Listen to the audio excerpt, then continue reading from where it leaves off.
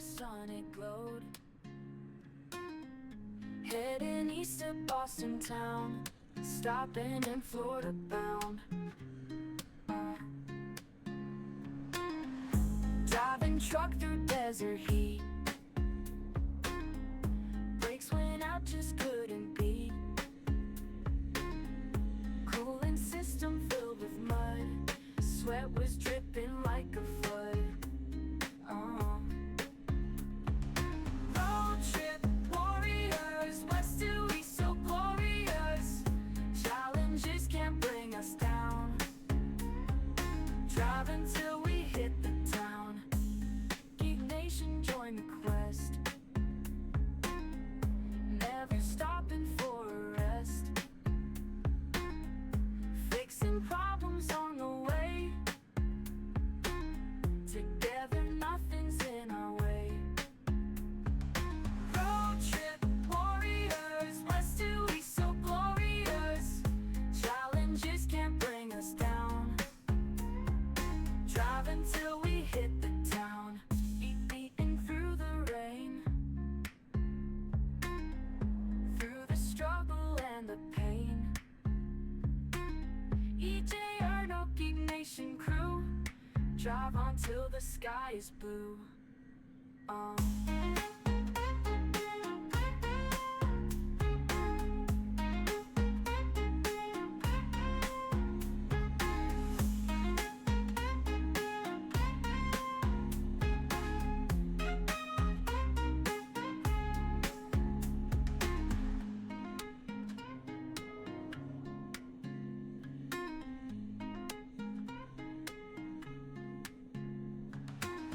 Geek Nation, join the quest.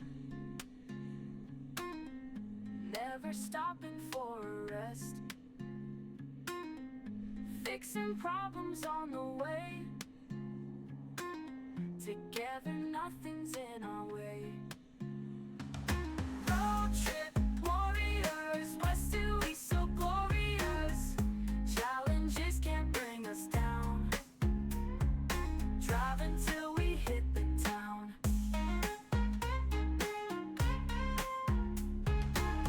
Through the heat and through the rain,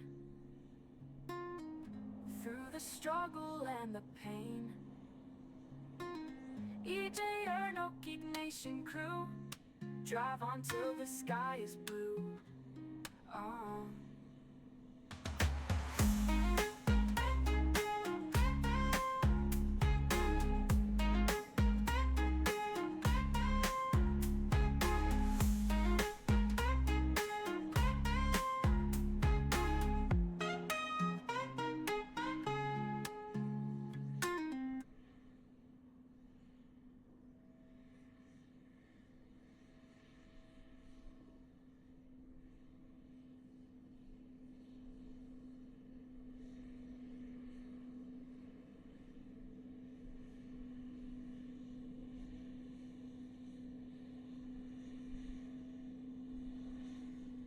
Okay, here we are. Part 5. Already, we've been making some pretty good progress on this. Today, it's going to be a lot of work. Yeah. How's everybody doing? We got a lot of work to do on this car. I spent a little bit of money.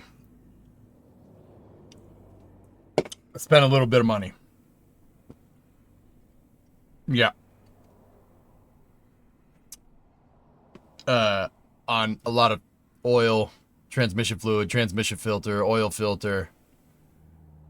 Yeah. All that was a good amount of money. What did you do? No, nothing weird. Just ding. I spent it all on blinker fluid. Oh, I already have this camera teed up. Yeah, I was testing camera angles, but yeah, see it all on the fender over there? Yeah, a lot of oil. Third OLM leg, nice. Usually I'm being ignored in stream, so I'll have to obtain charisma to talk in chat. Was that a cow? Oh, Starbase Live flipped over to McGregor. I was like, cow? Cow? Clean and check the spark plugs first. I did not get plugs. That's the only thing I didn't get today. They didn't have them at the shop, and they wouldn't. They said, "Oh, we could get them in by 1." I'm like, "Yeah, I don't have time." I don't have time. So, what do we have to do on this car today? We have to figure out why it's not charging. So, that's not too hard to figure out. You just have to see if the alternator's generating a field, or if we blew a fuse in the voltage regulator. Shouldn't be too hard to figure out. Yeah, that shouldn't be too hard to figure out if we have a field or not. We can test that with the multimeter. That's no big deal. In terms of all the plugs, dudes, I don't know. We can clean them off. We didn't... So, I started the car up last night after the stream. After it'd been on the trickle charger for a little while. Started right up, no lift or tick.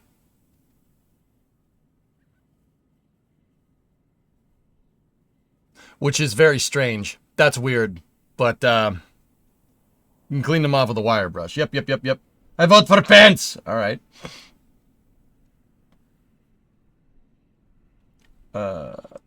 It's not charging because it's a coronet, not a charger. It's a crew cab charger, though.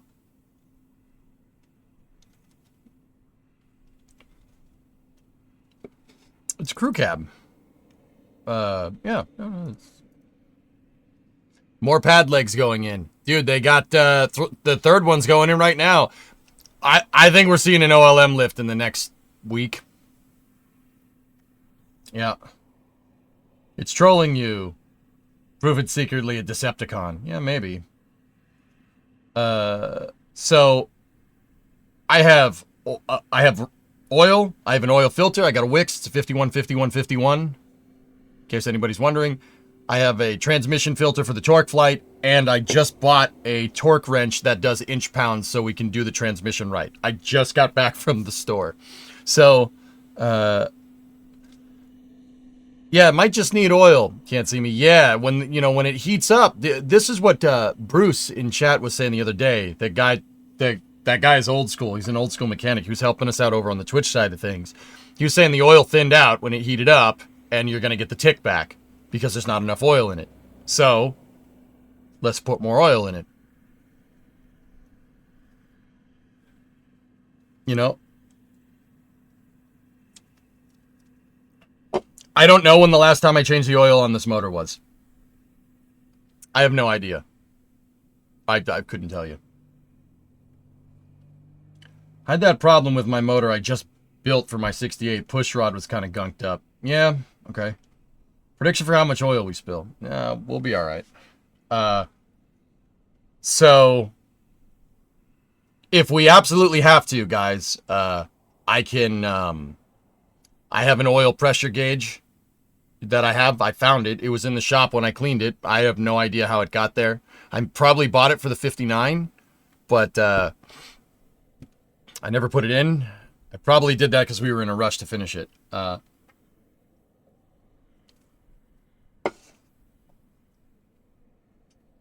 A giveaway? I don't really like doing giveaways or charity stuff for that matter, Hellfish. It's just not my style, man. I just feel weird about it because this is all for profit. Like, it's a for-profit stream. This is not a charity. I stream because it pays the bills, right? Like, that's not the only reason I stream, but I don't know. I just never really felt right doing stuff like that, you know?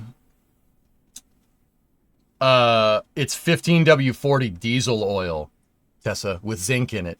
That's Rotella T4, 15W40. Is the studio in the shop? Yeah. Yeah, right, Tech. Yeah, it's in a detached office. It's got all the minerals and vitamins. Yep. Okay. Finished my coffee. Now that I've had my coffee, I'm ready to wrench on cars. All right, so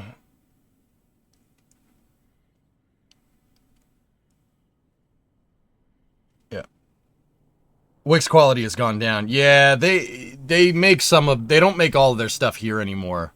Outdoorsman. Some of it they make overseas, which. Quick question: case or deer? I'm honestly indifferent. I don't know enough about heavy equipment to say one or the other. Nah, I'm glad you guys like it, dude. I'm willing to put in the work. I don't care. We'll flame off resto this thing if you guys wanted to see that. That's kind of what I already planned on doing. I'll frame off resto it. I don't care.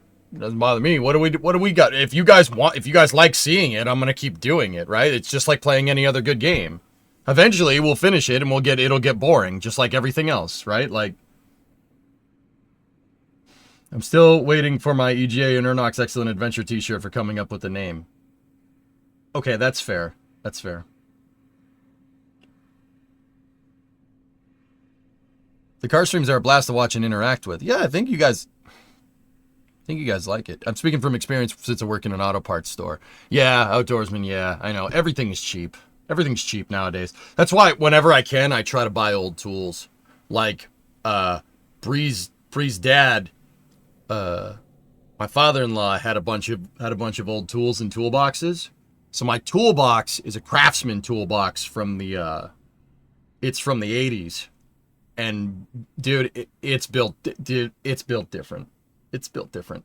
I have a Husky toolbox too. That's the one that my computer's on in the main shop. I have a Husky toolbox.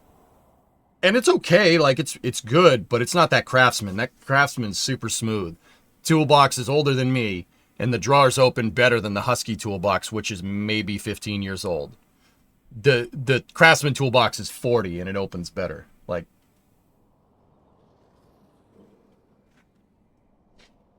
I love old tools. My dad has a set of old tools that I used to use on the old auto streams, but he when I moved, he's like, "You're not taking my tools. Those are my tools." I'm like, you know. Hey, I wanted to update you. I have a working sandblaster again, so if you need anything done, let me know. I'm hoping to get powder coating going soon for small stuff that fits in a kitchen oven, moving up to motorcycle frame sizes. All right, geek.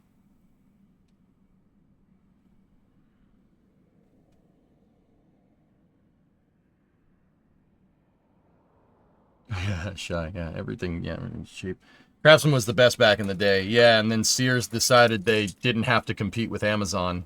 Sears, originally a mail order business, decided they didn't want to compete with a mail order business on the internet, which is just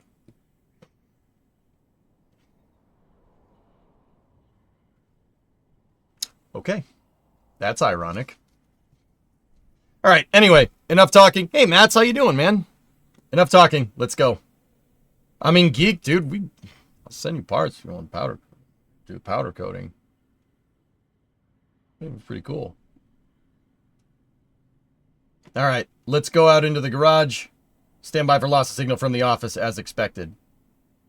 So, RideTech, my office is on the back of the garage. So, I am facing towards the front of the car right now. I'm in this camera shot, I'm over there. Like in the camera shot in the lower left, I'm off the left corner of the screen. I'll show you. Okay, be right back.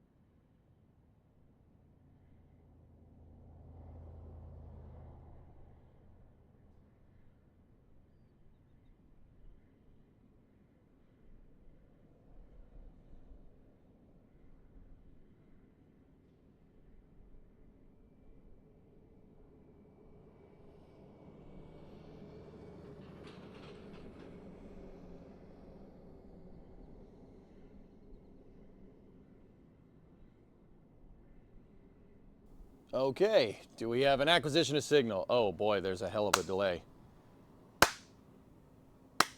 Yeah, okay, I'll fix that. Give me 1 second.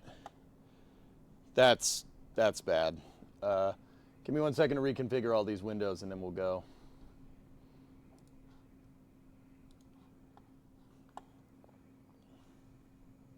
I can see the delay this time, Tessa. I can see it on the freaking on the OBS feedback. It's that bad.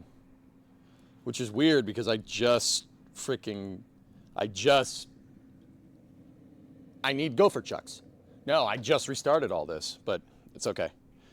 I think I'm pretty sure I've narrowed it down to a Netgear switch, but we'll see.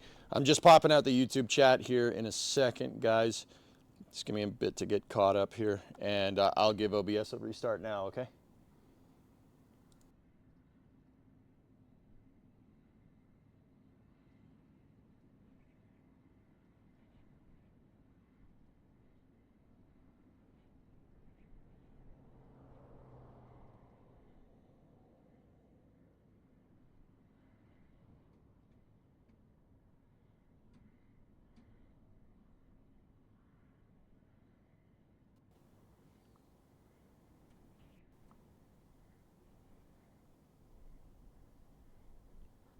Okay. I can't really hear him, but I could in the office. Better? Mats, are we good?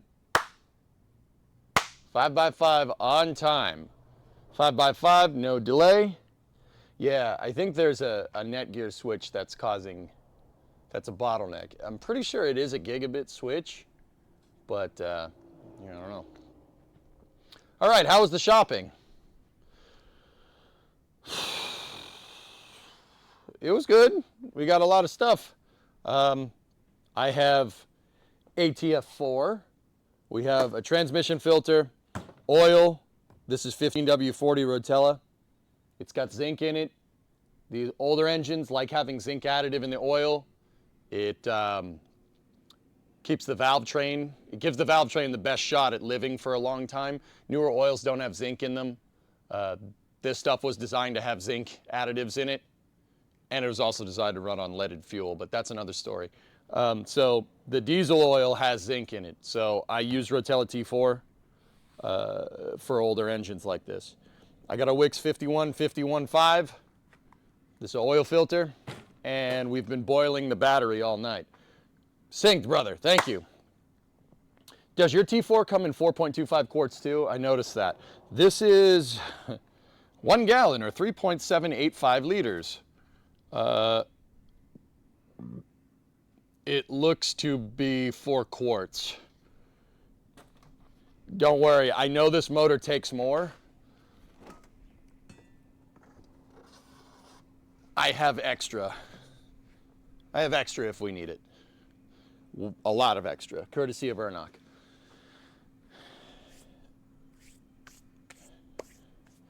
British gallons are better. Yeah, says the Scotsman. I also got a torque wrench, an inch-pound torque wrench. I just went and got this because I found, here, let me switch to the, I found that, I found the part where, in the service manual, where it talks about what you need to do the transmission filter. And it gives you the torque spec for all the bolts, the filter, everything. So yeah, me and transmissions don't get along historically. We'll see if this torque flight wants to cooperate. Yeah, we're gonna get dirty today.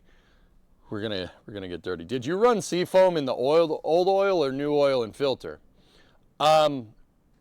We Seafoamed with the old oil last night, Shy. Yeah, we're gonna get dirty. Yeah, actually another garage stream. I'll show Rotella T2, the T6 are mainly 1 gallon or quarts. They're 2.5 gallons, 5 gallons, or 55 gallons, depending. Your rebuild of your automatic transmission lasted 20K. There you go. I need to open this torque wrench. So yeah, in the factory manual, it gives you all the torque specs, which is good. I'm telling you, if you're working with an old car like this, get the shop manual. Get the shop manual. Just get it. They're expensive. This thing was, I don't know when I bought it. It was probably like $200, somewhere in there. It's probably more expensive now. Get it. It'll tell you how to do everything. It just tells you how to do everything. It's really useful.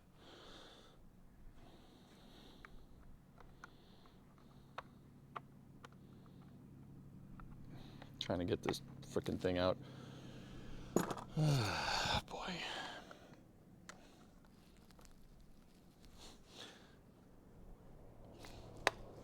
There we go.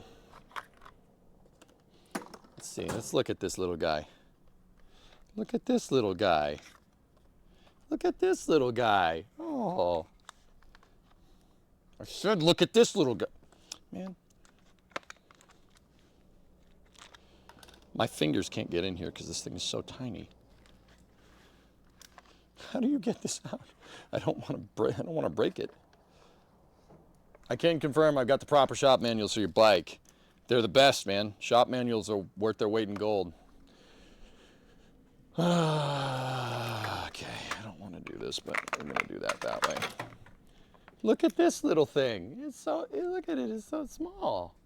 It's this little tiny guy. So this is an inch-pounds torque wrench, and this thing is calling for inch-pounds basically everywhere. So yeah, this is the metric equivalent would be, I think, Newton centimeters or something. This is a little tiny guy. It's a little tiny. It's so small. Now compare that inch-pounds torque wrench to my Cobalt 100 foot-pound torque wrench. Here. See, this one's big enough I can actually get my meat hooks on it. I said I can actually get my meat hooks on it as you're having trouble pulling it out of the damn... There we go. Look, this is small. This is a small boy. We're going to be using this today to make sure we torque all the transmission bolts to the right spec. I do have a transmission filter and gasket, so... Yeah.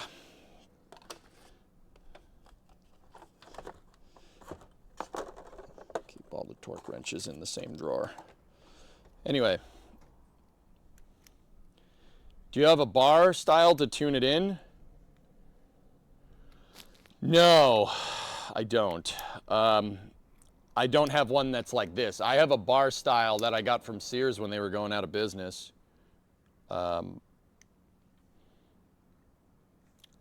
is not inch pounds though. That thing is very much here, let me go check.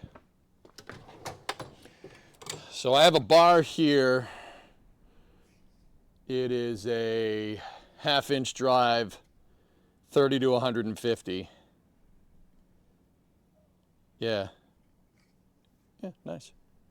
I have it in there, but we're not going to need that today. Okay. You should be fine, but yeah, I mean, let's see. What is it calling for on that pan, just out of curiosity? So, install the new filter in the valve body and tighten the screws to 35 inch pound. Fudge! This thing does 50. How low can we back it out?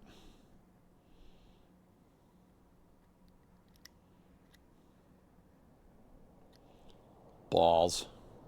This is the only one they had in inch pounds, so. All right, well, 35 is just tight enough. The oil pan bolts need to be 150 inch, so we're good.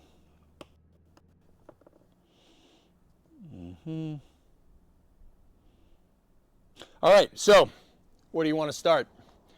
The alternator doesn't work. It's not charging, and I have a feeling it's because we monkeyed around with the wire harness when we took the valve covers off. I'm pretty sure. We could start by testing that, but in order to do that, we got to run the engine. If we're going to run the engine, I don't want it hot. It's a pain in the butt to change oil in a car when everything is toasty. You'll burn your hands. Raptor 3 vacuum is rolling on McGregor Live. Nice, nice. Take the roof off. I don't want to do that, Peter. I don't think we should do that. Is the oil warm? No, not right now. Yeah, we're going to use the German torque spec, the Dunning-Kruger torque spec, Tessa. Gutentite. Yeah. Yep. Yeah, that's what we're using. Okay, so we got our little mini torque wrench. We're gonna get that thing dirty a little bit later. For now, I'm gonna put it back in its case, which I have trouble opening. And I'm gonna put that in my torque wrench drawer. All right, so let's do the oil and let's try to flush the transmission. So we're gonna do oil first, right? Then we'll do the transmission, and hopefully we have enough charge left on the battery after doing all that to see what's wrong with the alternator. Now, I have a hard stop at 5 o'clock, guys. So that gives me about 4.5 hours to do it. So we got a lot of work to do. There's also a fly in here. We got flies. Frick, we got flies. Hey, Methane Subcooler, what's up, man? I started working in your 77 F100 thanks to your streams. Hopefully get it on the road by June. Oh, those things are easy to work on, man. June? You should get it running tomorrow, man. No, that's good, man. That's awesome. Can we attempt to find where the transmission fluid goes? I have diagrams. I found the diagrams for the fluid mechanics. Yeah. For the people that don't know too much about old transmissions, I mean, this is all, it's pretty much, I mean, transmissions nowadays do the same dang thing. The transmission is a mechanical fluid computer. Yep. Think like Redstone in Minecraft, but with ball valves that open and close depending on pressures, and that's what gets it to shift the gears. Yeah, it's a hydraulic computer. Yeah. Very basic logic. There's park, reverse, neutral, drive, 2, 1. That's it. But it's still a fluid computer. I'll show you. It's really cool, actually. I was reading about them in this. It's pretty wild what this thing actually does. There are diagrams. We were looking at them yesterday when I made the turbo encabulator joke. Those are manuals. That's the manual transmission. That's the 3-speed. We don't want that. Those are 4 speeds. 4 speeds, you're the computer to shift the gears.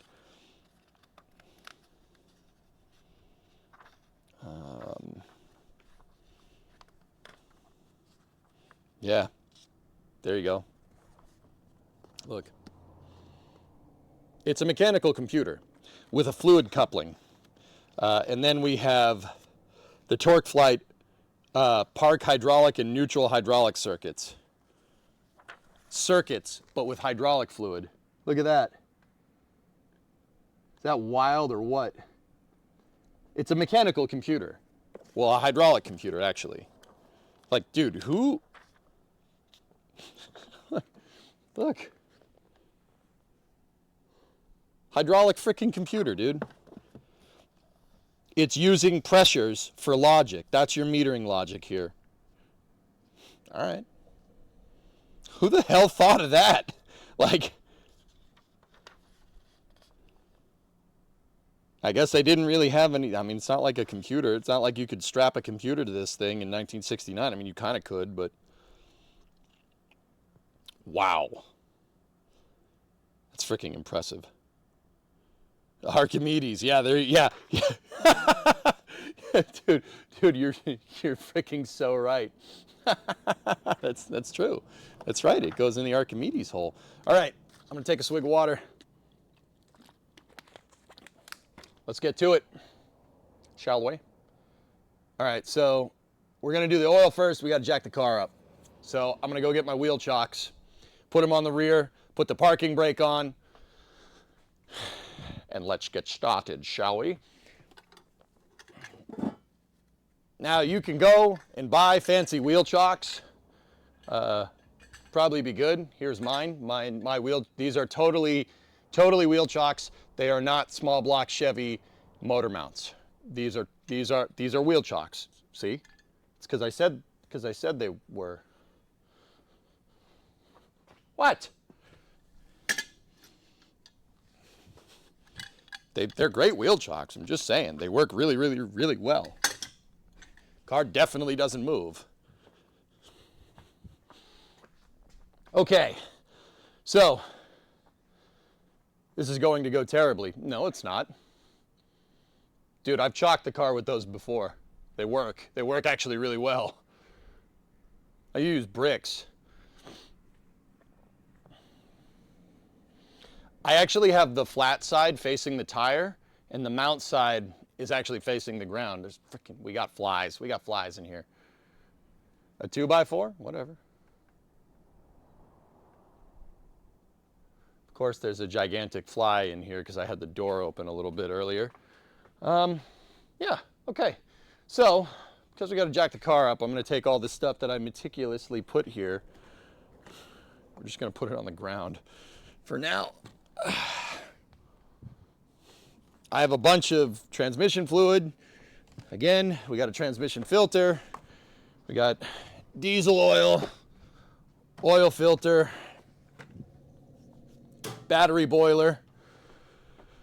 Okay, so just in case people wanted to know, in case anybody was wondering, does the car start today? I'll open up the garage door and I'll show you. Let me take the battery boiler off.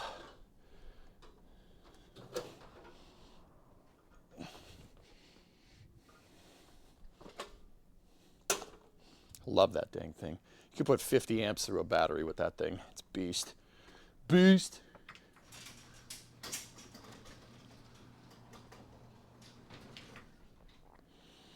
Okay. If you're wondering, is it going to start? Is this a surviving 69? It's a 69 Coronet. Yeah, man. Yep.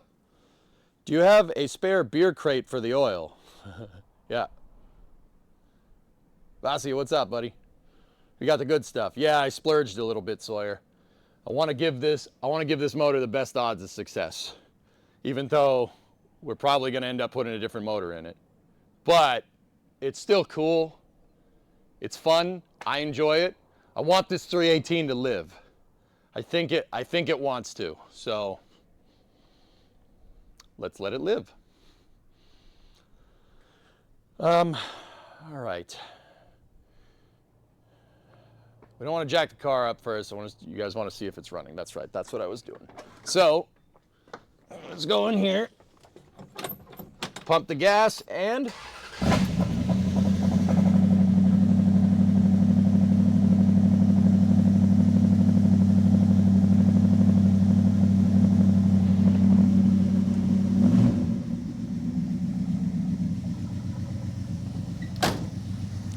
it was ticking. I heard it tick for a second and then it stopped.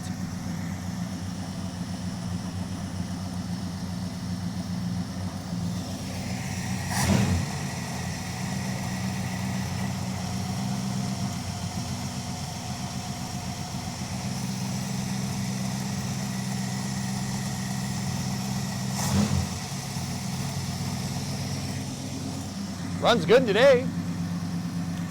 Not really moving around too much. I did pour seafoam in the crankcase. So we'll just let that stew for a second. Not for too long though, we don't want it to heat up. Yeah, Stuart, you guys heard it? Yep. It sounds nice. Is it a V8? Yeah, dude. Here, look.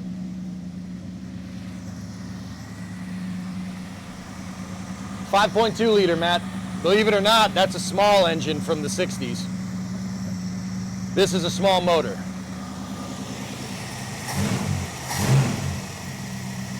Chrysler in the 60s, dude, made, she's wiggling again. Chrysler in the 60s made a 6-cylinder, which is 225 cubic inches. It's like a 3.5 liter. This was their mid-size motor.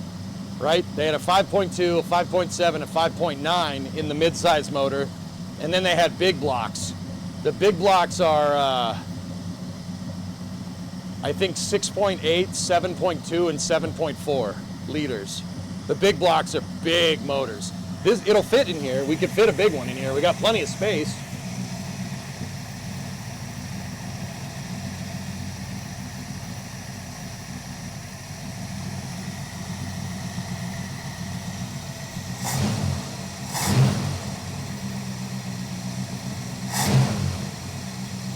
This doesn't sound bad, guys. You know it's good when you can hear the sound of the cooling fan making that buzzing noise, that zzz, zzz noise. Hear that? That's the sound of the propeller that's attached to the front of the motor for cooling.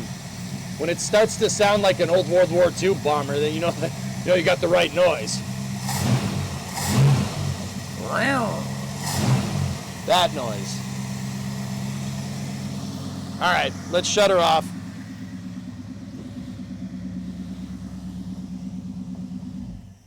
Yeah, that 5.2 is being choked by that 2-barrel carburetor, but whatever. Yeah, when you hear the noise.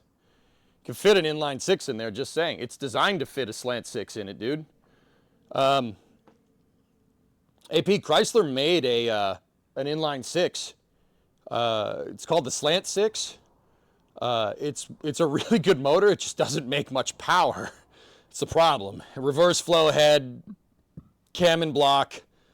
They made it for a long. They made slant 6s for a long time. You drive around one of these with a slant 6, you're gonna get pretty damn good fuel economy. Seriously, they get like 40 miles to the gallon. I don't know what that is in kilometers a liter, but yeah, they made an inline 6, and the thing was it was too tall for the cars, so they made a whole inline 6. But the reason why it's called a slant 6 is because the entire 6 cylinders are 60 degrees offset off of 90 on the car. They just took an inline 6 and put it on its side, 60 degrees off. So like, inline 6 would be straight up, it's 60 degrees canted. They did that so they could fit it in a lower profile car. Yeah, the leaning tower of power, the buzzing half dozen. So yeah, I mean, you could fit an inline 6. I'm just not sure we'd have the clearance. Like, okay, first of all, actually, you know what? No, you can fit a 2J in these things. You can fit a 2JZ in a B-body Chrysler. I've seen it done on Finnegan's Garage. Yeah, they put a 2JZ in a 69 Charger. This is the same thing. You could put a 2J in here. That would be insane, and I'm not going to do it. That ain't my style, but that is damn cool. That is damn cool. Yeah, that's pretty sick. All right, anyway, it is running pretty decent. It looks like we may have just flooded it yesterday. But the thing is that we're not charging, I don't think. I actually want to just test that real quick. Rotary for funsies. It's too big of a car for a rotary. Too big of a car. Because inline 6s make the best noise. I mean...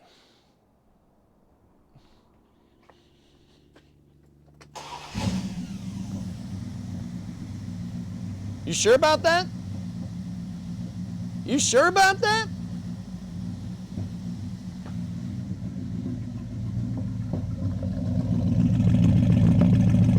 You sure about that?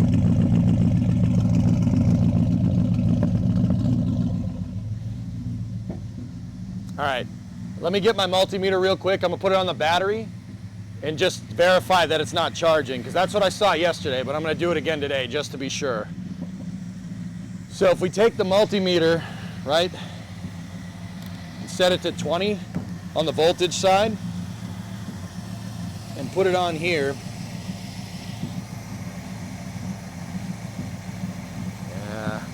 yeah,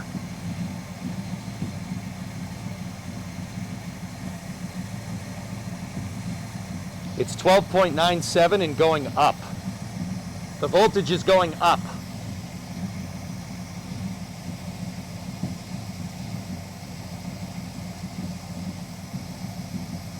$13.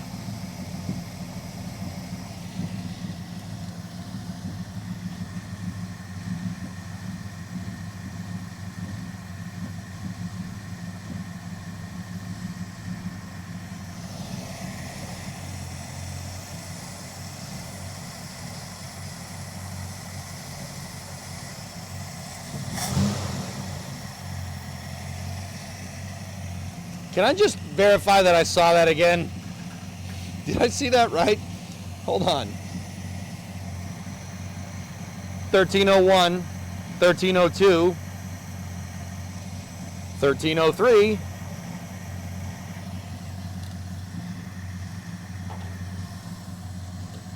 Well, here's a really good way to test it. Take the negative terminal off.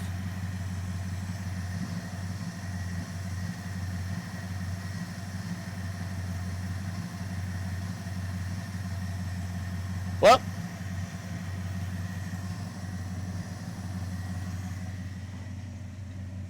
it was not charging yesterday.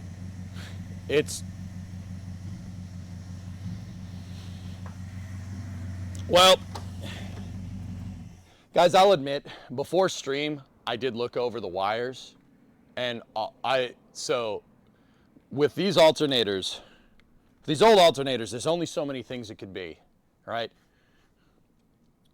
Basically, you got to check two things on an older car. There's the voltage regulator, actually three. Voltage regulator, ballast resistor, and the alternator itself. You got to verify that the alternator is making a field, right? And then you have to verify that that field's going to the voltage regulator, right? And then you have to verify that the ballast resistor has the right amount of resistance in it. Okay? That's it. That's all that is. It's not that hard. Now, why? Okay, so for the people that are wondering, why is there a voltage regulator in there? What is that for? Well, okay, think about it. Your alternator is connected to the belt, right? When you rev the engine, right, you're going to spin the alternator faster, and you're going to make more power, right? It's going to generate more electricity because it's spinning faster. The voltage regulator is there to make sure that no matter what your alternator is outputting, it's always going to send 12 volts back to the battery so you don't fry a battery every time you rev the engine. That's all it does. That's it. It's just, it is an electrical regulator. It makes sure that no matter what the input is, it's always going to output 12 volts back to the battery. That's all. This is an alternator car. It does have an alternator in it. So what's the difference between an alternator and a generator? A generator is DC, alternators use AC. Yep, that's the difference. That's the other reason why you need a voltage regulator. Is that the factory alternator? Jim, I don't know if that's the one that it came with off the assembly line, but that is a stock Mopar alternator. That is an old school one. It looks 56 years old, dude, so. Yeah, excuse me, not 12 volts. It gives you 14 volts to the battery to charge it, excuse me. The old cars do that too, modern cars do that. It's making sure it outputs 14. Excuse me, sorry. I misspoke. You will never generate 1.21 gigawatts. No. The only thing that can generate 1.21 gigawatts is a bolt of lightning. Unfortunately, you never know when or where it's going to strike. Oh, I'm sure in 1985, plutonium is available in every corner drugstore. But in 1955, it's a little hard to come by. Marty, I'm afraid you're stuck here. Now, the interesting thing is, okay, just on a side note, guys, the interesting thing is, why did the battery go yesterday? But, I don't know. Like I said, I did monkey around with the connections this morning, and I made sure all the contact surfaces were good before I got out here, or before I started up the stream. I undid the field. Okay, the alternator has two connections, basically. You have battery, and then you have your field exciter wire. So in order for the alternator to generate power, you've got to send electricity to it, right, to make a magnetic field. So when you spin, right, it generates power. You need two magnetic fields. Magnetic field from the spinning part of the alternator is made because it's spinning. The outer coil of the alternator you have to send 12 volts to, right? So you have your field, so the exciter wire, and then you have your battery cable, right? So basically in and out, that's it. I mean, it's a little more complicated than that, but that's the general idea. Guess where that out wire goes? That's right, it goes to the square hole. It goes to the voltage regulator. Voltage regulator goes to the battery. This is not rocket science, man. Not corroded, could have just been a bad connection. XJ, I had a feeling that when we took the right bank valve cover off in part 3, that I moved the wire around and I may have unseated a connection by accident. So I went and verified that everything was connected and all the terminals looked right. Like I cleaned off all the terminals with some sandpaper just to be sure, right? Give us the best odds of success today. Forgive me, I did that off stream. But yeah, seems to be charging now, right? What in the name of Sir Isaac H. Newton happened here? I was framed! I was framed! Sorry. Hey, McFly, you bojo? These boards don't work on water unless you got power. You are forgiven, my son. What's up, Space Pope? How's the regulator grounded? So that's a good question, Methane. Cars use the chassis for the ground. So the negative terminal on the battery, because most cars use direct current. Actually, I don't think I know of a car that uses an alternating current wire harness, but that's another story. Old cars like this use direct current or something. I know that this car uses direct current. That's what I'm trying to tell you. So you have a negative on the battery that's actually connected to the metal. It's connected to the chassis of the car. In this particular case, it's connected right to the engine block. And the engine block is grounded out on the firewall with another wire that's on the other side of the car. It's over on the right bank. Passenger side, there's a grounding strap. So the voltage regulator has a metal tab that you mount it to, and when you screw it in, it mounts to the firewall. That's your ground.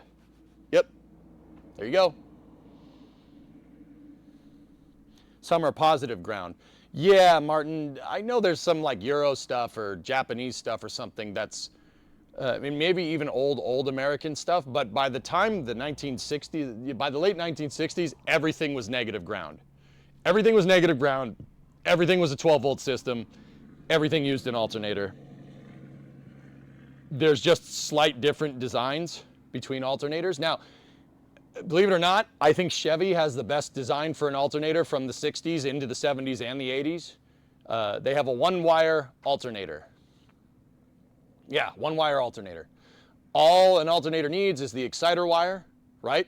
Chevy came up with the idea of just sending the field to the alternator, having the voltage regulator built into the back of the alternator, right? So you don't have to run wires everywhere. They just put the voltage regulator actually on the back of the thing.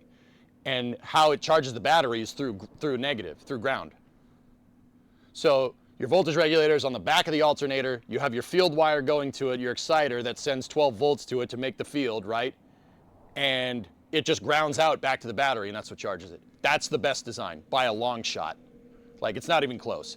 Like, this alternator design with the external voltage regulator and the ballast resistor and the grounding, all the different grounding straps, that's Raptor 2, okay? Chevy's one wire is Raptor 3. Does that make sense?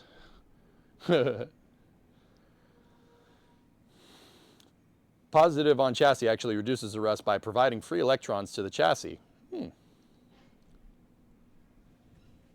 Garbage truck is here. Okay, cool. All right, so, well, we ticked one off. Whatever I monkeyed around with those terminals clearly fixed it. It's charging, so screw it. Next thing. So we got the chocks on the car. Let's get the floor jack out. Put this thing up on stands so we can get at the underside of it. Discovery, go at throttle up. And let's start messing with the oil. Oil? Who said anything about oil? EJ, you cooking? Yes. Yes, I am. Oil. Oil. Run, run, run, get out of here.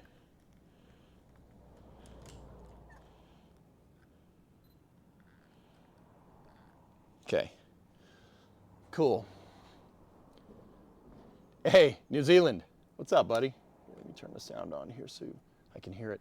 Tier 1, 2-month resub. What's going on? Oil. Oil? Oil.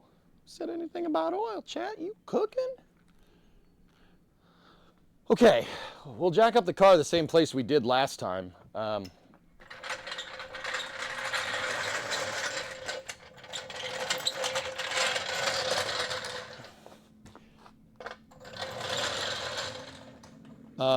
Yeah, I'll put this out on the torsion bars. We'll put the jack stands out on the torsion bars.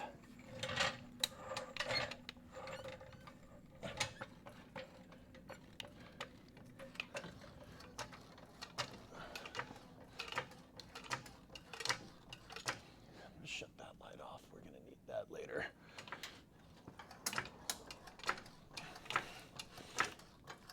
Now me, I like putting the car high up in the air. I also got to put the e-brake on. Give me 1 sec. I like putting the car high up in the air. I'm a big guy. It's a pain in the butt to get underneath this. That's why I like working on trucks. They're high up off the ground.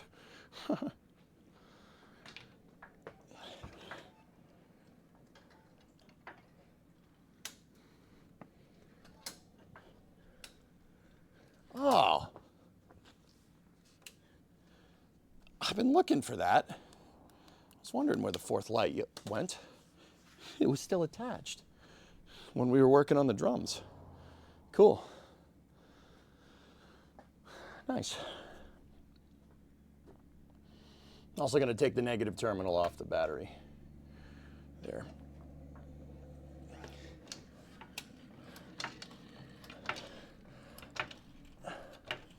Like I said, I like putting this thing up in the air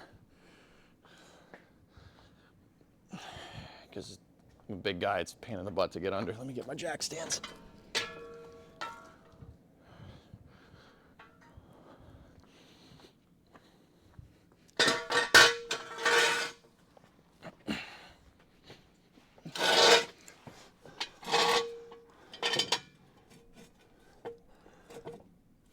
Oh, it's messy under there. Oh, that's messy. Oh.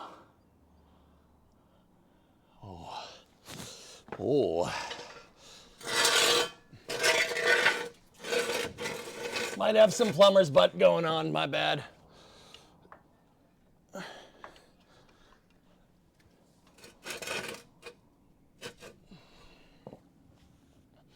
Okay, putting it down on the stands.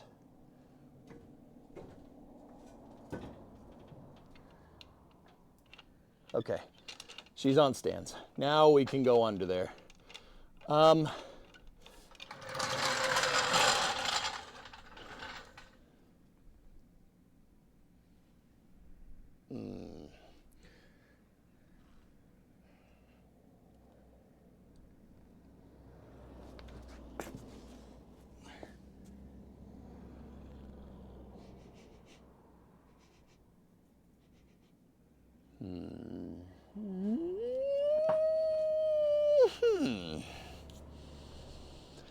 Check to see if she's stable.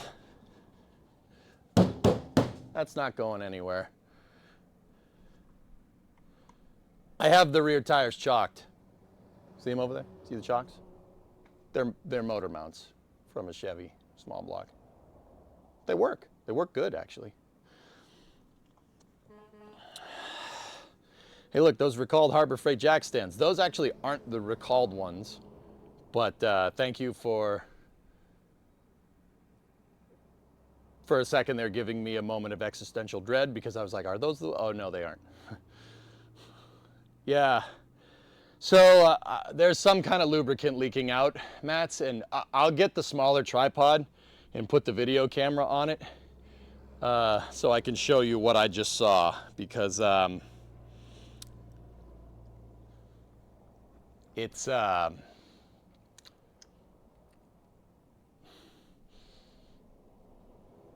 you'll see. Just give me a second to get the video camera situated on the other tripod. It's yeah, you'll see. It looks like a car that's been sitting for a long time under there. Let me put it that way. Yeah, that's what it looks like. We're gonna, yeah, I probably should get some brake clean and a lot of rags here. Should probably gonna need, the rust piles grow. That was actually, yeah, that was there. The inner rocker is bad. You can tell because most of it's on the ground right there. Whatever, no problem. I'm not deterred. This car basically needs everything. We're basically ship of Theseusing the floor. Yes, that was your verb for the day.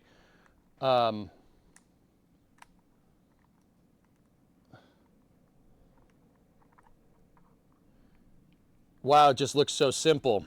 V3 RVAC. You link that while I was underneath a 2-ton automobile. I just want to point out that that event happened. Just want to point that out. All right. So let's get the little mini tripod here.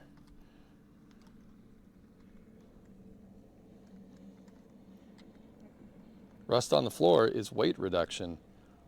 That's right. Yeah, no, it's good.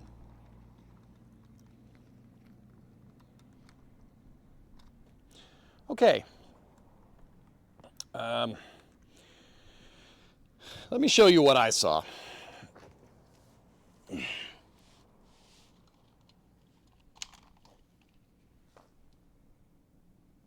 Or that could break.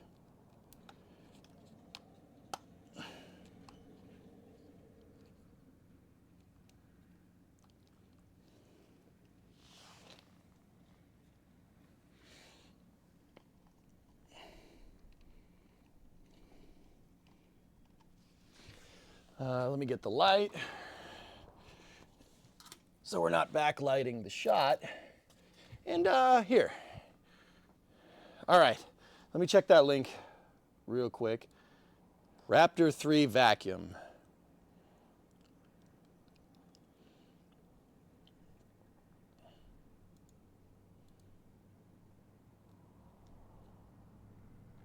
Wow.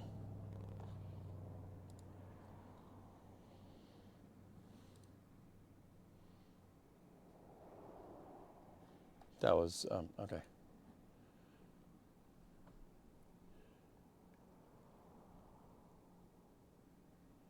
Yeah, that's pretty cool. Well, that's pretty neat. How neat is that? That's pretty neat. Cool. Okay.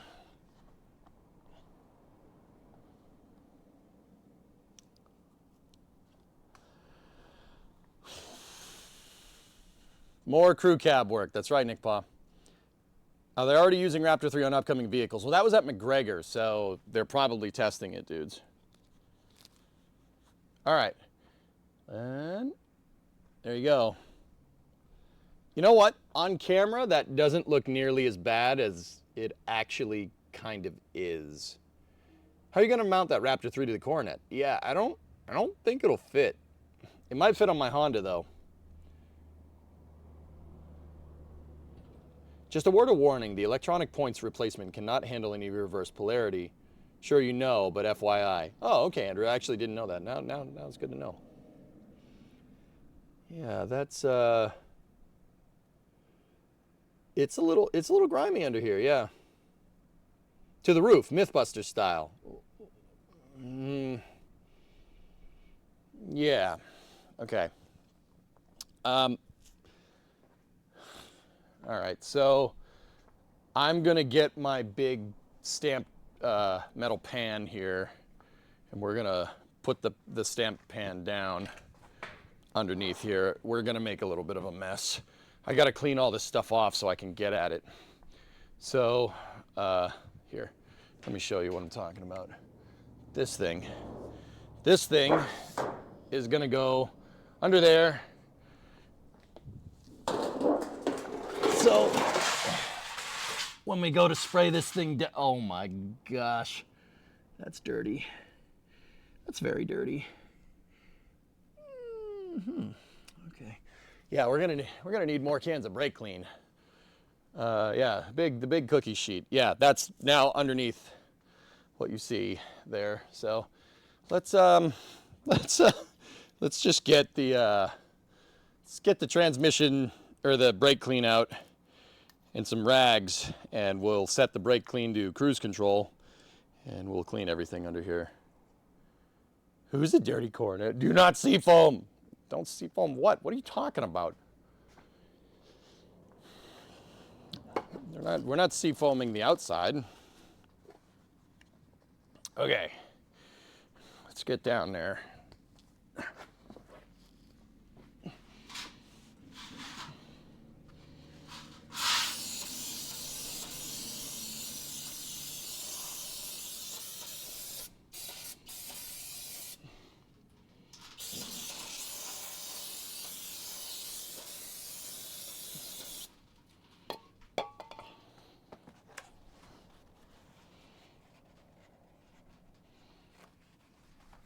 A lot of gunk just came off of this thing.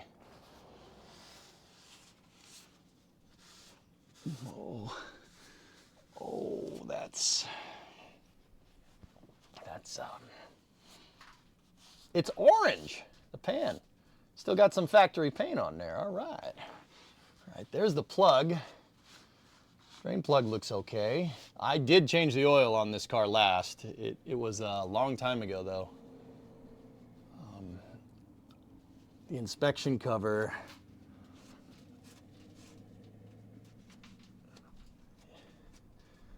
is a little bit dirty, and the trans pan is also a little bit dirty. Oh. Okay, where's that filter at? All right, I see the filter. The filter's up there. Frame rails look okay from here. Torque box looks okay on both sides, believe it or not. The torsion bar cross member has seen better days, but that's okay. All right. So let's get at the oil here.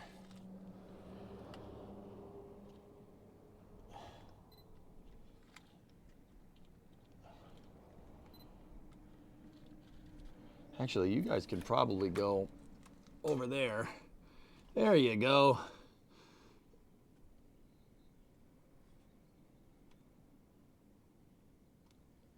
Yo, what up?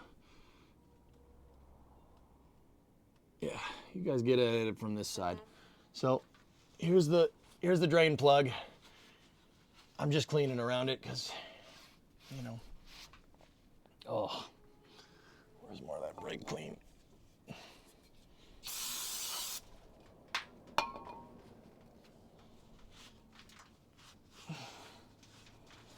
So I'm gonna clean this off. So when we go to flush everything, the reason why I'm getting under here and cleaning it is because when we flush everything, when we do the oil, and we do the transmission filter and everything, we need to see what we're leaking.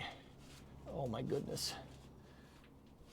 Because we're clearly leaking something. There's a gasket under here somewhere that's tired. And I'm really kind of hoping it's the transmission pan gasket, because that's something we can fix. But also, the rope seals in this thing might be a little bit tired. If this is the factory engine, then they're using rope for the oil seals on the bottom, believe it or not, or at least they would have.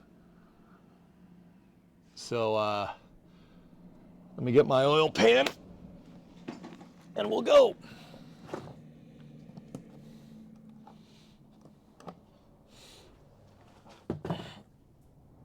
I'm putting the oil pan down here. And now we got to get at the filler, or the drain plug. I'm gonna get up top, pull the breather cover, and let's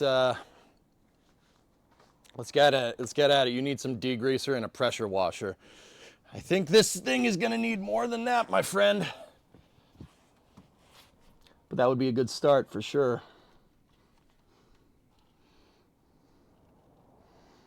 I'm gonna try to zoom in on this so we can really get a good handle on what kind of oil is coming out of this thing.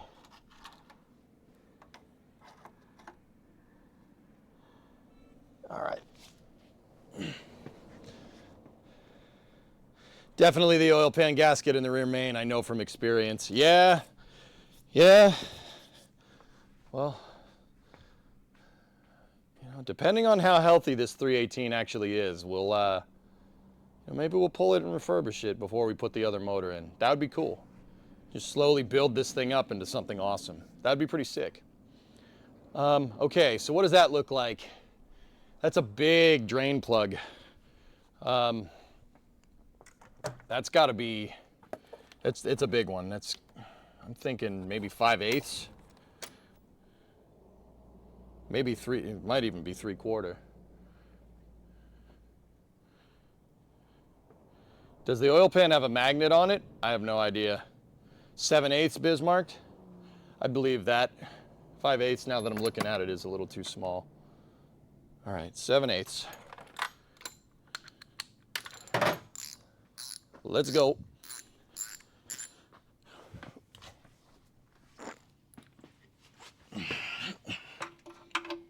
Good call, man.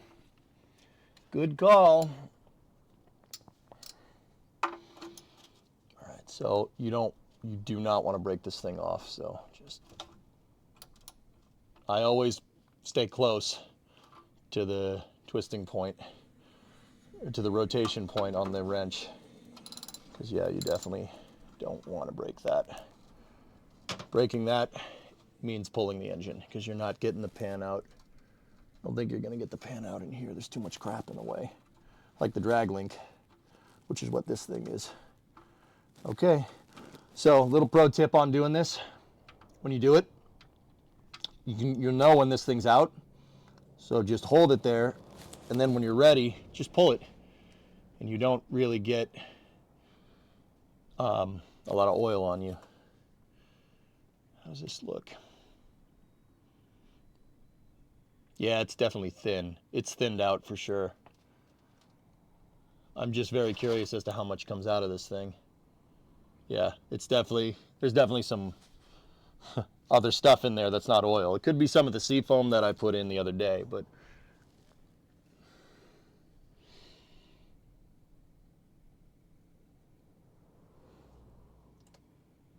it's definitely thin. Yeah. The more watery, like, let's say your oil has consistency. There's consistency of oil depending on the weight, which is like thick and lubricanty, I guess. The closer it is to water, the thinner it is. So that might explain the lifter tick, but it doesn't look too bad. Does it smell like fuel? Yeah. I did dump seafoam in the crankcase last night. Not a lot, like 2 to 3 ounces maybe. Let me take another whiff.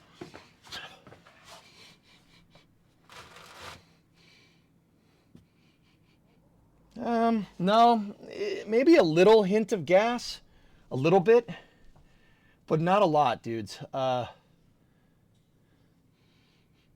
Yeah, there is some, but it's more, it smells like burnt oil. That's what it smells like. If you really want to know, that smells like burnt oil.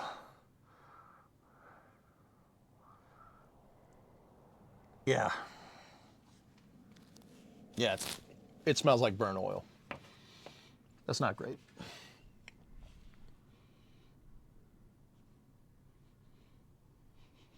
Yeah, a little bit of gas, and there's definitely seafoam in there for sure, but from what I poured in, but it smells burnt. Which, yeah, not great, not terrible. What about the taste? Yeah, it's old. It's definitely old. When will we put a lift in, Peter? Soon. At least it didn't sludge up. Yeah, looks pretty clean. It's not bad. It's not, there's no red flag here. I mean, it's smelling like gas is indicative of us flooding the freaking engine, which we did do a couple of times over the last couple of days. That's a thing. You're an engine. I mean, my body is a machine. It is a temple 9.5 if you really want to know. Look at this, look at this. You might not like this, but this is what peak performance looks like. Does the oil smell like seafoam? A little bit, Yannick, yeah. It might traverse the piston rings because it has lower viscosity. For sure, for sure. Any sparklies on the plug or in the pan? No, not really. Here, let me bring the lower cam up. Hey Kelly, what's going on? Yeah, let me take a look. See if there's any metal shavings or anything.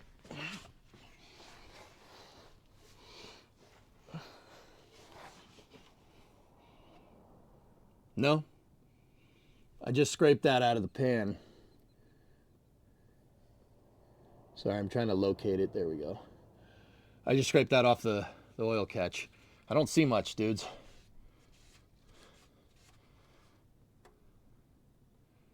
No. It's definitely, that oil's definitely been diluted with seafoam for sure. On the end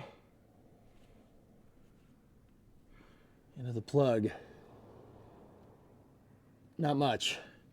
Seriously, yeah, this doesn't look bad at all.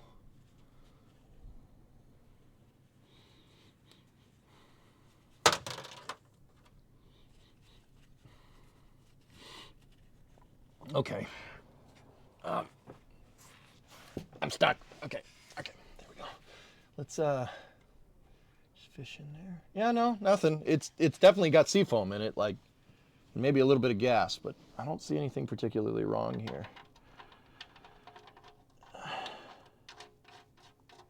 Like, I mean, I don't know. You guys double check me, but I didn't see much. So what I'm gonna do, this thing does not need to be tight. You definitely don't want to break this, so just get it good and tight. That's fine.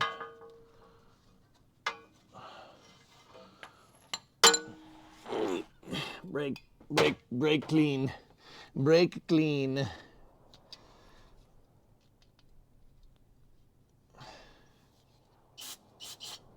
we go. But there's definitely oil all over this pan, dudes. Definitely. But, you know, it could be oil, it could be trans fluid, who knows?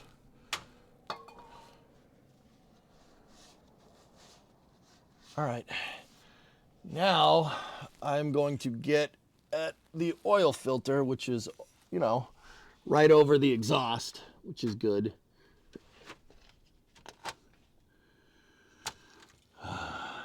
It's right up in there. I'll reposition the camera so you guys can see it. I don't know if you guys heard that. That was part of the rocker panel that I just scraped on.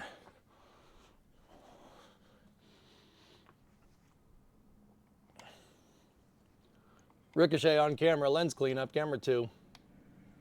No brake fluid that got on there. Any puddles under the car? No, Rares, there was a little puddle of something. I couldn't tell if it was just diluted gas or if it was oil or what. If I had to put my money on it, dude, I would say transmission fluid. Especially since, you know, we checked the oil and there was oil in it. Not much, but there was no transmission fluid in it. We pulled the dipstick on the transmission yesterday when the motor was warm while the car was in park, and there was none. The dipstick was bone dry, which is very bad. That's not great, Bob.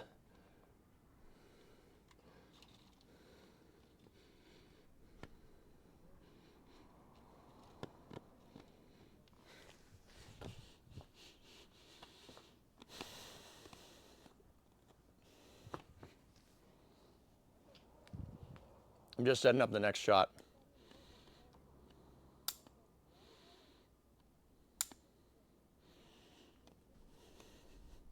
Yeah, Yannick, that's true. It could have.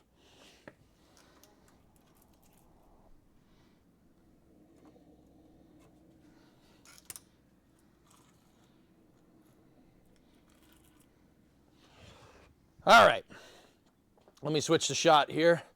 Can you guys see the filter okay? I'd say that's good.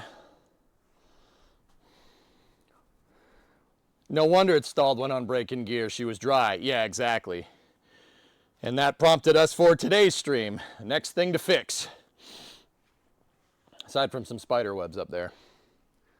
You know, but the spider webs are, you know, factory or something. Did EJ stash snacks under the car? I mean, if you like eating oil and transmission fluid, Zorox, yeah, I got plenty. All right, let's get the filter off and hope it's not stuck. We can open up the filter in a second, guys. We'll do it with a hacksaw.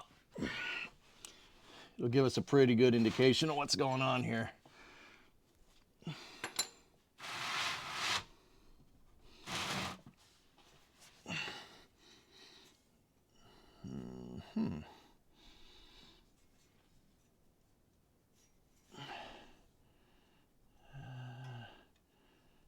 There's something right here in the way.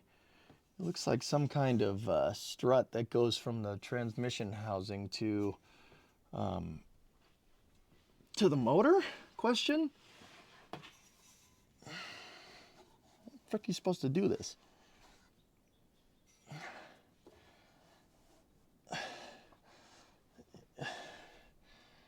So this is the torsion bar. That's the suspension. That's what keeps the suspension sprung. That's actually a spring. At least it's sprung right now. So you really can't move that. This is the structure of the car, and that's the exhaust. I don't feel like taking the exhaust off. You can't move the torsion bar, and you damn sure can't move the frame rail. So, gotta see if we can just try to get at it in between them. There we go. There we go. Yep. And of course I got it at an angle where you guys can't see anything. So, you know, that's working for me. And I can't get it at there because there's a brace that's connected on the transmission.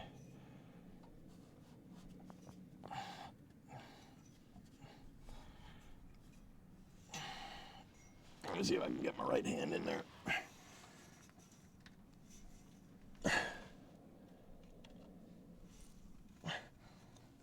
Yeah, the torsion bar is really preventing me from getting any torque on this thing.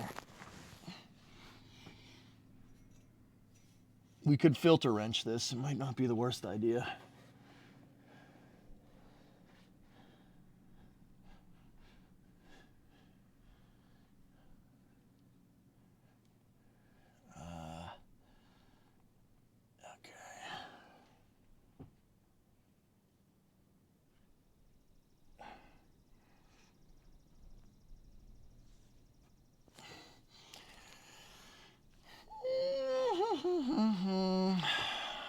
Yeah, I might have to go get the filter wrench, dudes. I can't really get a good angle at this thing.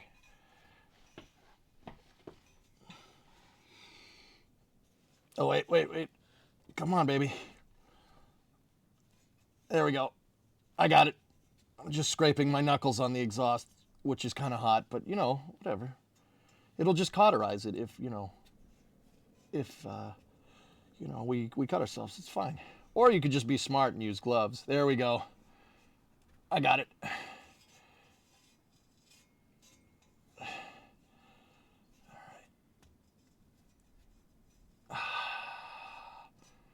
Nice. She didn't fight too much.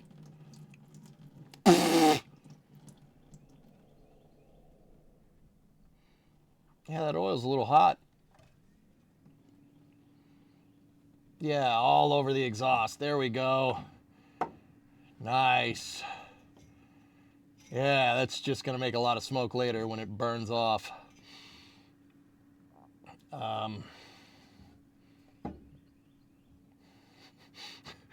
There's no way to get this out. I might have to take it out from the top. In fact, that's what I'm probably going to do. There's no way to get it out. That's what she said.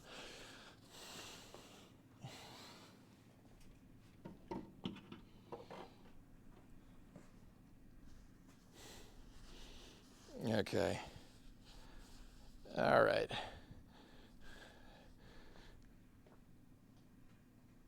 Fram, boo this man. Whatever. I'll say I put the Fram on there when I didn't know what I was doing, and we'll call it a day. Is this the Fram 3 mission? That's right. Yes, it is. That's right. It goes in the square hole. All right. We could cut this filter open and see what's good if we want, because there is just a paper filter inside of it. Ooh, it's heavy. I turned it upside down, dudes, and it's heavy. Oh, boy.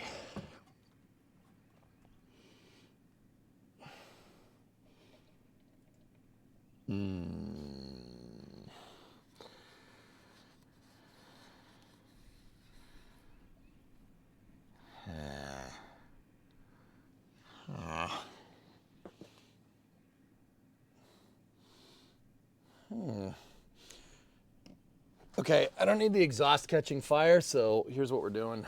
We're just gonna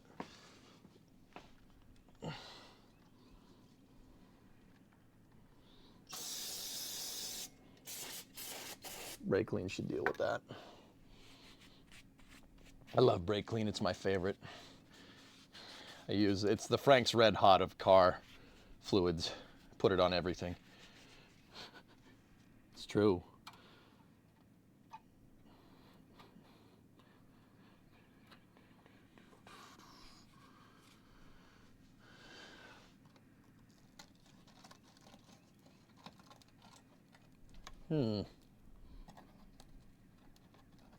That's not the noise you want to hear when you grab the pinch weld on the car. I don't know if you guys heard that crunching noise.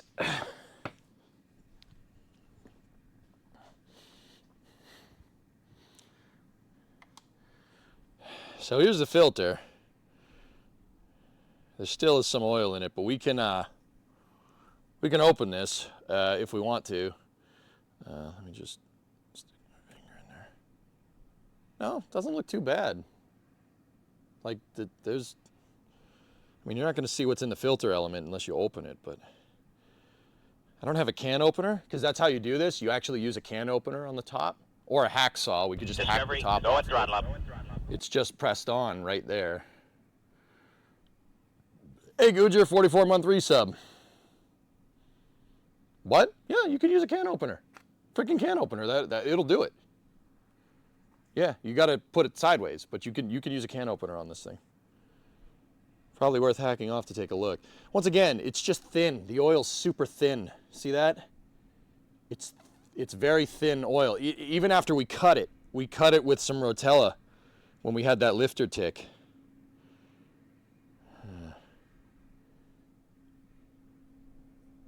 What? Oh, never mind. You said my. Oh, yeah. The filter element. The filter element. So cutting the filter isn't one of those things I've ever done personally. I've seen people do it. So, you know, because I've seen somebody do it once, I'm an expert. No, I know you can get at this thing with a can opener, but I don't have a can opener up here, nor do I want to use the one in my kitchen because, yeah, it's the one I use for food. And, well, plants do crave carbon, and oil does have carbon in it. Yeah, I'm not doing that. Do you have a largest pipe cutter? I got a hacksaw. Hacksaw will do it. Did we get all the parts? Yeah, Brendan, we got all the parts. We drained it of oil. Now we're going to open up that oil filter and we're going to see what's up. You should be fine if you're not seeing anything drop in the pan or coming out of the filter. Yeah, we didn't see the pixels, the pixie sparkles. I didn't see none of that. Yeah, help hotline, thank you. Yeah, good call. I know. I don't see anything. I mean, cutting the filter open would literally just be for content on the stream, to be honest with you, because if I was just doing this job, I would just go. I didn't see any big red flags, but if you guys want me to cut it open, I will. We're kind of short on time. So I might just want to put the other filter in and call it a day.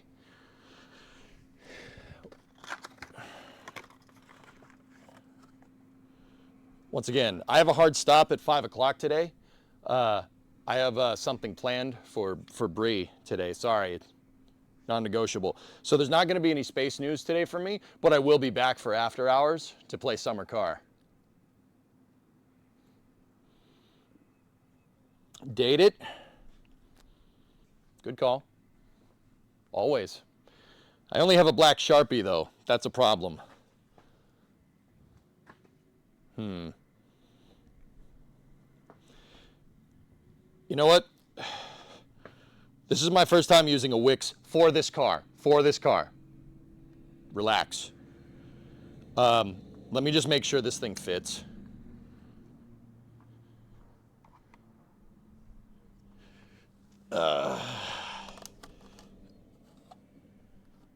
So, good thing to do when you put a new filter on is, I took some new oil and just see the O-ring. Just put some new oil on the O-ring. See, this is what clean oil looks like. It's just gooey and kind of greenish clear, I guess, if you want to call it anything. Now, because I did that, I'm going to clean my hands off, because putting the filter on is a real big pain in the butt when you have oily hands. So I'm not saying I'm spraying brake clean onto my hands to get everything off, especially into those cuts that I just put on my hand, but you know, I'm not saying that. That's not what's going on, okay? It's not. That's totally not what I'm doing. That would be totally unsafe. And yeah, it'd be bad.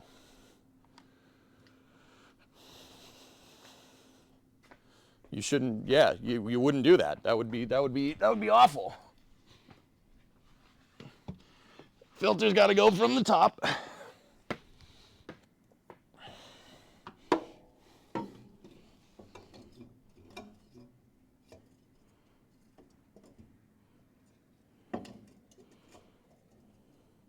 Stay.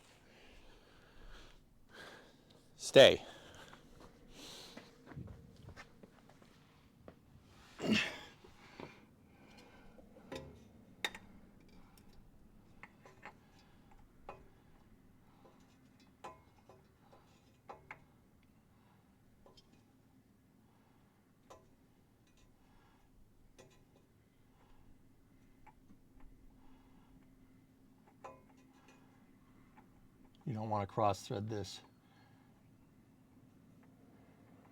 There we go. Yeah, she fits. Excellent. So this is a newbie thing. Never, ever, ever tighten an oil filter with a filter wrench. Don't ever do that. You're going to break something. Just tighten it with your hand. And this is why I totally didn't spray brake clean on my hand, so I could get a grip on this thing.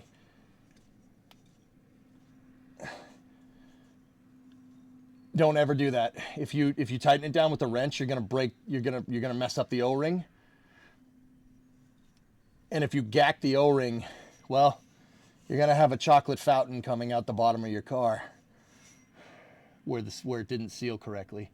All right, that's good. Let me just give it an additional hand dugga right there. Yeah, all right, she's good.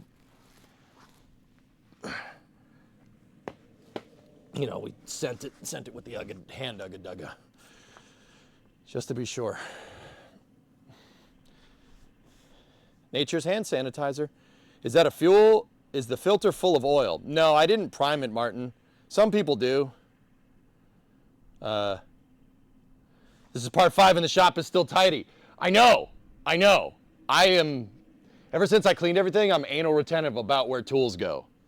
And that's why I did that week 2 or 3 weeks ago, guys, where I did not stream. I only did Space News because I wanted to get the garage clean so we could do this stuff. And I would not spend a majority of the stream looking for a damn tool, which definitely did happen before. Like, yeah, that happened. All right, anyway.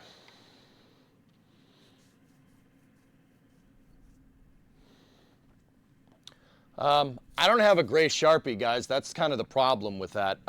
What I normally do What I normally do is write the date and write the mileage. But yeah, it's a black filter. So the black Sharpie ain't really going to show up too well. Well, we can use this VOD for reference in the future. Mods, after what I say, can somebody bookmark it?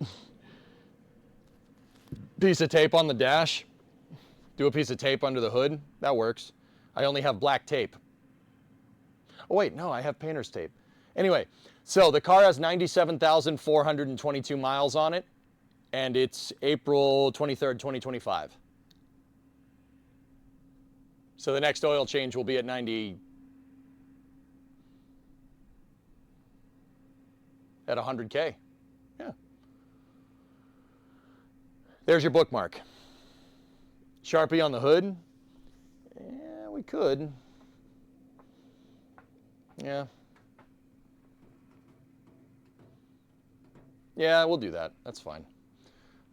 We could just write on the hood with the dry erase. It ain't going nowhere. All right, I'll do that too.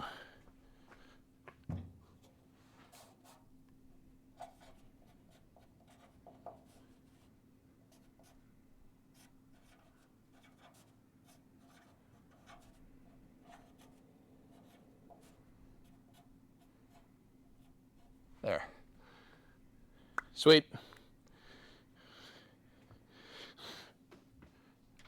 Wrote it on the hood, on the back of the hood. Who cares? No one's going to see that. Except for maybe you guys, but whatever. Yeah, on a newer car, the right way to do it, the owner's manual on a newer car will have places to document that stuff. And if you buy a newer car, guys, that's good to keep the paperwork, keep the receipts. Just on a side note, and just in case anybody was wondering, like every time you go to change the oil, open the owner's manual, write it down. Write it down when the oil was changed. Take the receipt, put the receipt in the glove compartment. Or just in the pouch for the owner's manual. Or take a picture of it with your phone, something. Yeah, do any one of those. Will do you right.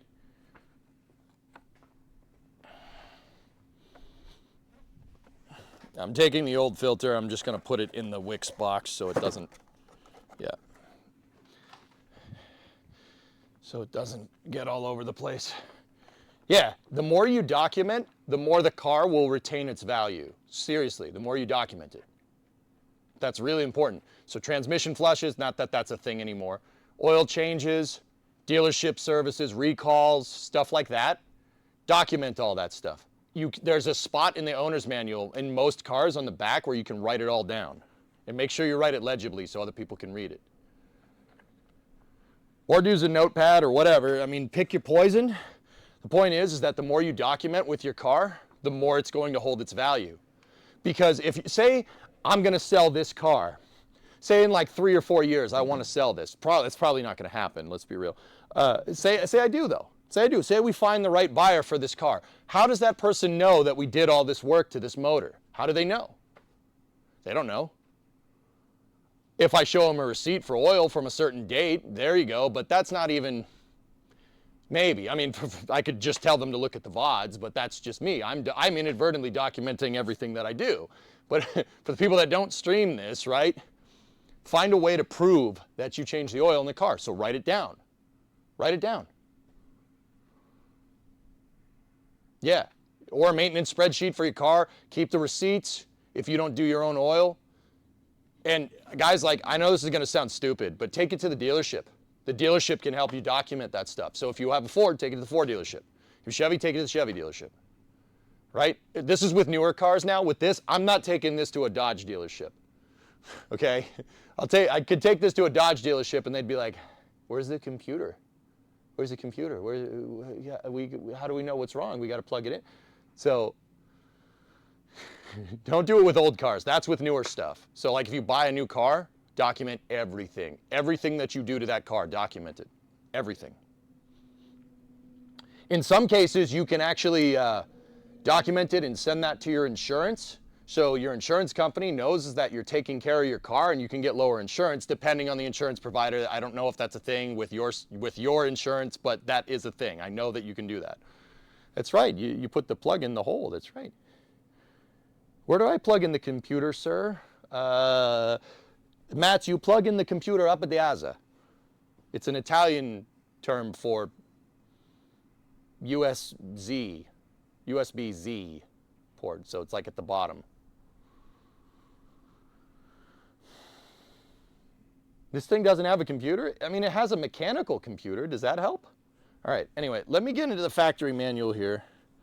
And let me, got to figure out where there's, where the oil capacity is. Shouldn't be hard to find. Lubrication and maintenance. Dodge, yes.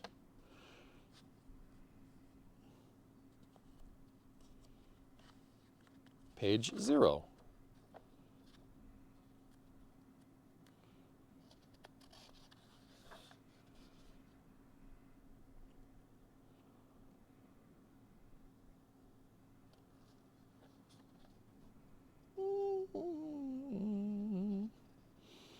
The key to lubrication. Lubrication and maintenance schedule. Here you go.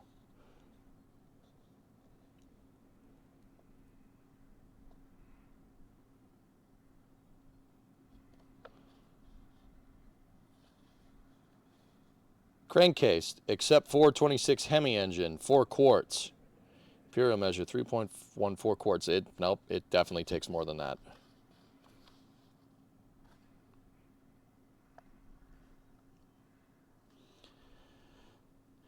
Ever worked on a Wankel engine? No, and then that's fair. If you said that just because you like saying Wankel, that's fine.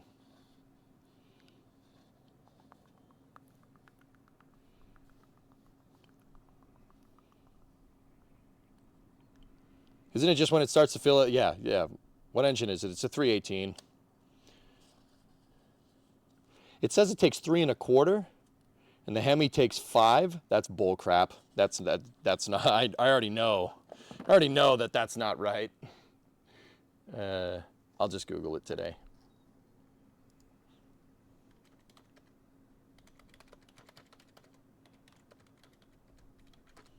Pretty sure it's 5.8 quarts. The oil capacity for a 69 Coronet with 318 is generally 5 quarts when the oil filter is not changed. Yeah. I'm asking Jeeves. Asking Jeeves.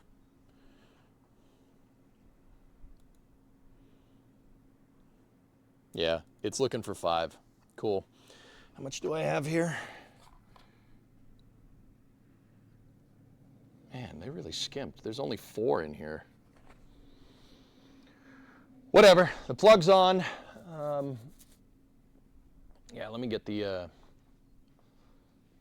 camera out from under here.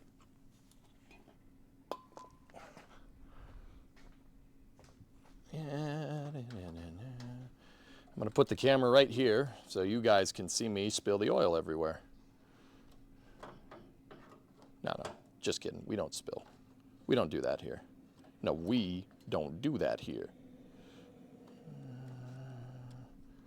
Just, hey, I'm trying to set up the camera, okay? Relax.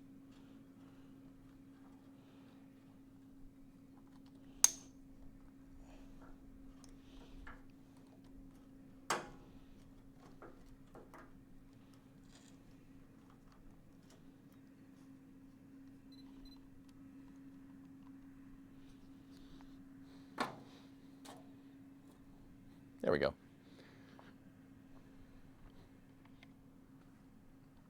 Yeah, that shot's a little washed out. Hold on. Did we get, oh, maybe I did get crap on the lens. Hold on, I'm just gonna use my finger. That's what you should do, right?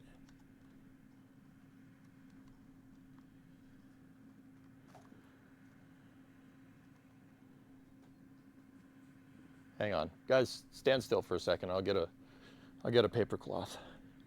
A good one.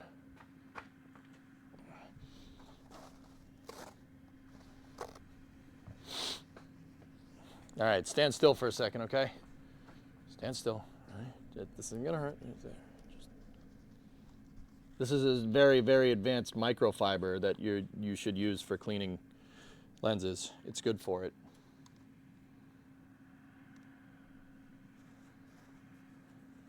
There, thank you.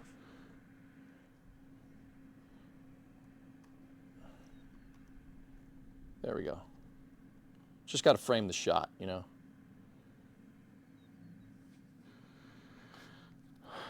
Okay, the next thing I'm going to do is get my funnel generously provided by Geek. This funnel is it's for oil. Do you know how I can tell? Yeah, so you know. Okay, so we got about 4 quarts in here. It needs this and a little bit more, so ready? Oh. Look at that pour.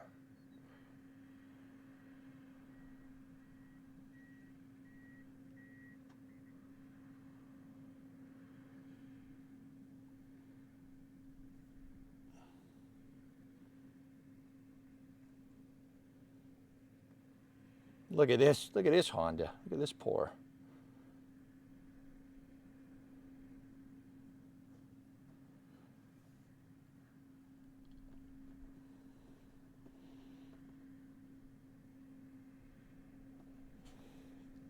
Cool. All right, now I just got to fill this. I got to fill this jug back up with a little bit more, so it reads 1 quart.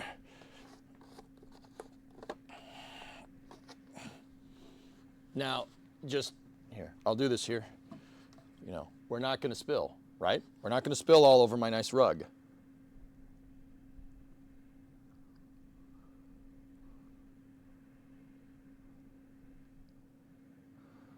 Should probably turn it so I can see the measurement, you know? Okay, that was about a half a quart.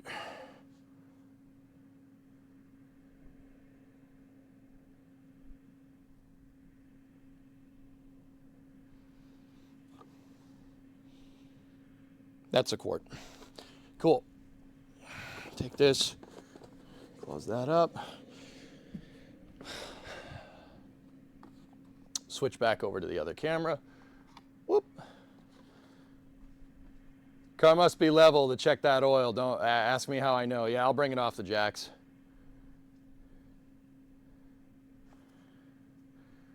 So you guys see, once again, we're documenting everything.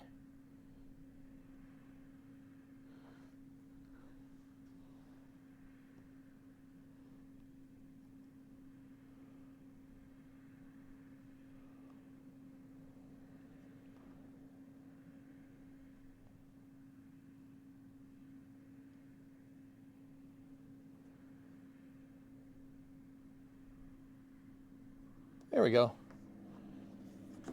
Done.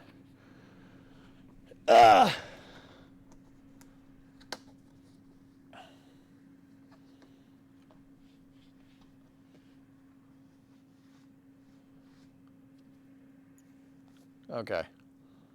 Just spit on that thing, yeah. Volumentation. 5 quarts on the ground. Yeah, I'll probably, let's just take a look underneath. Anything dripping? Nope. Nothing dripping.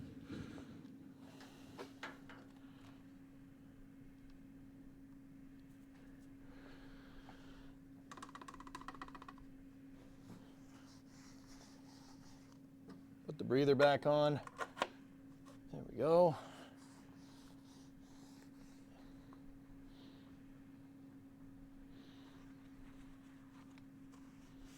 I always just clean out the oil funnel, and I put the oil funnel back in it where it belongs, so I know where it is. I have a very specific spot. I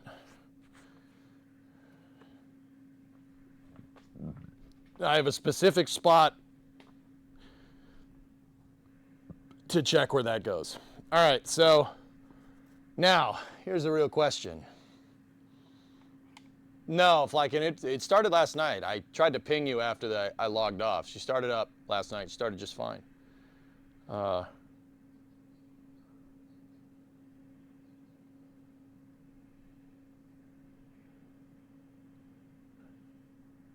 wrongly assumed my nephew understood what the drain plug meant. Ooh, 5 quarts on the ground. Nice, nice. Hey, you gotta learn somehow. Okay. So, the real question is, do we put it down on the ground, make sure it works, and then jack the thing back up? Or do we just go to try to do the transmission right now? I'd say incremental steps would probably be a good idea. So, aren't you a quart low? I put 5. It's calling for 5. What condition is the inside right now? Mouse nest.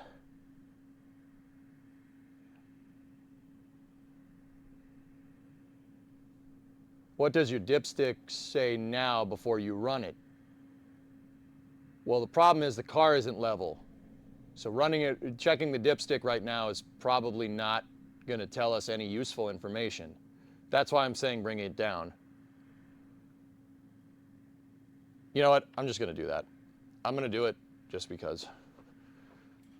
Let's do that, and if we have to, we'll bring the thing back up when we do the transmission.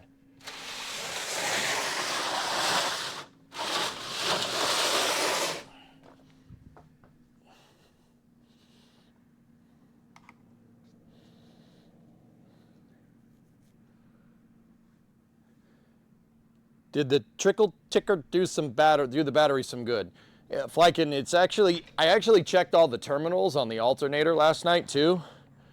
And when I started it up this morning, the battery started charging again. So yeah, just some weird wiring when we monkeyed around with it.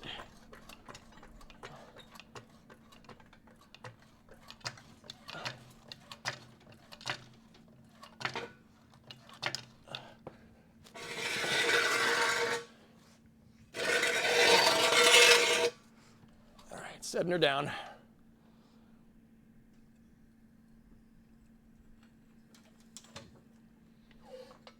There we go. Just gonna leave the jack and jack stands out. We're gonna need that again in a second. You can take the oil to the car shops. Yeah. Mm-hmm. Jacking makes good content. Yeah, that's right. Actually, you know what? I'm going to leave that down there. You guys are going to be the ones that check and see if any crap comes out of the bottom when I go to start it.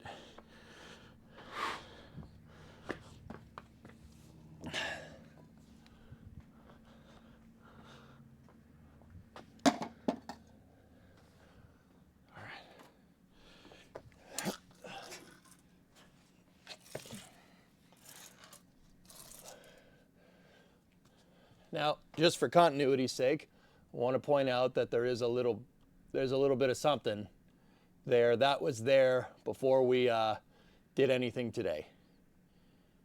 Just so people know. Okay? You'll know if we didn't do something right. It'll look like a fountain coming out the bottom. All right. The other thing I'm going to do, I'll switch you guys back over here. We'll check the oil at the top. Now, we might hear a tick for a second, guys. That's just the system priming when we go to start the car. Actually, a good thing to do would be to start it with no spark so it doesn't fire off, to make sure it's nice and lubricated. But we'll check the dipstick now, and we'll see.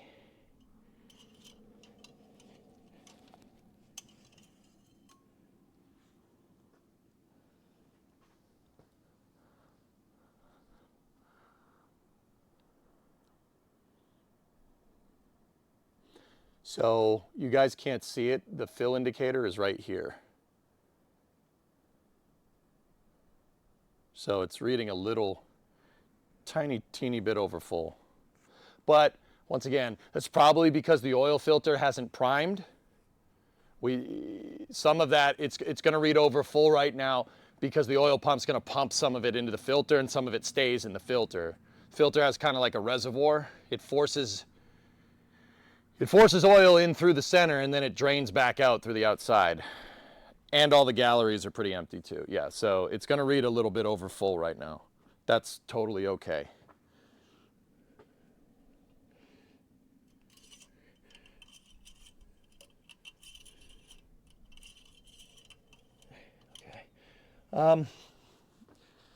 You know what? I'm going to give this motor the best possible chance for success. I'm taking the coil wire off and we'll crank it a couple of times with no spark. Just get that thing to lubricate itself. So let's put the negative terminal on. Start this bad boy up and we'll see what happens.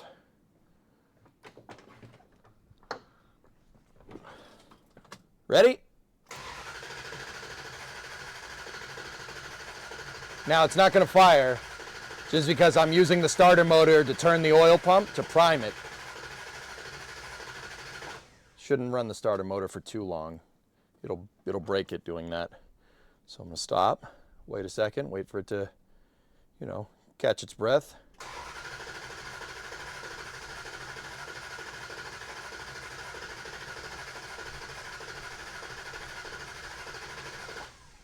Okay, that should be good enough. All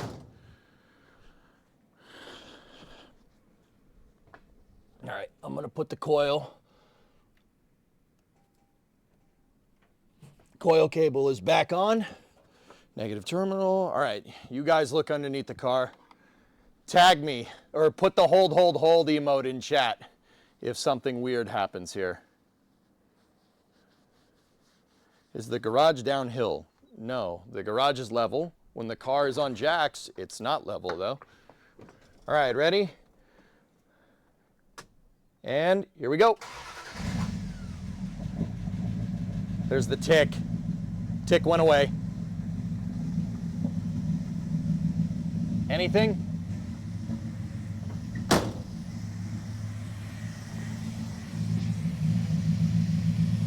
Nope. That's fine.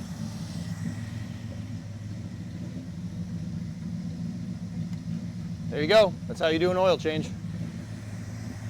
But you did hear the tick was definitely there until the system lubricated itself, and then it was all right.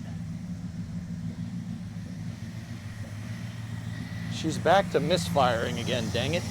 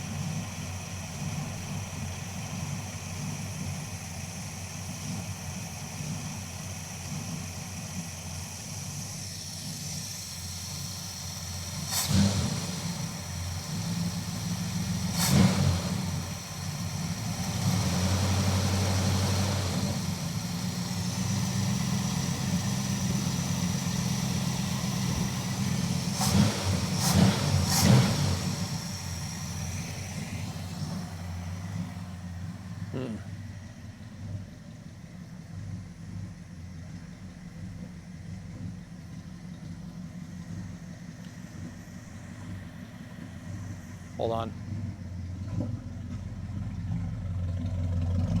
Oh, there's water in the exhaust. Oh. It's just condensation coming out the back. Yeah, I'm gonna say plugs are some of the only things left on this that are really making it unhappy. But I didn't get plugs today because they didn't have them, so. Cool, all right.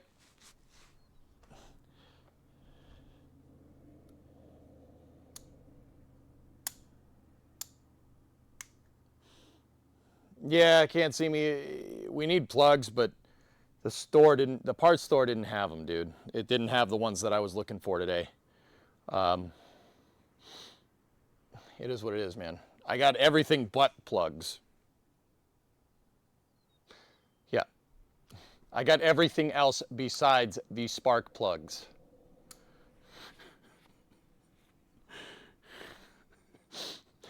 You ever say something on the internet and then immediately regret that decision?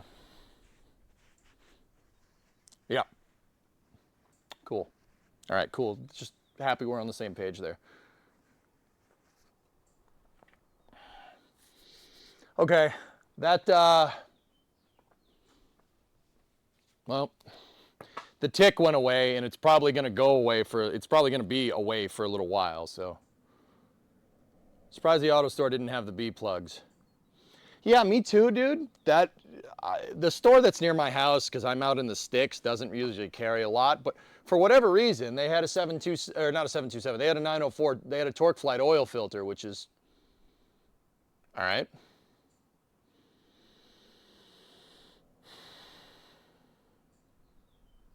Did you have them order them for you? They wouldn't have gotten here in time, Brandon? Dipstick check, yeah, we could do that. They wouldn't have gotten here in time for today's stream, at least. Don't worry, we'll get them. Let me clean this off here.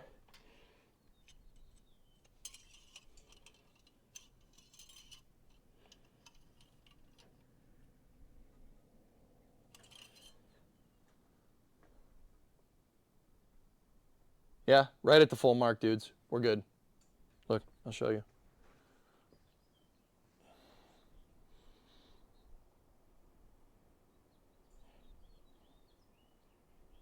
So the full mark is right there. Come on, focus. Yeah, she's right at the full mark. We're good. Sorry that didn't show up too good on that, but okay, so we know that that's not the problem now.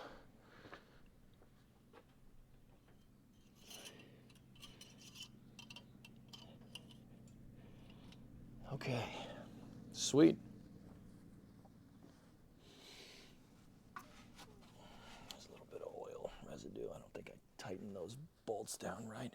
On the valve covers, we can torque them now because we have the right torque wrench for it.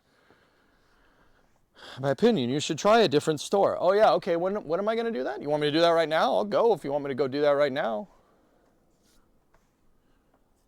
I don't think you guys are, I don't think I'm explaining this good enough. I really only had enough time this morning to go to one store. The store that I chose didn't have the plugs. They had everything else though. So it was either get the plugs, don't get the transmission filter, or get the transmission filter, don't get the plugs. I picked the one with the transmission filter. I don't think, in case that wasn't clear, let's go on a road trip. Take us with you. No.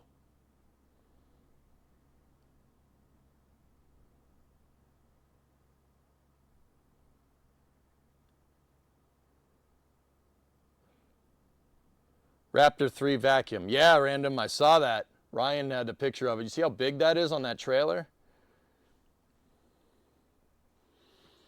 Explain in the native tongue, maybe they'll understand. Get off my frickin' back, dude. I only had enough time to go to one frickin' shop, all right? Only had enough time to go to one shop, all right? If I wanted the spark plugs, I would have gotten the damn spark plugs, all right? But then I would have pissed all of you off by being an hour late. Which one do you want?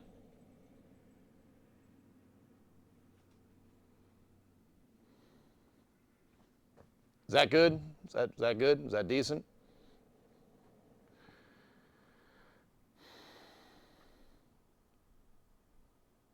I want you to do the damn job right. Well, it's going to take more time if you want me to do that then. X-lax. Well, why didn't you say so? I did say so. I was trying to be nice. What's what I get for frickin' saying nice things about you? You know what? You guys are a bunch of putts. Get the frick out of here. Frick out of here. That's more New York, but whatever.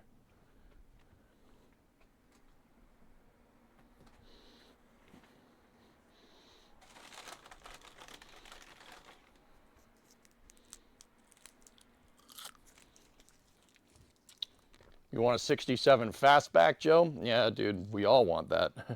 It's one of my favorite cars, man. What's this nice? Yeah, we don't speak nice up here on the East Coast, all right? We speak two languages, frick you and frick you again for asking if I speak more than one language.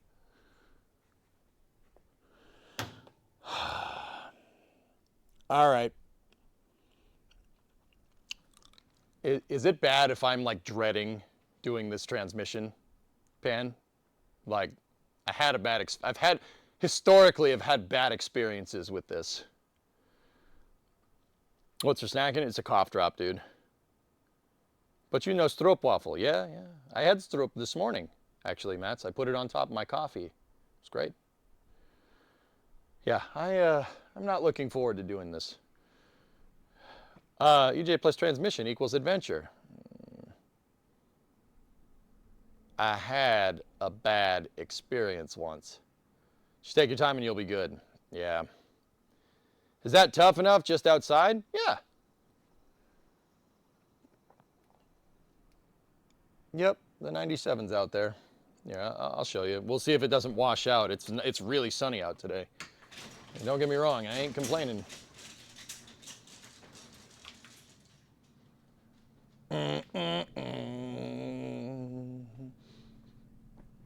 Yeah, you can kind of see it.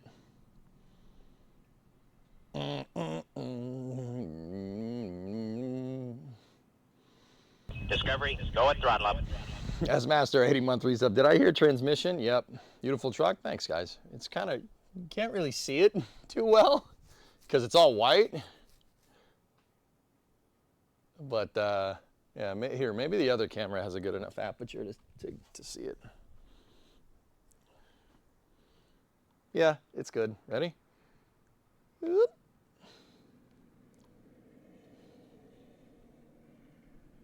How's that?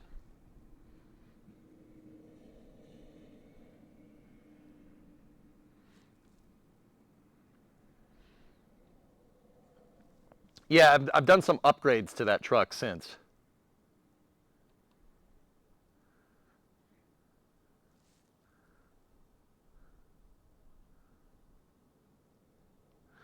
You guys can see I still have the back left rim is still it's still the gray rim because that rim was replaced. Yeah, that rim was replaced, we'll say.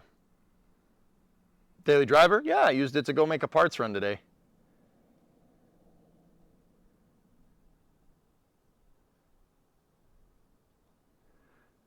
Anyway, let's get back to this.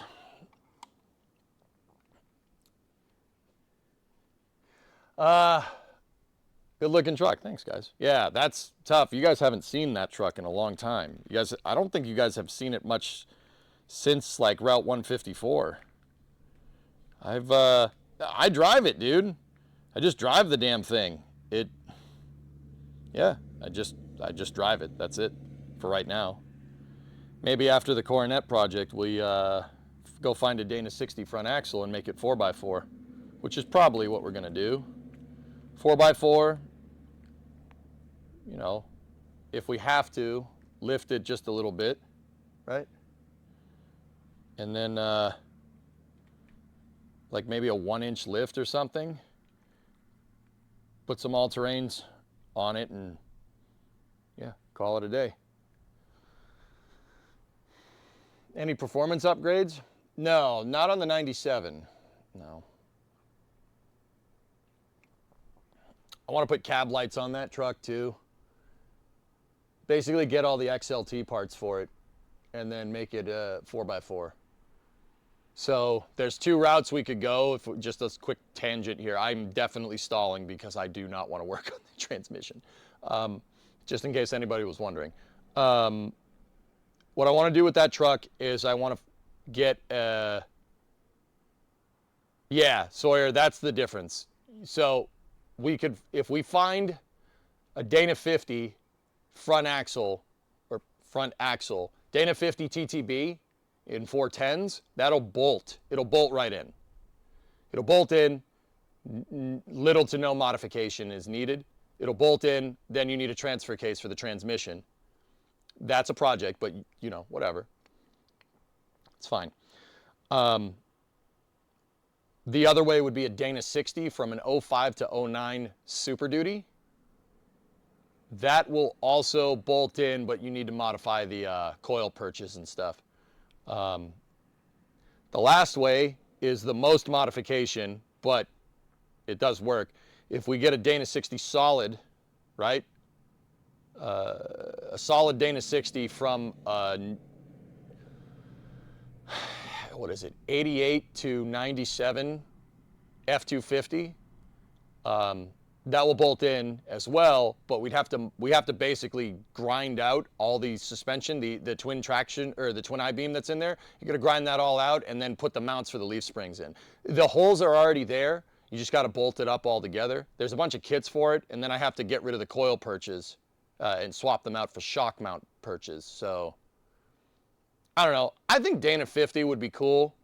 TTB would probably be the easiest way to go. That's pretty neat. Just make it period correct. Parts are everywhere for those trucks. They made millions of them. Actually millions. So your buddy is selling his 99 F250 Power Stroke. Needs some work, but he already has a lot of the parts. That's cool. Yeah, Vanguard, we need it. That's right. Jack retrieved ad time. What? Okay.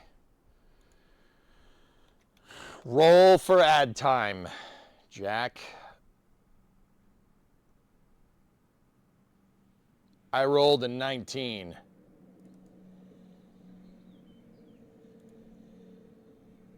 I rolled 19, baby. Whew. That sucks. Whammy. No ads today for you.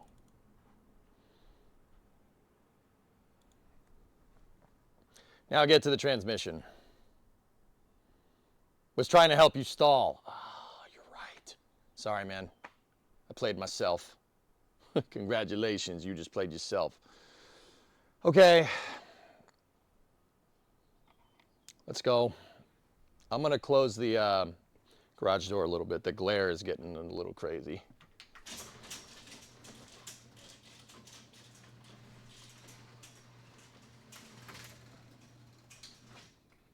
Now I'll just close it all the way. We're not starting the car for a second anyway. Now, okay, actually, what we could do, this thing calls for 6.5 quarts of transmission fluid. I have 7 quarts here, and I have ATF. I have an extra quart of it. Now, when we tested this transmission, it was bone dry yesterday on the stick. There's no transmission fluid in it. I'm amazed this thing even went into drive at all. Soak the bolts for a few. I got to get under there and get at the car to do it. Dang, Penta, that's crazy. Actually, yeah, well, what we could do, we could try to just put transmission fluid in it and call it a day, or we could do the filter, take the pan off. Wait a minute, what? I was going to say, why am I worried so much about taking the pan off? There's no transmission fluid in it. But knowing us, we're going to pull it and it's going to splash transmission fluid everywhere. Probably what's going to happen. Do it right. Okay, all right. Why doesn't it have fluid?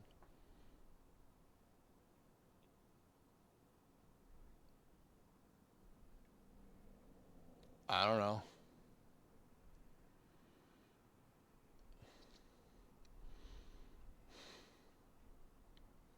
Because when I drove it from like 2017 to 2020, I never checked it. It was shifting, so yeah, I never checked that. Yep. All right. Well, anyway, I have us open to the service manual here. Once again, I'm gonna get a better camera to do this, so you guys can actually so I can zoom in on it. You guys can actually see it. When did you drive this last?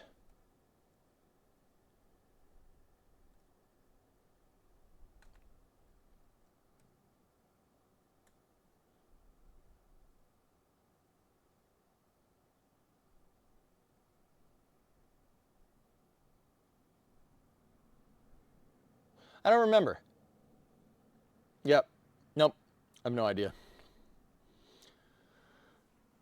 The last time I had this car running and driving over on its own power was 2023. That was just so I could get it off the trailer. No, that was 2023 we got it running and I was able to move it around the yard, right?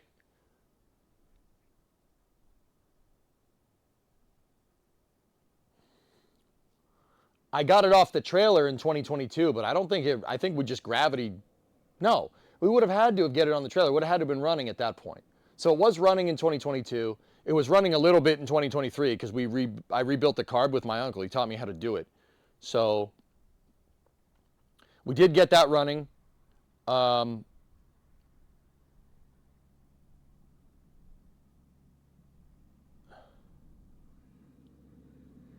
Before that, the last time I like daily drove this thing, dude, would have been, you know, I've been saying 2017 to 2020. Now that I'm really thinking about it, no, it probably would have been 2018, summer 2018, somewhere around there.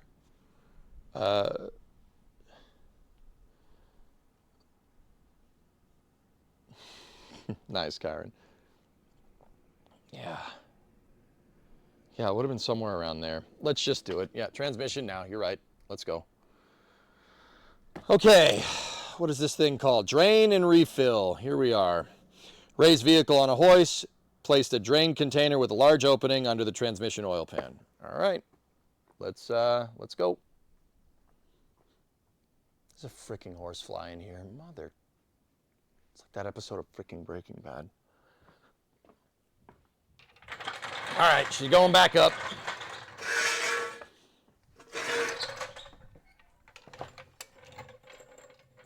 Hey, Beavis, look. I'm jacking it.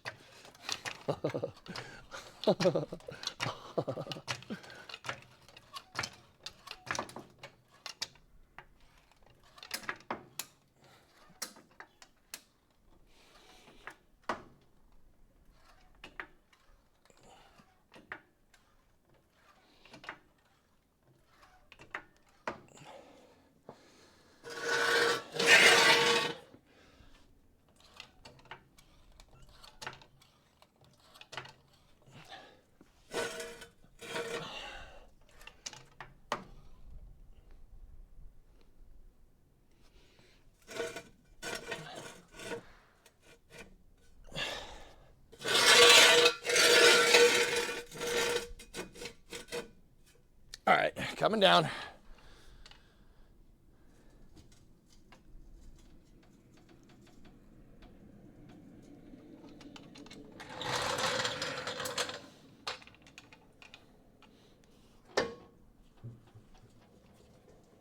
Okay, she's good.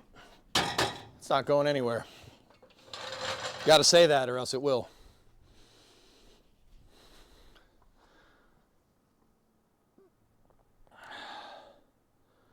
So yeah, I would say 2017, 2018, somewhere in there.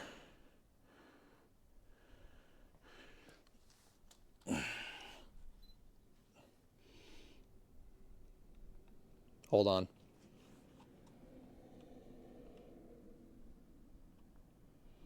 What is that? Oh, crap.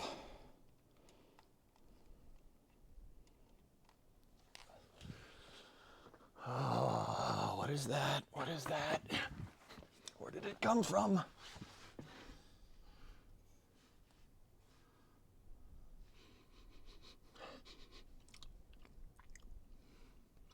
It's old oil. It's old oil that just drained down the exhaust. Cool. It's from when we took the filter off. Cool.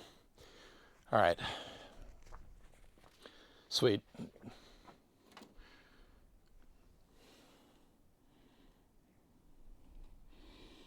Okay, you guys are gonna go over here and we're gonna go up here and look at that Torque Flight transmission pan.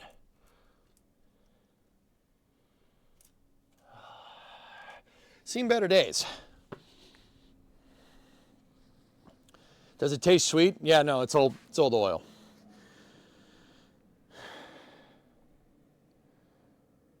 Is it supposed to look like there's bed liner on it? Nope.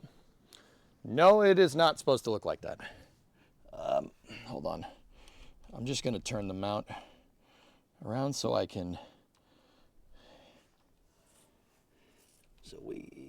turn the camera upright. There we go. There. All right. Let's get the cookie sheet back down underneath this thing. Oh, I have to drain the, I got to drain the oil out of this thing.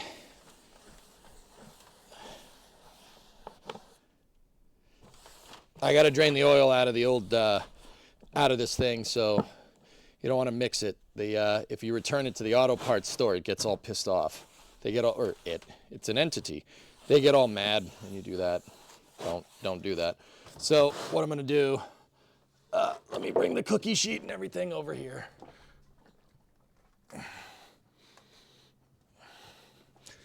What I'm going to do, I'm going to put it in there. Yeah, we'll put it in the oil jugs that we just emptied. So, yeah, that's good. Just go everywhere. Yeah, that's fine.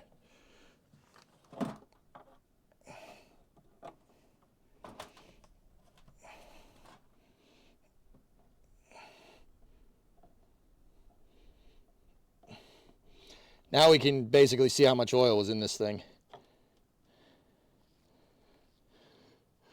Now remember, the quart, we put in a quart.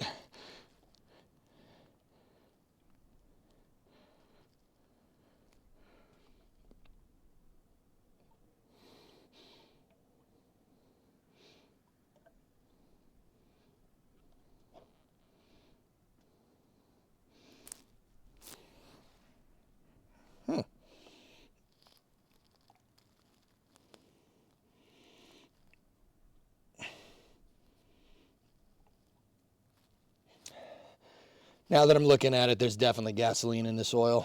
Not much. There's definitely gas in it, which, yeah, that's not great, but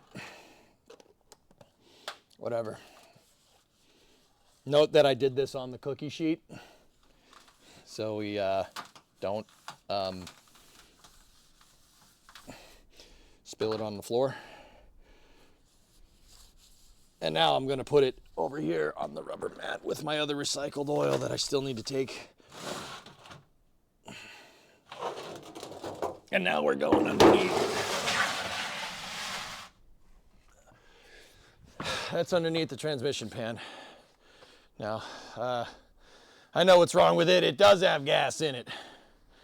That's right. Let me see, how much was in here?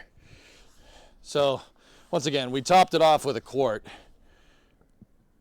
This thing's basically full. It's got about 4.5 in it, but yeah.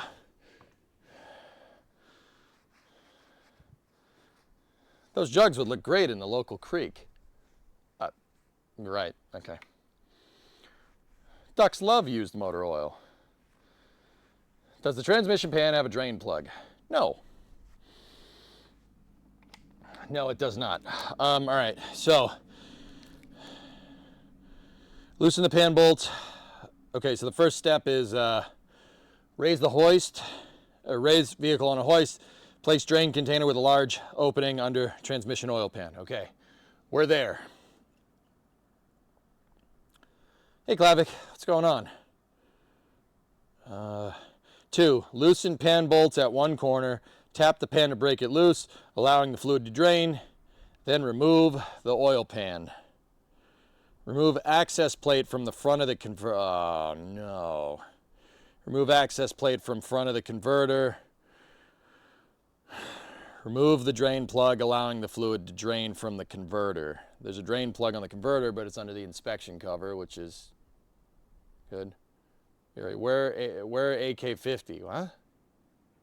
What are you talking about?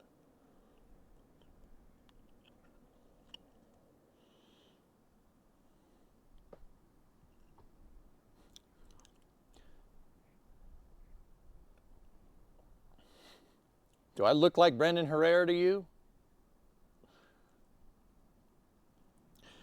Okay. All right. If necessary, adjust the reverse band. I don't know what that means. Install a new filter on the bottom of the valve body, tightening the retaining screws to 35 inch-pounds. I mean, just as cool. I'll take that. Clean the oil pan, reinstall using a new gasket, tighten oil pan bolts to 150 inch-pounds. Pour 6 quarts of ATF through the filler tube. Start engine and allow to idle for at least 2 minutes. Then with the parking brake on, move the selector lever momentarily to each position, ending in the neutral position. Add sufficient fluid to bring the level to the add 1 pint mark. Recheck the fluid level after the transmission is at normal operating temperature. The level should be on the full mark and add 1 pint mark.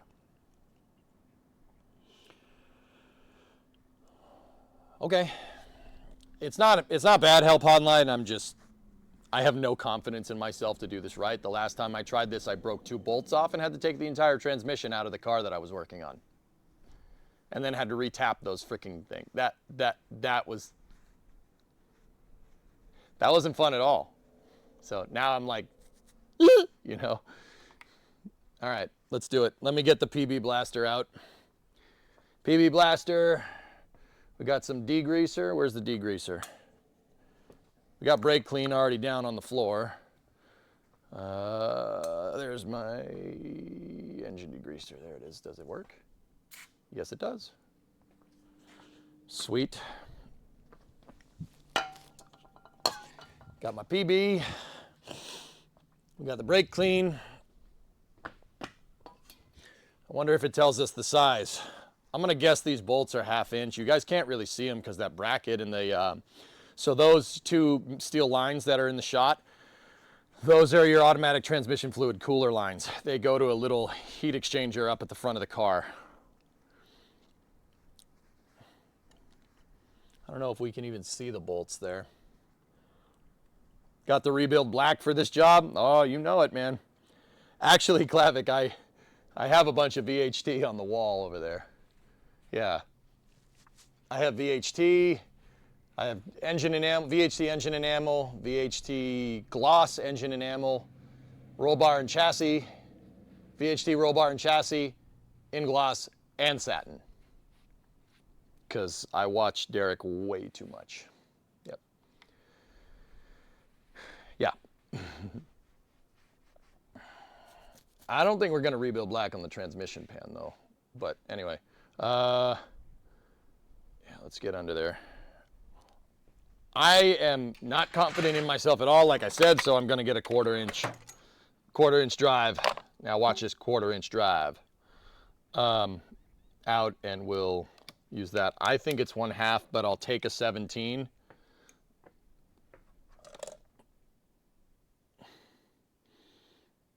I'll take a 7/16 with me. Sorry, I just wanted to make sure that I had the right thing.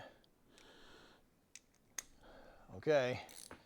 Let me get a piece of cardboard for an index, because what I like to do, dudes, is, here, let me see. See that?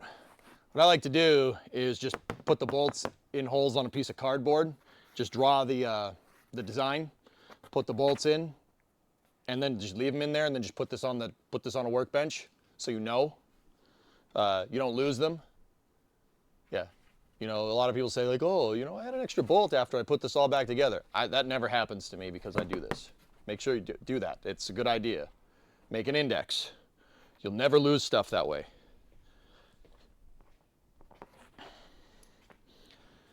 Okay, so I got my index, and let's get down under here. I'm gonna hose these bolts down with PB all around. Sorry, I kind of got you guys a little bit.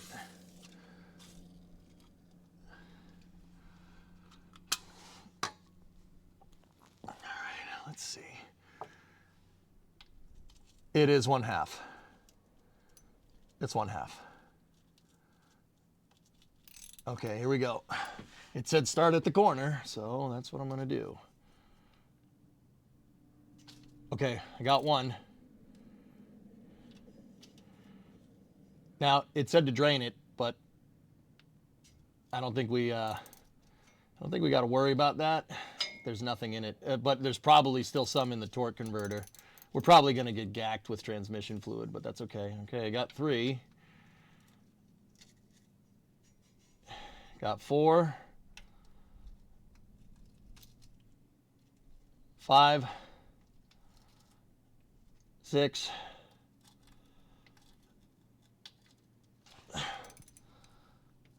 7.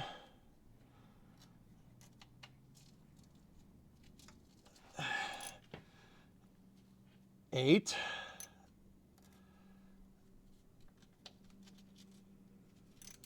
9.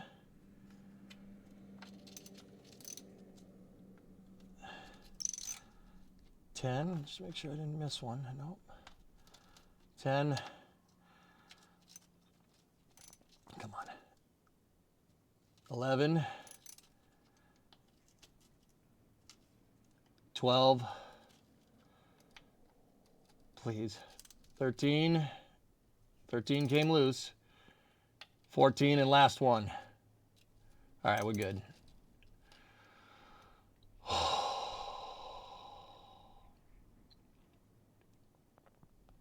That is a load off. All right, cool. I'm gonna go get the ratchet so we can take these off quickly. Whew. I had a bad experience once, man. I had a bad experience.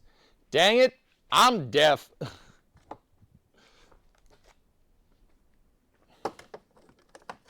Swap the batteries out on the ratchet.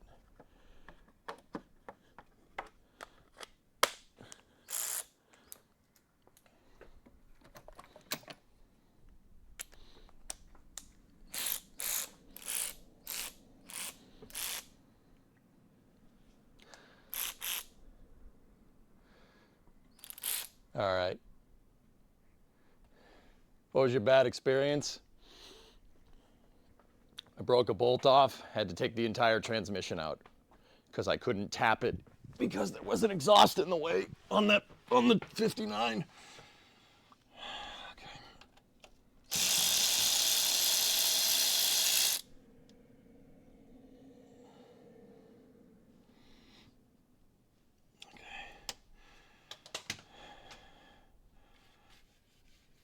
So I'm gonna punch a hole in my index.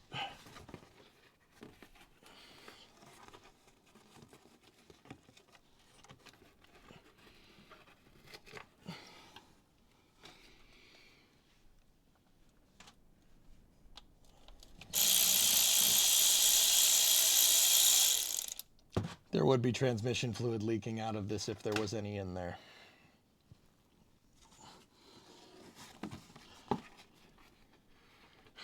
I know from experience, dude, if you know what I mean. Well, not me personally, but a guy I know.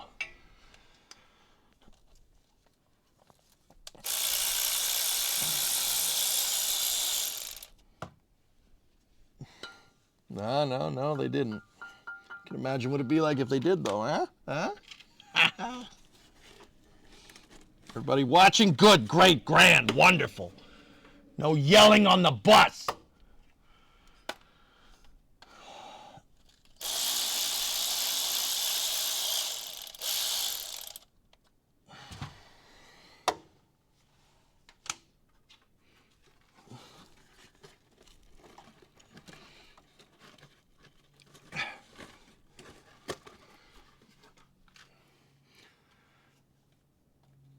So just like the factory manual called, I'm taking the bolts off the back first.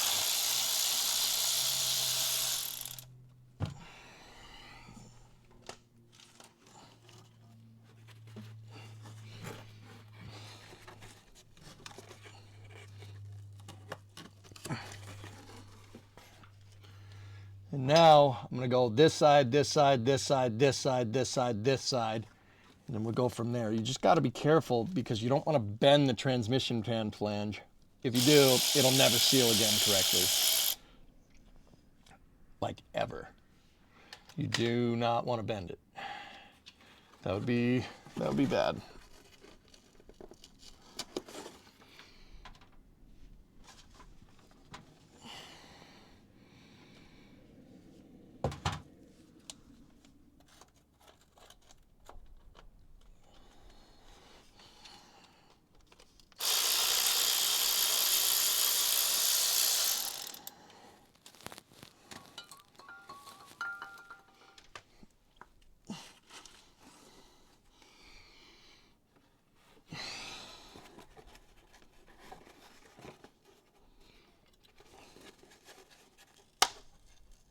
Okay.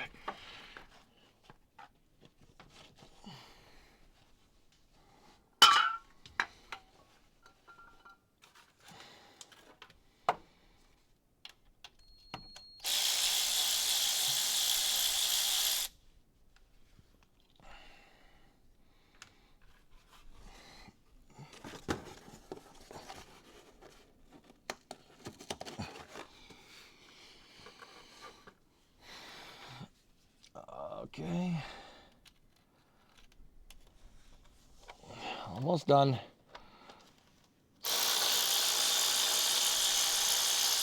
So this type of transmission, this is a TorqueFlite. This is a 904 TorqueFlite transmission. It's a 3-speed light duty automatic. It fun fact, Chrysler still, or Stellantis, I should say, that's what it is now. Stellantis still makes TorqueFlites, dude. To this day, a variant of this transmission. Now, well, it might be just in name only, but they still use the TorqueFlite name. These TorqueFlite transmissions are very, very strong. They're really well made. See, Chrysler back in the day, guys, knew they couldn't compete in numbers with Ford and Chevy. They knew they couldn't do that. So what they did was put all their money into engineering, and they really, really sank all their R&D into engineering this stuff because they knew they couldn't compete like numbers wise. Think like, there's a lot of plane nerds in here. Think Convair, the Convair Aircraft Corporation. Convair could not compete with Boeing or Douglas making passenger liners in the early 60s. So what they did, they made the Convair 880 and the 990. They couldn't compete with numbers, so they engineered the planes better. So they put more R&D into engineering, and Convair actually made one of the first passenger planes to break the sound barrier. If you want to learn more about that, would you like to know more? Read about the Convair 990, the Coronado. Yeah, one of the first planes to break the sound barrier. So, because if they couldn't compete with Boeing, they were going to go faster. Dodge is the same way. That's what they did. So these TorqueFlite transmissions are very, very, very strong. Even this light, quote unquote, light duty one, you can put a good amount of power through it before it really decides to not transmission anymore.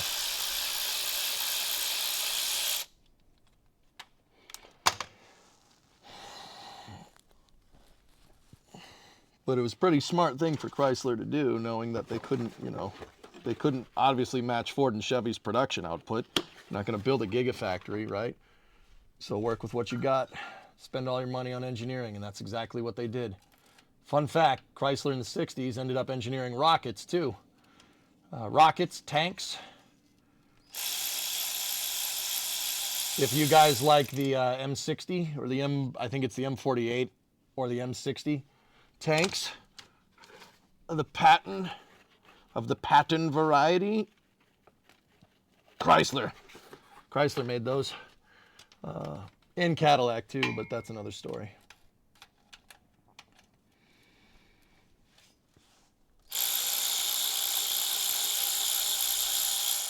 Okay, just feel around the horn here.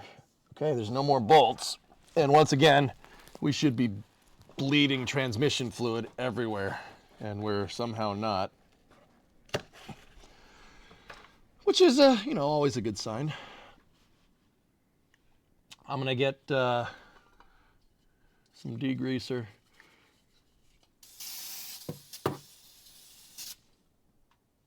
You know what? We'll do that when it's out of the car. And yeah, I'll get my rubber mallet. We'll get the rubber mallet.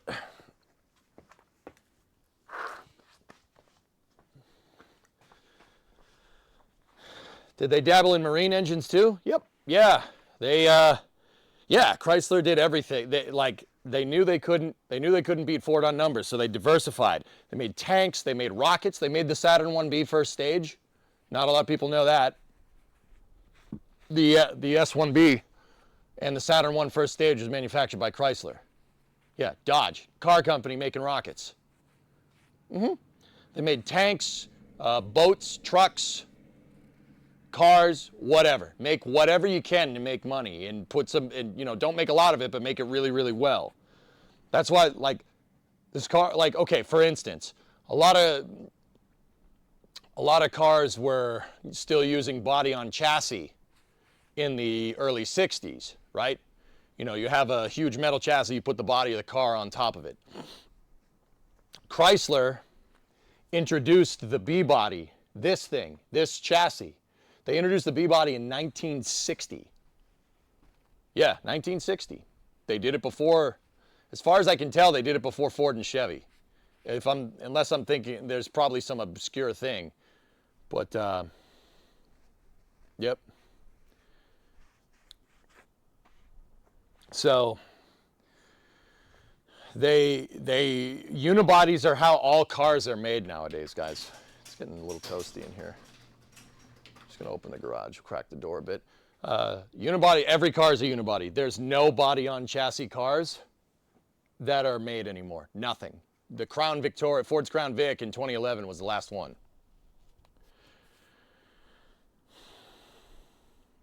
Chrysler, like I said, Chrysler was an engineer's company. Think about it like, okay, this might sound a little stupid given the earnings call yesterday, but Tesla is not just a car manufacturer. They make batteries, they make Powerwall, they make solar roofs, they make Optimus, they make taxis. They're trying to make taxis, they're trying to make trucks, right? Just do whatever you can to make some cash. You know, and the technology that you invest in is how you make money. That's what Chrysler was doing in the 60s. Like, yeah, they did the same thing. They were like Tesla. That's what they did, which is pretty cool. Yeah, Tesla's doing all kinds of software and stuff. You know, that with, you know, partner with that with XAI, right? So they didn't have that in the 60s. So, well, fun fact, but I'll tell you that in a second. They kind of did, but Dodge wasn't doing it. Chrysler did that, make everything. You know, you're good at making cars, so make trucks. Okay, you're good at making trucks, so make tanks, right? You're good at making tanks, so make rockets, right? That's what they did. They did everything. They make boats, whatever. Chrysler, like, can you imagine Ford making a boat or Chevy making a boat nowadays? That's not a thing, you know? That's not a thing at all. Now, I said somebody was investing in software. You know who it was? Ford. Ford was investing in software. Yeah, Ford was one of the first auto manufacturers to invest in a semiconductor company. Yeah, in the 60s. That semiconductor company made the consoles in mission control for the Apollo program. Fun fact. Not trying to derail you, but they found a 40 to 41 Super Deluxe Woody on the Yorktown. Somebody told me about this the other day, Joe. Oh yeah.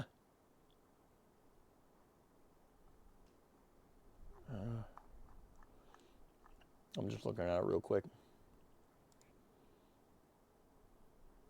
Yeah, that Woody's seen better days, but the stainless looks pretty good. The motor's definitely there. It definitely exists. The hood's a little rusty, though.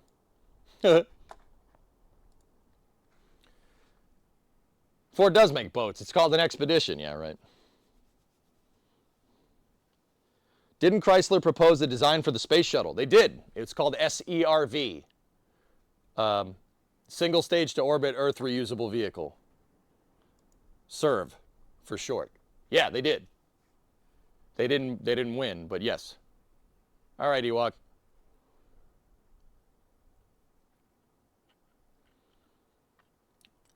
So,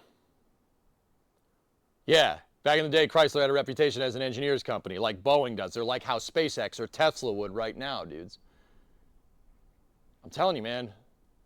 You know, there's Tesla's doing its thing, but if somebody made an auto manufacturer now that just did that, even with internal combustion engines, made simple, reliable stuff, and invested in building quality, right? Like, I'm just gonna say people would buy that. I'm just putting it out there. All right, rubber mallet, let's go. Back down under.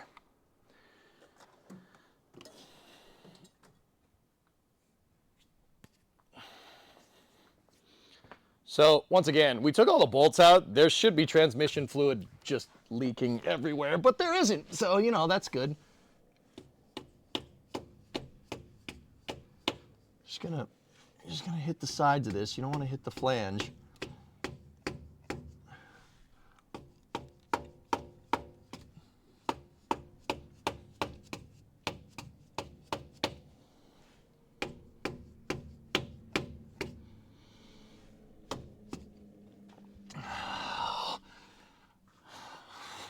When do you bet the last time this thing was off?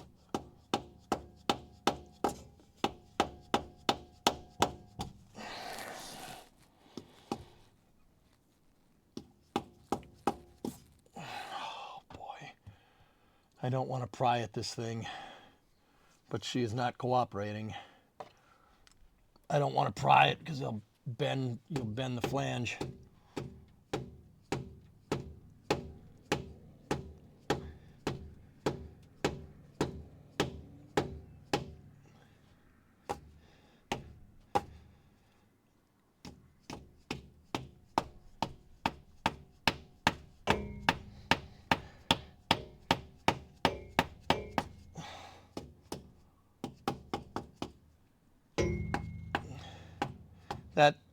That gong noise is me hitting the exhaust, just in case anybody's wondering.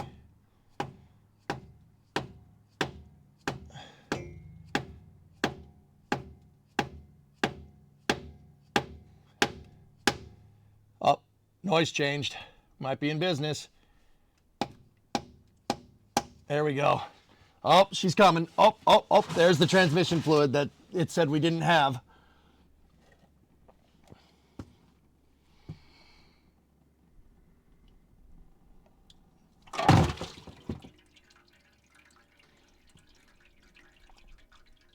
I think it came off.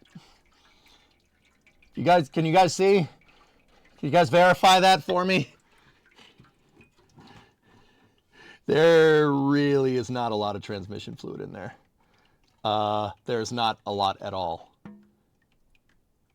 Yeah, I think it came off. I think we got it. I'm pretty sure. All right, we'll let that drain for a second. There's the filter. Filter doesn't look too bad. There's not a lot of poo-poo in there. There's a little bit of doo-doo, though. Doo-doo, caca, poo-poo. See, yeah, I didn't want to get at that thing and start prying at it because you can bend the metal. That thing is just a piece of stamped steel. It's not very thick, and you can bend it, and if you bend it, it'll never seal correctly again.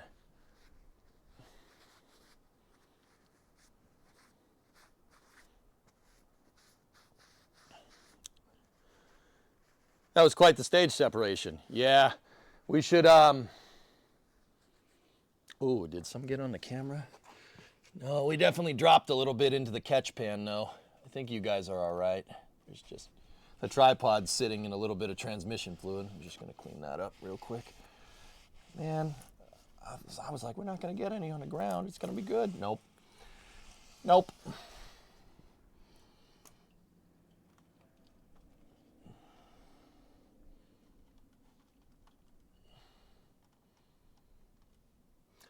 Yeah, that filter's seen better days. Yeah. You got a blurry spot on the camera? Okay, give me a second. Oh yeah, you guys got a little splashed. Just stand still for a second.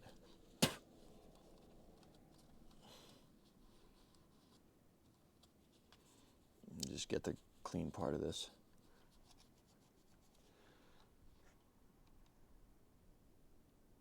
That's my ear. Yeah, this thing got a little soaked. All right. How's that? Good? Cool.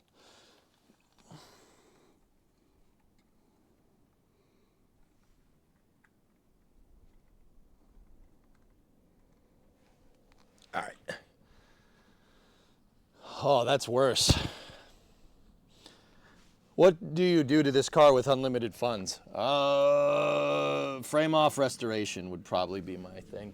Let me get a microfiber, like an actual microfiber. That lens is struggling right now.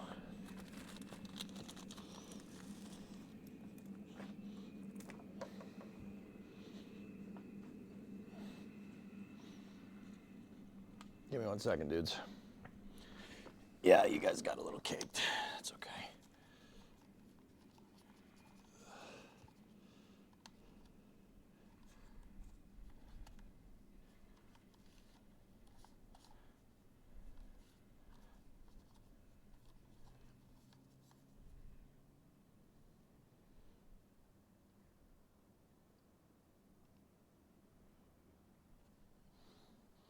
Looks good.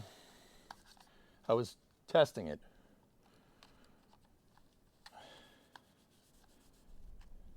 I was, checking the specs on the end line for the rotary girder.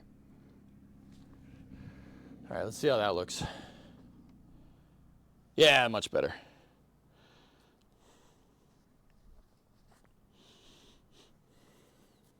I don't know, if I had unlimited funds, I think this would be cool with a Gen 2 Hemi, a 426 and a 727 behind it. That would be pretty sick. Unlimited funds, I'd take this thing completely apart, frame off resto, and go from there. But you know what the thing is? The interesting thing, like, real quick, while that's draining, you know what the weird thing is that you could do that. Sorry. You can, like, dudes, I've been budgeting out what it's going to take to fix pretty much everything on this car. Couple grand, maybe. The most expensive part, like, in that, the most expensive part in that Hemi scenario would be getting a Gen 2 Hemi and a 727 for this thing. That would be the most cost, that would be the part that costs the most.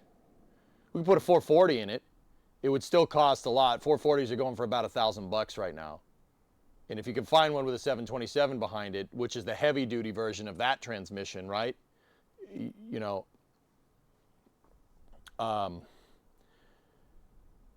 You're good, but like, that's the thing. Okay, so even doing that, right? That, with a car like this, because it's based off of the Charger and there's parts for it, you can buy parts for this car still. You could still buy parts for a 69 Dodge because they're so popular, because of Fast and the Furious and Dukes of Hazzard, right? This is I'll say it, I've said it a bunch of times throughout all the parts, but I'll say it just again. This is the same chassis as a 69 Charger. It's the same car. That's why I call it the Crew Cab Charger, because this is basically a Dodge Charger with 4 doors. That's what it is. So it's crew cab, right? So there's so many parts, and because Chargers are so damn popular, there's so many parts for this car. I could build one. That is not a thing you can do with many new cars. I could build a 69 Charger or a 69 Coronet from scratch if I had a frame jig. We could build one from scratch. It wouldn't be a real car because it doesn't have the VIN. And you need to pay a lot of money to the government to be able to produce VINs, right? You need a manufacturing license, et cetera, because we rule and regulate ourselves to death. So, point is like, even if I wanted to build one of these from scratch, like a 69 Coronet, build it from scratch, dude, I don't know, 10 grand for all the parts, maybe. If I had 20 G's right now, I could just we could have a brand new 69 Coronet for 20 grand. That's not bad. We're not talking Ferrari money here. You know what I mean? These cars are simple. Hellfish, that would be like buying AMD. But like if I went to Auto Metal Direct, I mean, we're going to need to go to AMD and buy parts for this anyway, but that would, I mean, I don't know, 10, 20 G's? 20 G's, dude, you could have a brand new, you could have this car brand new. It's not that expensive to fix, especially in the States. Now, if you're overseas, it's probably expensive because you're not getting the parts, right?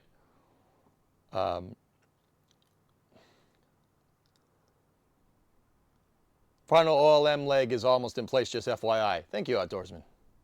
So, like, you know, what would I do with unlimited money? Dude, you don't need unlimited money for this car. You don't need unlimited money. The high barrier of entry, what costs a lot, is finding one with 2 doors. That's in decent condition. That's the high barrier of entry. Finding one with 2 doors. Probably going to cost you about 10 G's. It's literally more than half of the cost of like getting into doing this. What about converting it to a 2-door? Yarg, it's a unibody. You could convert this. I've looked into it. You'd have to do that, I'd have to cut right here. You'd have to cut the roof right here. Yeah, you'd have to cut the roof completely off because from here back, the roof profile is different. On the coupes, the roof slants down right here. It slants down because there's not a door here and there's just a rear window. So the roof slants down, and because of that, the structure that goes through the car, the roll cage, quote unquote, the structure that goes through the C-pillar is completely different. So if you wanted to do that, you'd have to cut the roof off from here. You'd have to cut all the way down to where the C-pillar anchors into the wheelhouse, right here. So the door obviously is gone, quarter panel is gone. You have to section it basically on the accent line right here, or down even more to just replace the seam and everything. Then you need to make a new post. You need to make a new post, so you got to cut the 4-door post out. And at that point, dude, you need a frame jig because you just removed all of the structure of this vehicle. If I did all that and I didn't like brace anything, this car would just fold in half like a taco. Once again, unibody. The structure is built into the frame of the car. The frame is built into the structure of the car. The body and the frame are the same thing. So we'd have to put it on a jig, Yarg. You could, like, don't get me wrong, like, you could do it. It's doable. It's just a ton of work, and you need a chassis jig, and you need to make sure that that chassis jig is perfect. It has to be perfect. The factory tolerances call for a quarter inch. That was Mopar's Q&A in the 60s. So getting everything within tolerances by that much is really difficult to do. So quarter inch would be 6 mil. Getting everything to line up, that's a lot of work because this thing is super flimsy. Even if it's missing a little bit of a component, it gets really flimsy real fast. That's the problem with a unibody.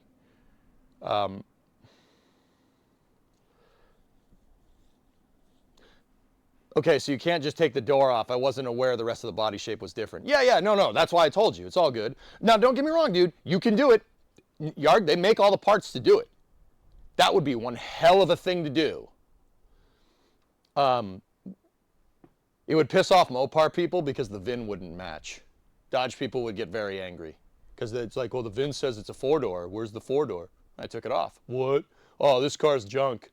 You don't know what you did. Like, you put it, you know, like, whatever.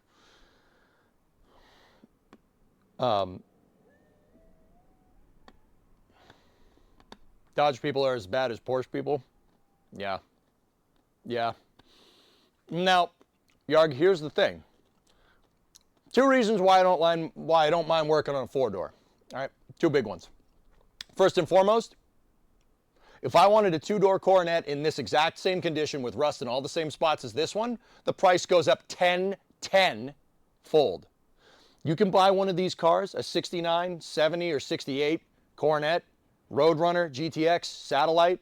Well, I don't think the GTX was 4 doors, but you get an idea. So Plymouth Satellite, Dodge Coronet, you can buy a B-body Chrysler from the late 60s with 4 doors for about $3,000 to $4,000. You can buy one in pretty decent condition. I got this one for $1,400, but that was 10 years ago. That was before COVID. $3,000 for one of these. You want a 2-door in this version? $10,000 with all the rust in the same spots. 10 grand. So in my mind, just fix the 4-door. It's the same car. And if anything, here's the second part. If anything, the 4-door is actually more rigid. It's a more rigid chassis. Why? The post. This thing right here. See this thing? This big hunk of steel that comes down from the roof to the floor?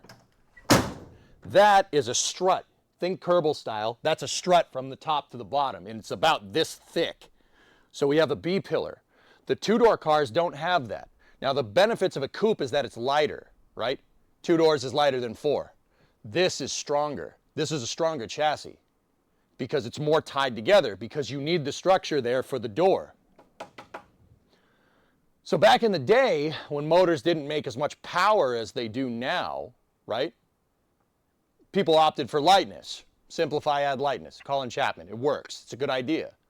Nowadays, dude, we could put a motor in this for short money, like a late model Hemi, like a 5.7 Hemi, which, like, not going to say I have that sitting outside or anything, but we could put a late model motor in here from like a Dodge Ram, and it would make more power. Like, with not a lot of money, we can make that make a lot of power. We can make it make more power than whatever was offered in this thing from the factory in '69. We could make like 3 times the amount of the highest horsepower car. So the highest trim level for a sedan in '69 came with a 383, which is a, what is that, a 6-liter? And it made, I don't know, 300-400 horse. We could put an engine in here from a modern car that's lighter, and if we did some work to it, we could make it make 500 horse. It's lighter, and it makes 500 horse in a stiffer chassis.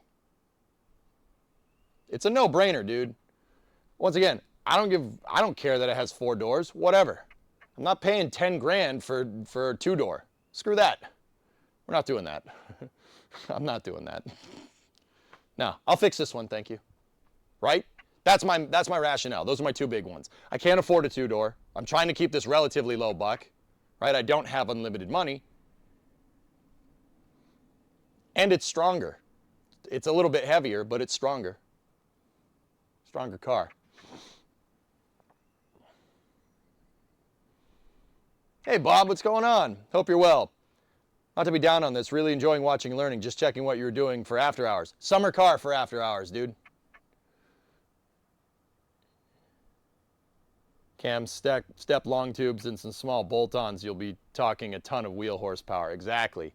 And Hellfish, you know, if we're going to be in there working on the floors and stuff, subframe connectors, reinforcement kits, all short money. It's not expensive. But yeah.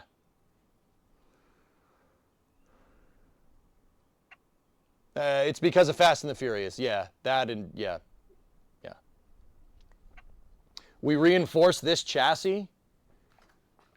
We reinforce the chassis on this thing, which is already really damn strong if we build the structure back into it. We put a 5.7 Hemi underneath this thing eventually, right? I'm determined to fix that 318 and get that running really good, just for the heck of it, right? Because it's cool, right? We get that thing all running right. We can put a 5.7 Hemi in it. It makes 500 horsepower. This thing will scream, like to the point where it'll be sketchy. It's gonna be cool, man. Heck, dude, we could even build this 318 to make some good power nowadays. They make parts for it. Parts for it are everywhere. Chrysler made the LA engine from like I think it was like 1966 to like 1997 or something. They made these motors forever. You can get parts. They're everywhere. Tie all the pillars and the subframes together. Yep.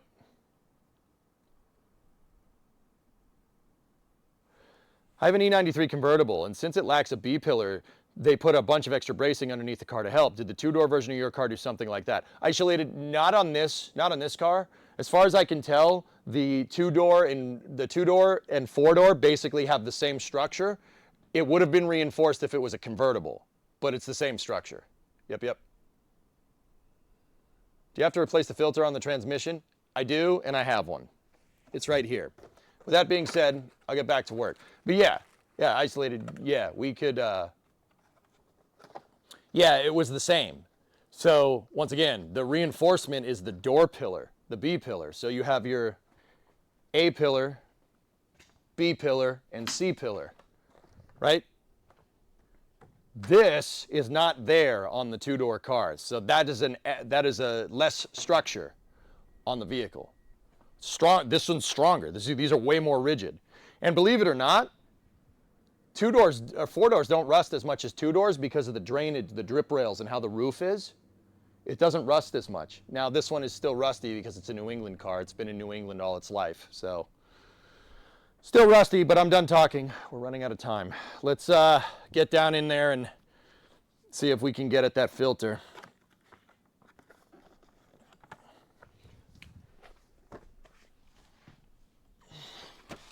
So what I'm gonna do is get the pan. I'm gonna get the pan out of here. And I should have been cleaning off the pan while we were doing that, but while we were just talking, but it's okay. It's okay. We'll clean it off. It's a little gunky, just a little bit. I'll bring it back up and clean it off.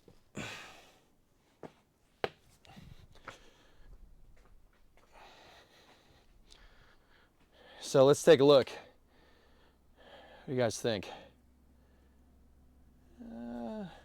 What you want to look for with these is clutch material. There's a little bit in there. See those streaks that are going back and forth? There's gray streaks in there. There's a little bit of clutch material, but it's not bad.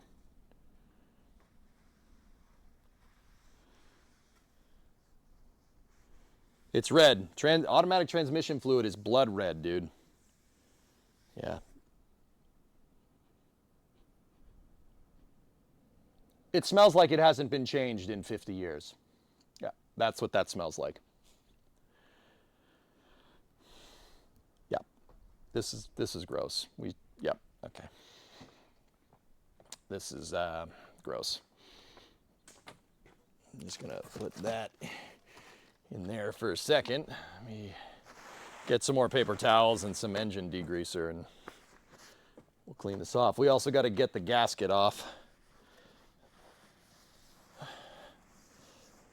The old gasket is still stuck to this thing. It's like petrified to the dang thing.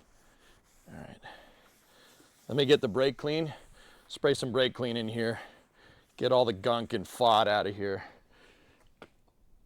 Here we go.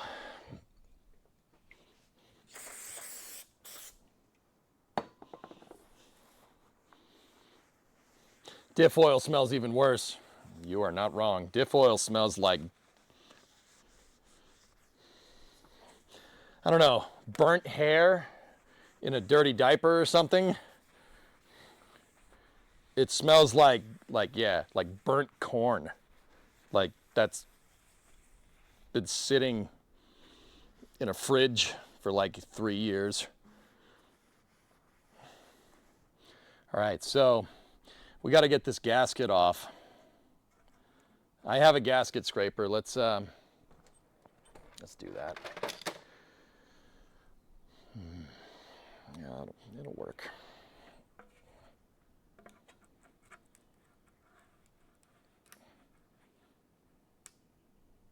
Cork gasket. Yeah, this has never been touched. I really don't think anybody's been in this transmission pan in a long time. Here, let's get at the back. The back's supposed to look like this, by the way.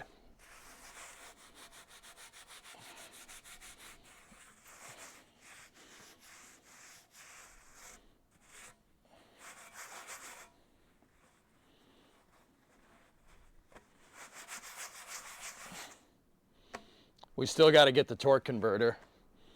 Say like 57 years? Yeah, maybe. I still got to drain that thing.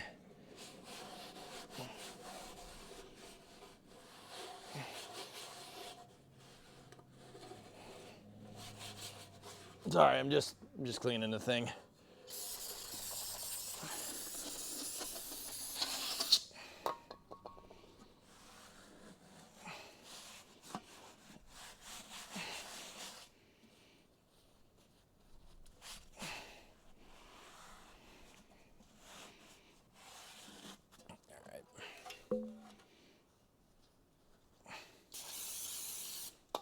I need more paper towels.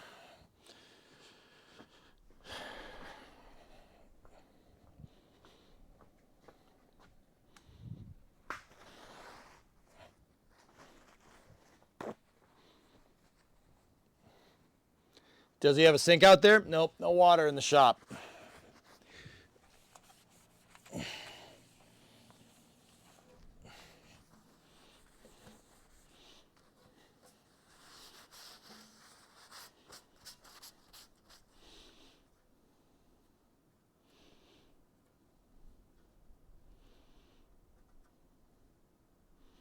Yeah, actually that doesn't look like cork, maybe felt. All right, let me get the gasket scraper and go from here.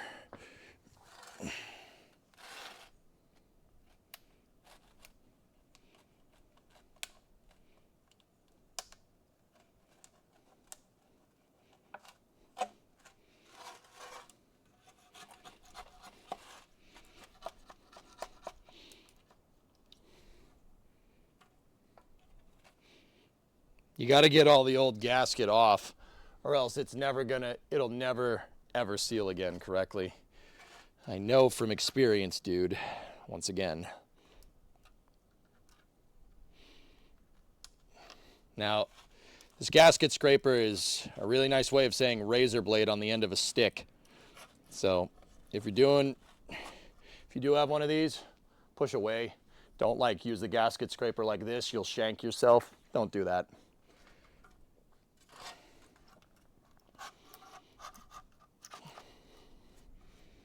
It's coming off though.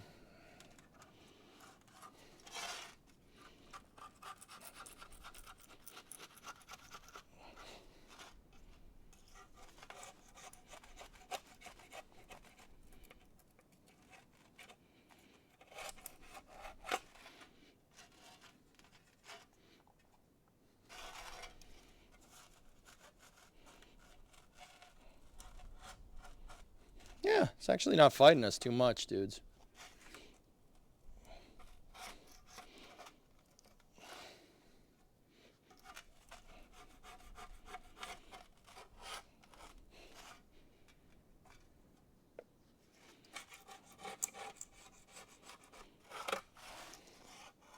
Yeah, we're more than halfway around the horn here.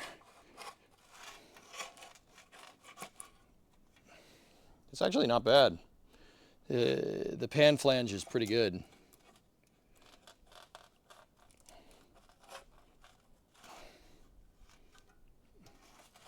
I would do this on the workbench, but it's all the way over there.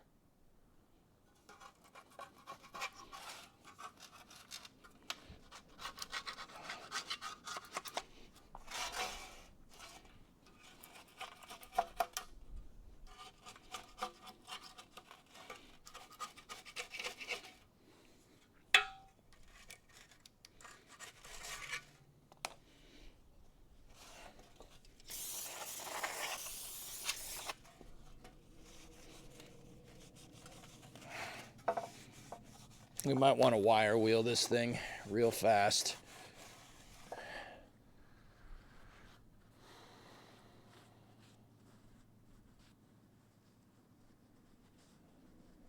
Old torque flights, and I mean old, do not like being serviced. Pressure changes and leaks found shifting servos. Complain, hope it works for you.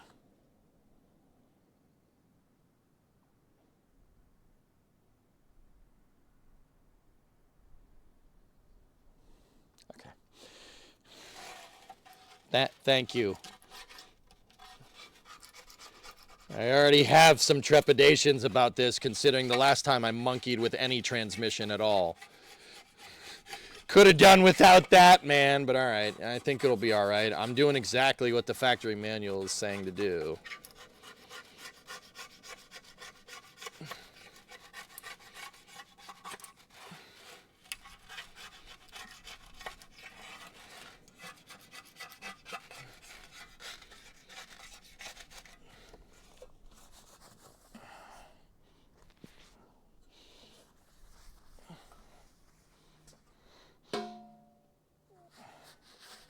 You want to put a manual in anyway?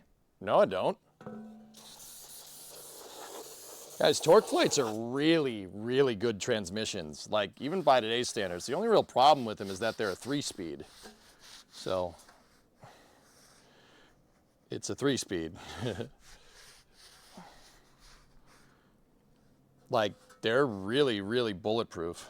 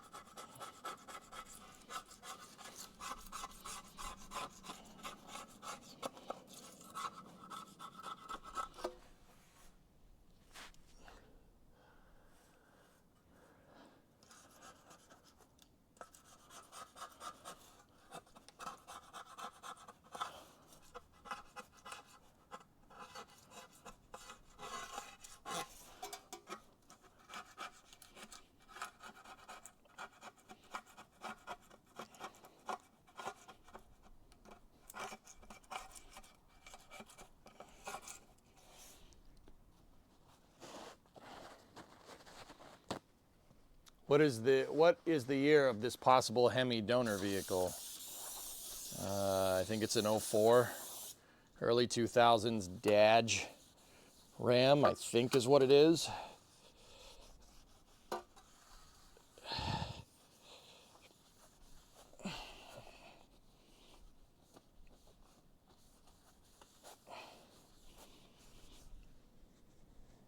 Would a modern Dodge transmission bolt in from, like, say, that Ram to give it something better than a 3-speed? Well, the transmission from that Ram is a 4x4, so unless we're making a 4-wheel drive Coronet, which I'm not. I don't want this car 4-wheel drive. That would be kind of cool, though, but I don't want that. No. Yeah, I mean, yeah, no, I don't think we could just not hook up the transfer case, but I'm pretty sure there's not enough space under there for it. All right.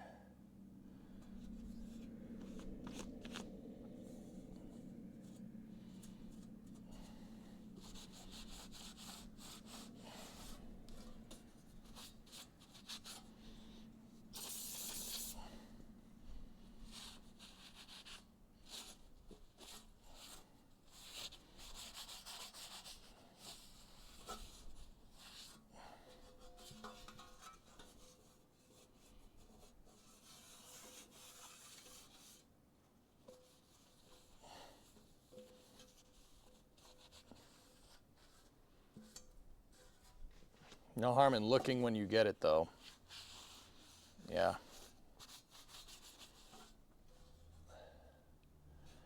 She's a little rusty and rusty on the outside, but for the most part, this should be fine. I'm just trying to get inside of each one of these little holes here. I'm just trying to get at the all the gunk left over from the gasket.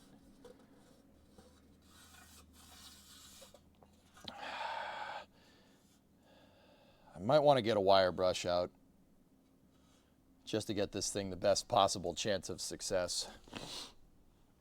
In fact, I think I will. I don't want to hit it with a wire wheel. You don't want to introduce too much heat. It could boil the dang thing and bend it. Let's just get at this thing like you're brushing your teeth.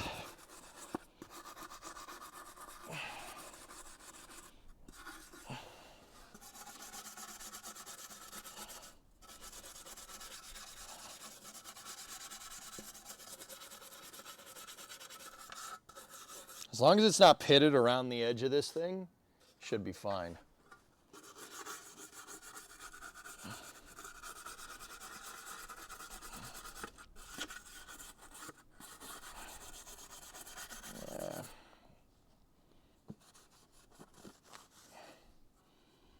There's a little bit of rust. A little bit of rust in these channels.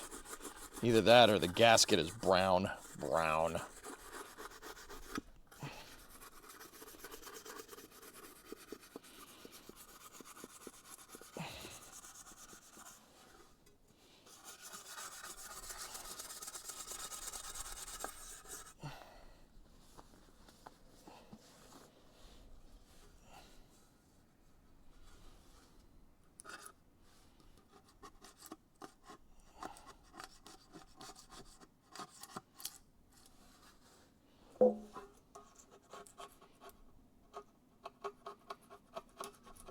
This is the part where you go slow and take your time, dudes.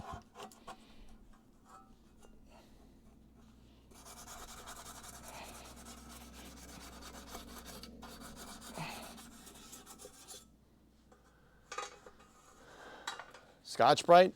We could do that. That might get all the gunk off. Yeah, I think I have some of that.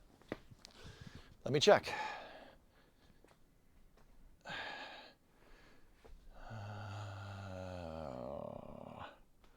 Where would my Scotch-Brite go? That's right, it'd go in the square hole. I have some high grit sandpaper over here, 800 grit. Got a tack cloth. No.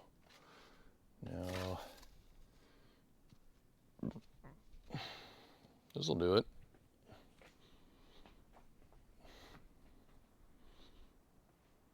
Good enough.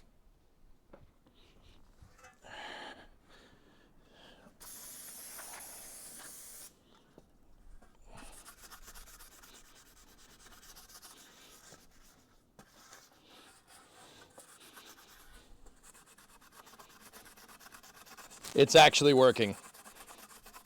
Yeah, that's actually doing it. I'll show you in a second. That's actually getting all the gunk off. Nice.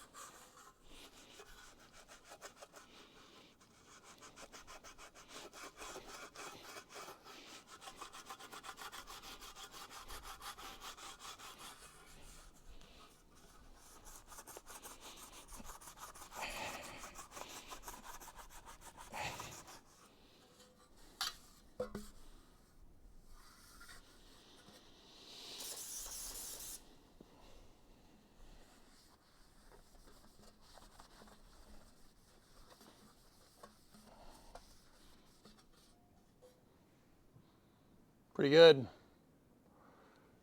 We use those to clean an F-16's gearbox. Dude, I'm telling you, it's absolutely doing it. You give it a little motivation with some brake clean and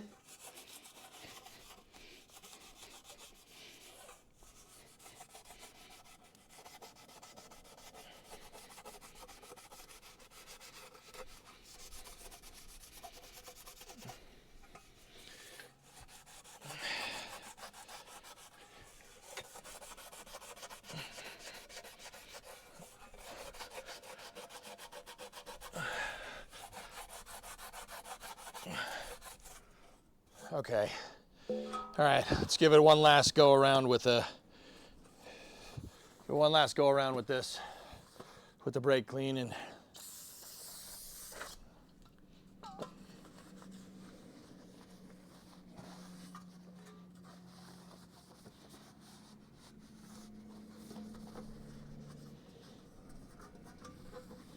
All right, here, let me show you what we're up to.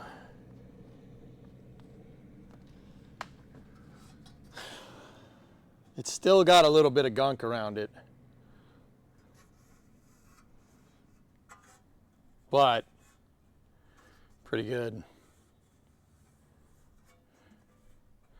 Outside is not bad. It's pitted a little bit.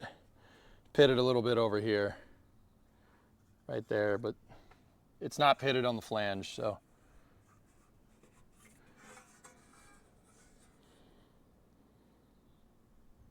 It's pretty good, man.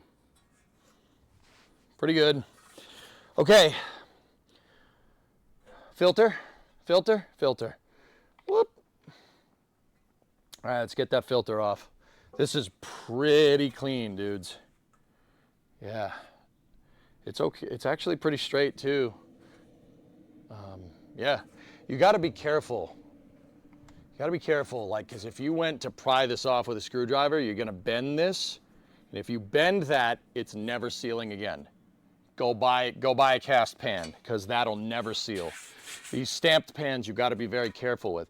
So how this thing was made, guys, is somewhere at the Torque Flight factory, they put a piece of metal into a huge stamp and it just boom. And the stamp made this in one shot. And then they, what they most likely did after that was put it on a die, and then another machine came in and boom, stamped all the holes in it and probably put these profile marks in it. If I had to guess, yeah. So that works. This is good. It'll work, but the point is that they made a lot of these for, it's good enough, but they made a lot of these for not a lot of money. Actually, to be honest with you, this is definitely thicker steel than what Ford used. You know, I have when we did the transmission pan on the 59, the C4 transmission pan was not nearly as bulky as this thing. This thing is pretty good. I don't know, let me think. Let me see what gauge steel. Maybe 1/8 of an inch? Nah, maybe 1/16. It's pretty thick for an oil pan. It may have been the same die. Yeah, exactly. So, that'll seal just fine. Yeah, it's, here, Rares, can you hear this? That's smooth. Hear that? There's some a little bit around there, but that should be good. Now, before I pull the filter off or anything, we should probably get the old pan gas or the new pan gasket and make sure that it fits. That would probably be a smart thing to do. There's the filter, and here's the gasket. Now we got to be careful. You do not want to gack this.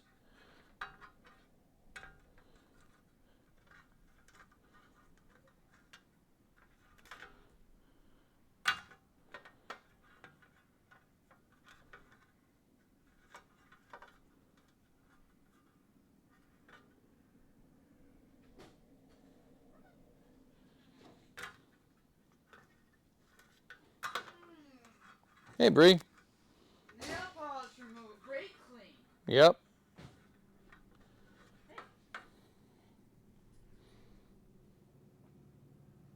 What? What up? Oh. That's not good.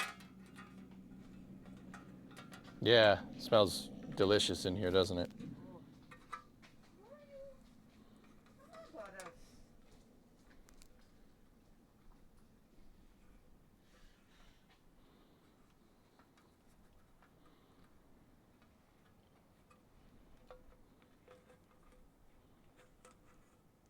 Bree and Titan are here. We are here. Yeah. It don't fit? No. Did you just buy it? Yeah. How did you just buy it and it don't fit? Yeah, this is a 727. This is a gasket for a 727. Oops. Shit. The salami lid! The salami lid is not going to fit like that. Well, that pretty much puts a pin on today's stream. Yeah, that's not the right gasket. And I'm going to go ahead and guess it's probably not the right filter either. Poop emoji.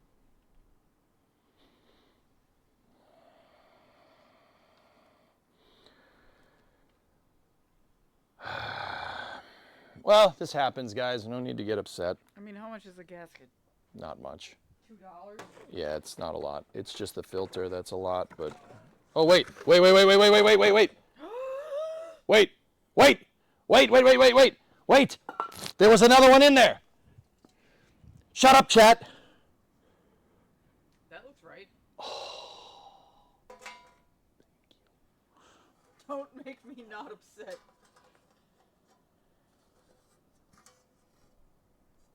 Good. Yeah, okay. So today we learned 727s and 904s have the same filter because Mopar. They do not have the same pan because Mopar.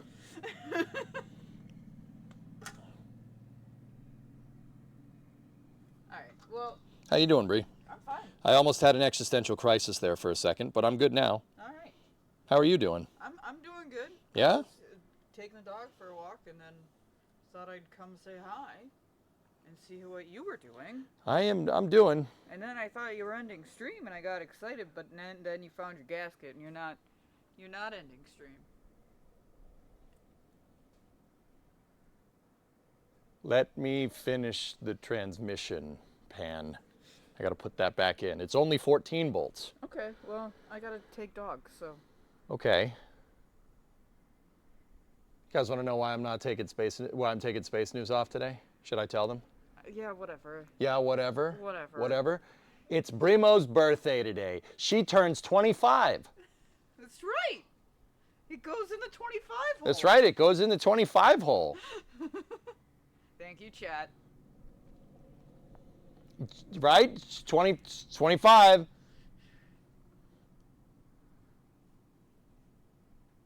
Yeah, happy birthday. We don't care. We want space news. Hey, yo mama, how about you go fuck yourself?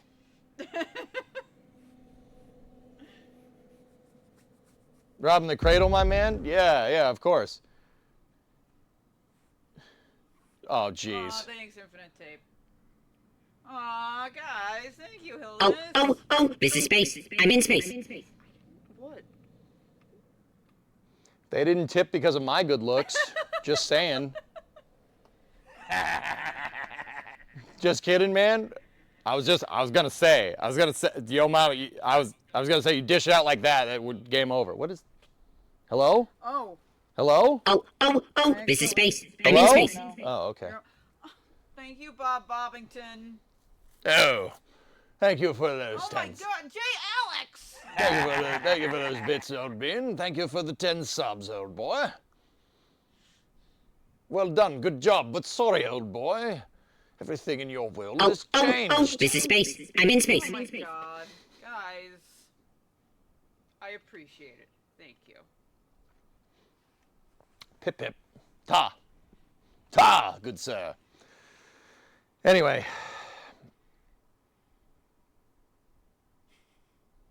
Yo, mama, sorry for yelling. But also, don't you salt my women on my stream.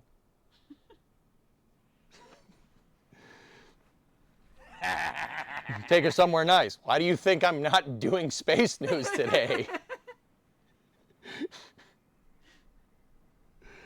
So for your birthday, are you throwing tea in harbors? Well, it's funny you should mention that because last weekend we went to the 250th anniversary of the start of the American Revolution, April 19th.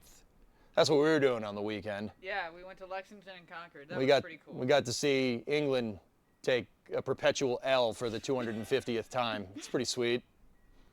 It's pretty awesome. There were reenactments. It was pretty sick. What is planned for Brimo's birthday? I'm going to take her out to dinner. To dinner. Dinner. And I got a bed. And we went to Lexington and Concord. That's a pretty good birthday. Yeah. Wait, oh yeah, you did get a bed. That's right. I bought her a bed. It's pretty cool.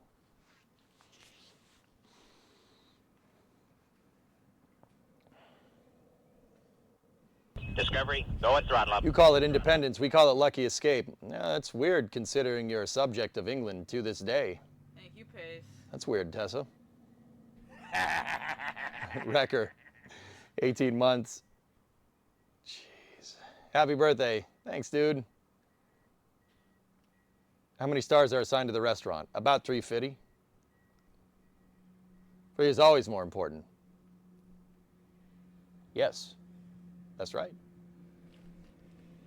You want to know how awesome she is? She let me work on my car on her birthday. Yeah, what do I had to work.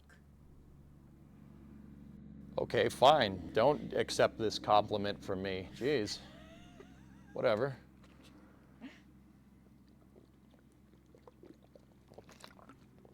I'm going to take her somewhere fancy like Applebee's. That's right. You mean you bought Titan a bed? Yeah, I do. Yes. You should not come back for after hours. Could always just do summer car tomorrow.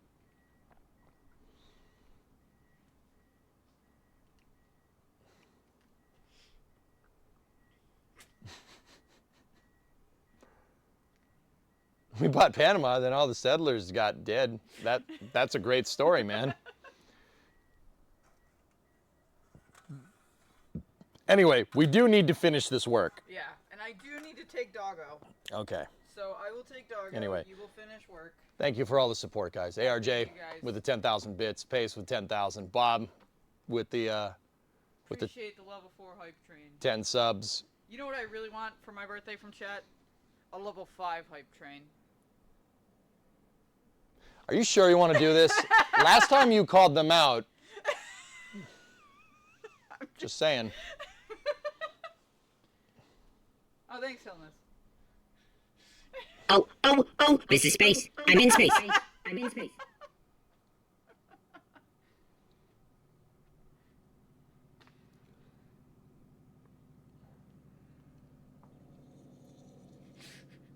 Happy birthday to you. We can't do that. We'll get DMCA'd. Oh, Yeah, we don't want that. can't sing it. We'll do the Futurama version. What day is today? Today's your birthday. What a good day for a birthday. And you act like one, too. Oh, this is space. I'm in space. I'm in space. To have pets. Thank you, guys. Bob, thank you again. Ta. Discovery, go at throttle up. 64 from Anesthesis. Thank you. Nader with the $5. Thank you. Oh, this is space. I'm in space. I'm in space. Man. Look at the boy. A lift where? We're waiting on our tax return for spending that much money. Now we're at a level 6. Did you ask for a level 6? This is space. I'm in space. Only at level 5. They haven't completed level 5 yet. Oh, okay.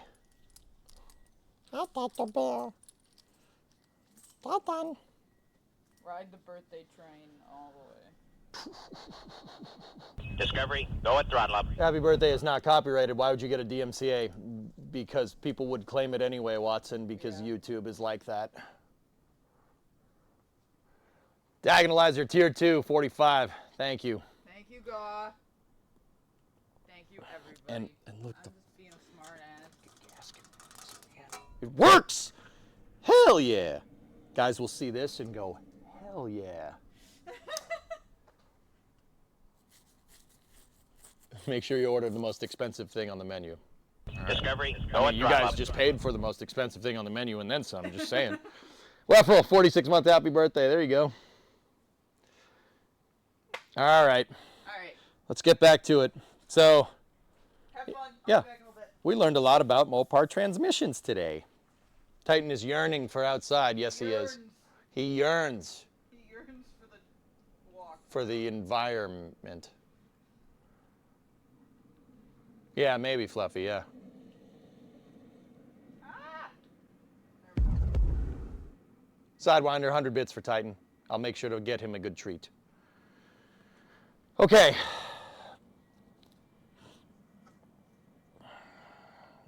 So, yeah, Mopar transmissions use the same filter, but not the same pan gasket. All right. Either that or they do, and that's for, maybe that gasket's for a manual, but if it's for a manual, there wouldn't be any transmission filter now, would there? I found dangerous things. There are aftermarket Gen 3 Hemi heads.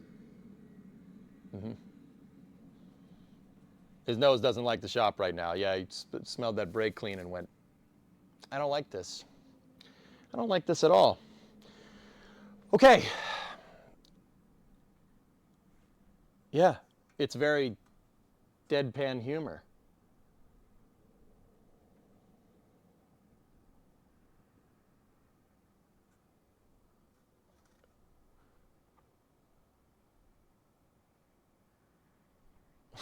Let's get that filter off. Get out. I blame Twitch. I blame Venusian for that one. The soft fade. That was a Sawyer pun token. That's fair. No, it was. All right. So let's see. What does this new filter look like? Let's take a look. Actually, we gotta go back to the deadpan cam. All right. We got a new filter here.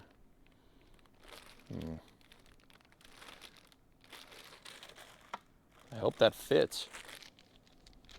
Filter should be 1 or 2 bolts. From what I can tell here on this, it looks like 2, right there and right there.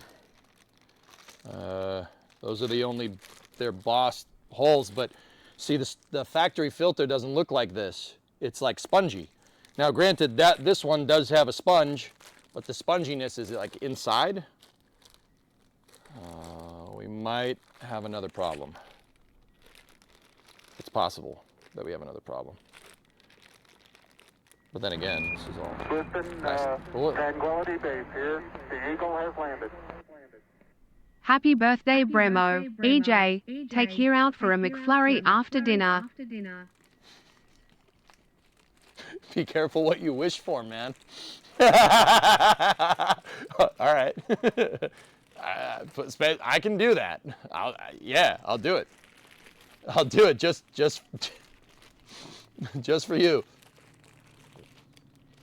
Did you touch one of those static balls to make your hair stand up? No.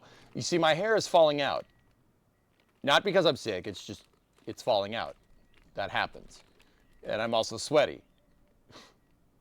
So I just kind of use the grease on my hand to style it, you know. All right. This white devil thing has gone far enough. Nobody messes with the dew.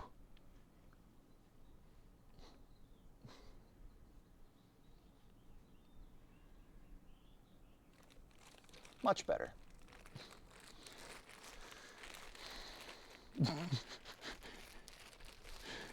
Iquenzuacha say he will bring death to you.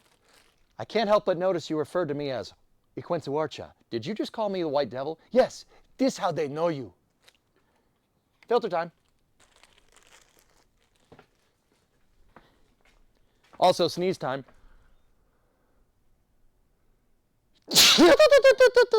Turbo.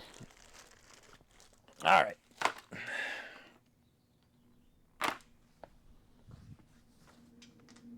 He said, sorry, White Devil, but he must kill you now. All right, what bolts do you think those things are? Well, aren't I the popular one? Next time, leave that part out.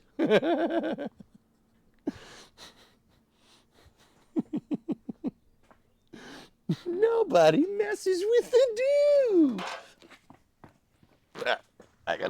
We gotta get under here. We gotta take a look.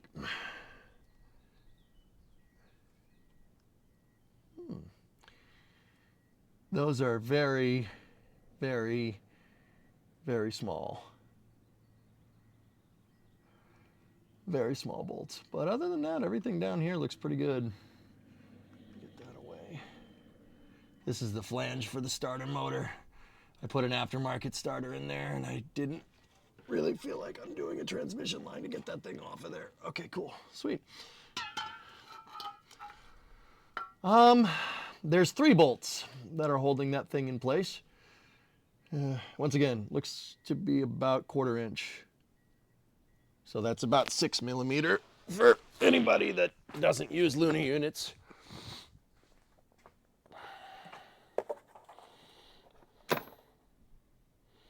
Actually, it could be 5/16.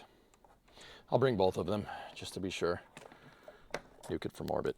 It's the only way to be sure.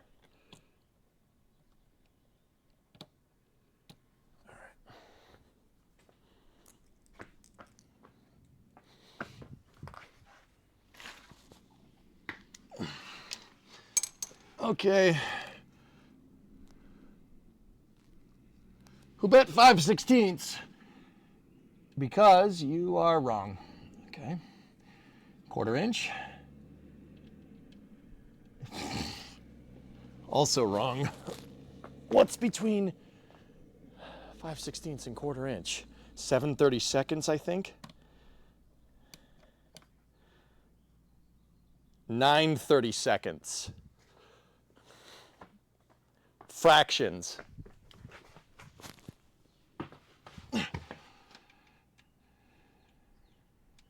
It's not that either question.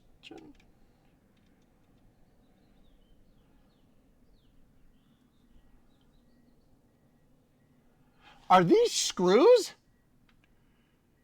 They're screws. It's a flathead screw. Oh, screw you.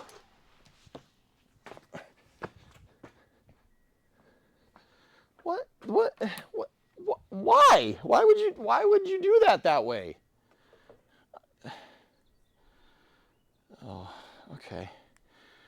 Okay, man. All right, whatever. You owe us $1 for that one? Well,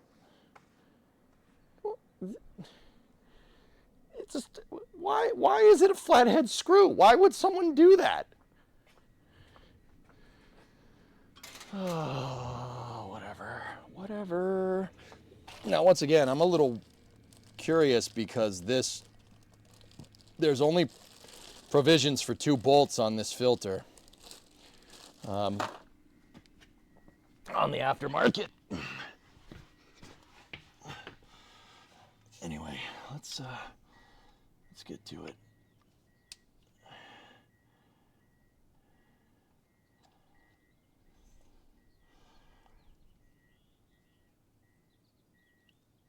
I don't think that these are supposed to be here, guys. A freaking screw. I don't think that that's supposed to be like that.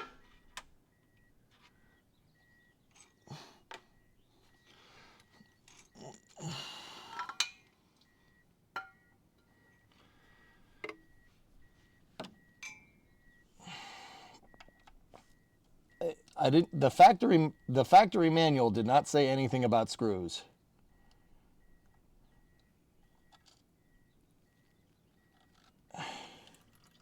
Oh, yeah, just okay. It's just a little nervous, guys. They have a defense mechanism when transmissions get scared. That was it. But we just need to let it know that, you know, we're all right. We're just fixing you.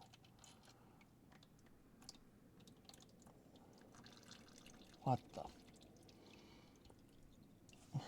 the hell? Oh, man. I'm worried now. This filter is a lot lower profile than the other one. Like a lot lower profile. I'm not sure the other one's going to fit with a pan on it.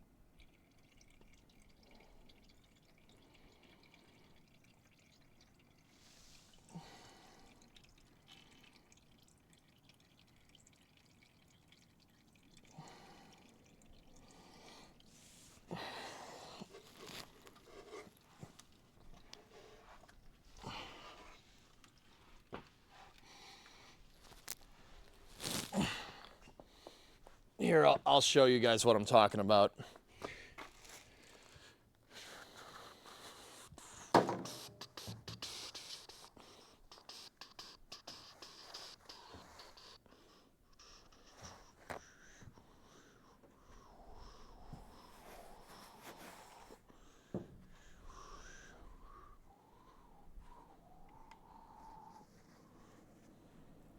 So this is the filter that I just pulled out. It doesn't look too bad. There is a little bit of clutch material right there. See that mark? Just a little bit. It's not bad. You want to look for clutch material because of the clutches that are in there. But look at this. See the difference? Now, the bolt pattern seems to be the same.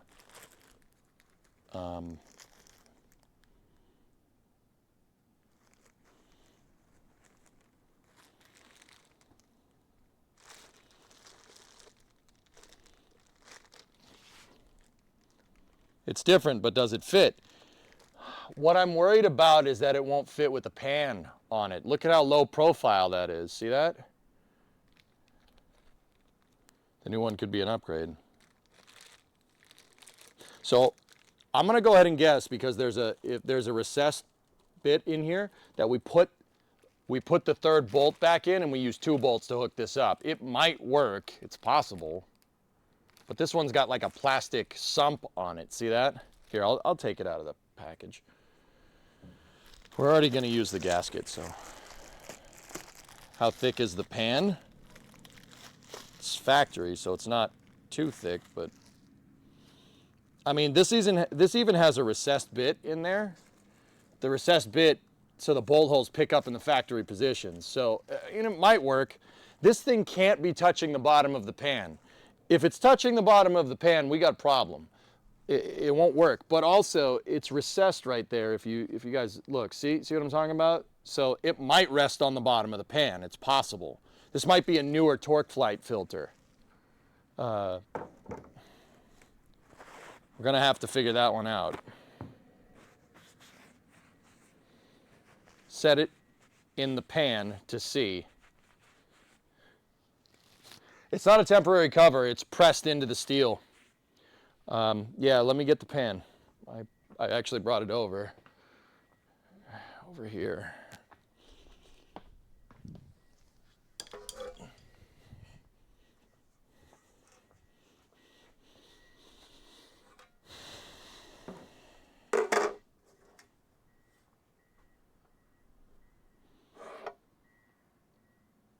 Let's try it.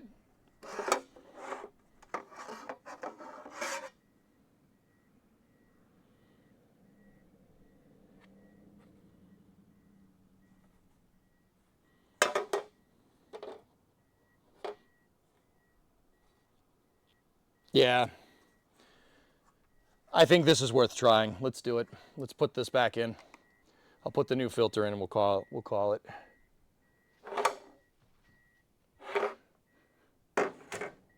So once again, there's a recessed point on this. So the third bolt, I think, is supposed to just screw back in.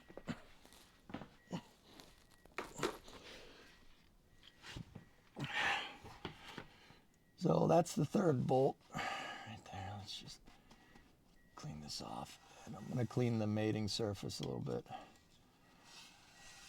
The gasket mating surface is a little dirty. Still a bit of gasket with it.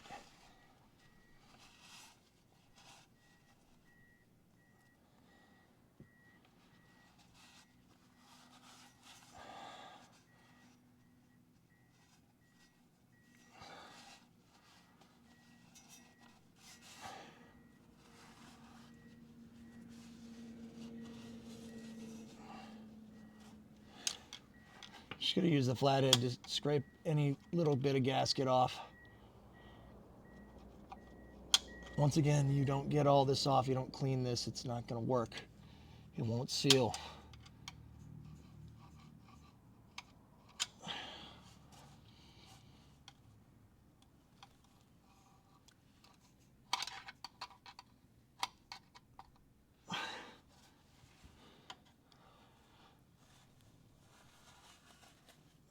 Still a little bit over here.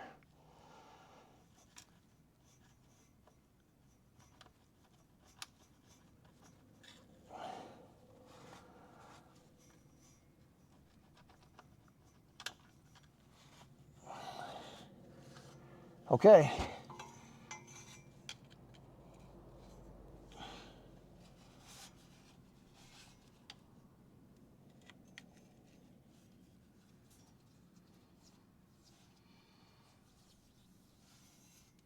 Just feeling around all the edge of this to make sure we're good. All right, cool. Clean off the edge of the screwdriver, and now put that third bolt, put that sucker back in.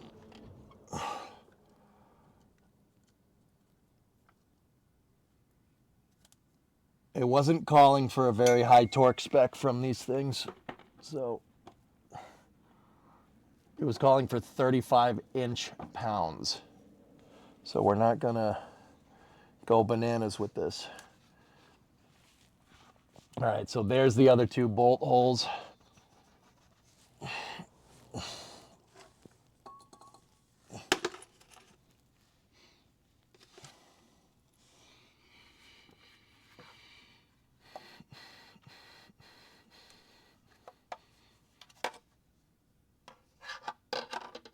Yep. Okay. That seems right.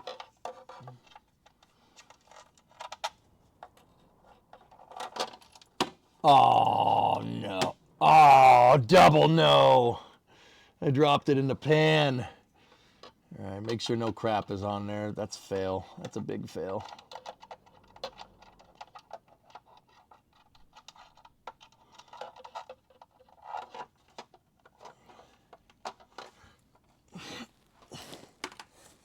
Where's the screwdriver?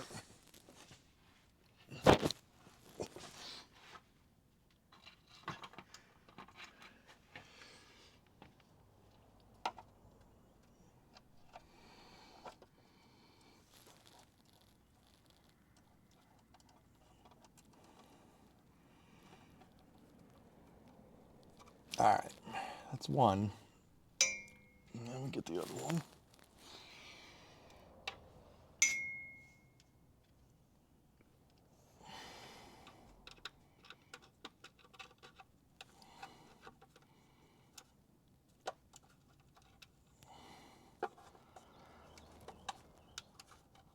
Oh, got to loosen this one a little bit.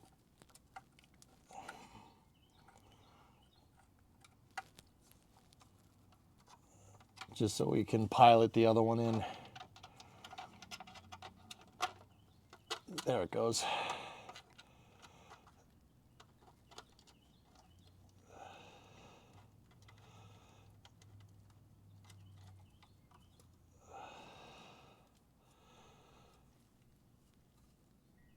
Discovery, That go at one's throttle up. snug.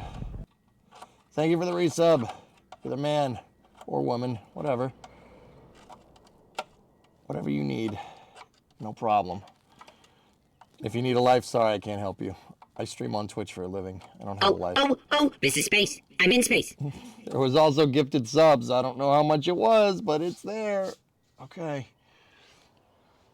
All right. Listen, Tranquility Base here. What is The Eagle this? has landed.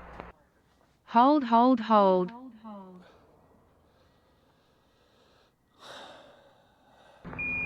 Listen, Tranquility Okay. Base here. The Eagle has landed. That looks like a TF164 transmission filter. Are you sure you don't need a TF127? I don't freaking know, dude.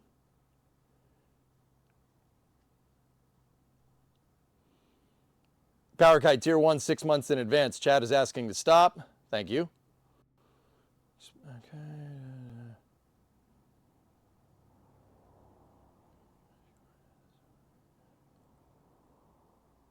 The downside is up. As far as I could see, that's the wrong filter. Yeah, okay. Did you guys wait until I put it in, or?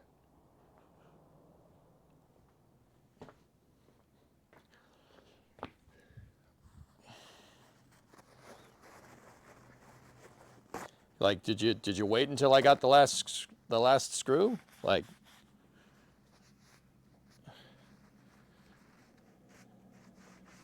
fuzzy side was down. Yeah, it's a long story. It doesn't look like the other filter. We were coming up with a plan on how to tell you. All good, man. All good.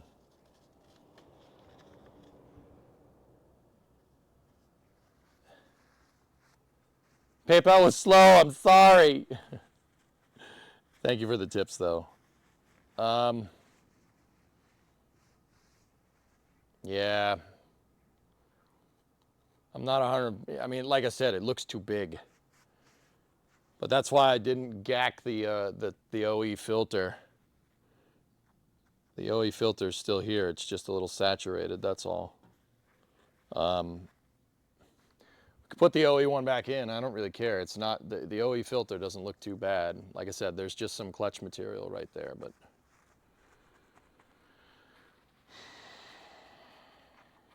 But it's interesting because the pan gasket fits, which is weird. Could you just brake clean the hell out of this one and reuse it? Yeah, sure.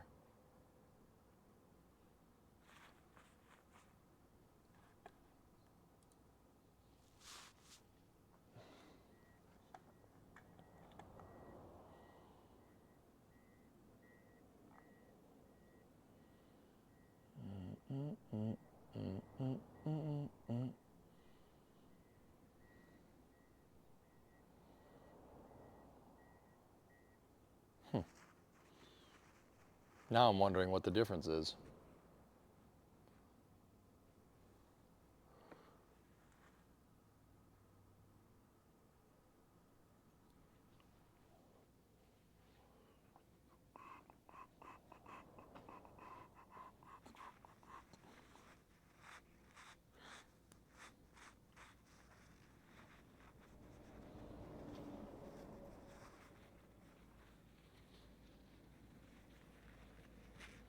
Guys, you know what? This one doesn't look bad. Might just pop this one back in. It should be yellow foam. There's yellow foam. It's just inside of a plastic case, Meatwad.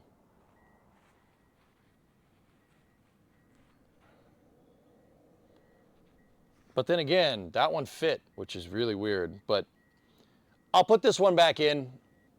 We'll use this one. It's fine. I just want to get it. Just want to get it working and go from there. Yeah, like I said, that one was super thick. That's why I was like, I don't know if we should do that. So I'll bring this one back down, and we'll put the stock one back in. I'm fine with it. Once again, yard driving. And if the filter is the difference between this running and driving and not, the filter is not going to be the difference between it running and driving. If the filter's bad, that's the least of our problems if it doesn't work. All right.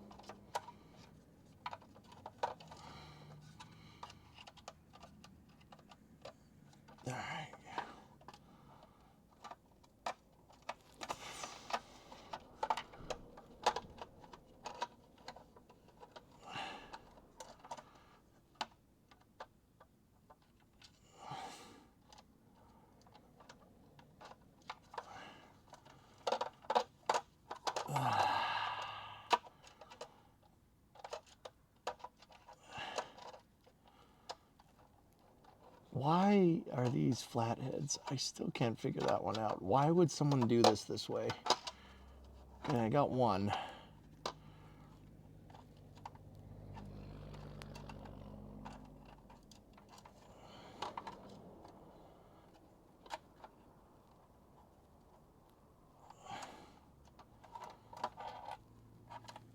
Okay, I got it.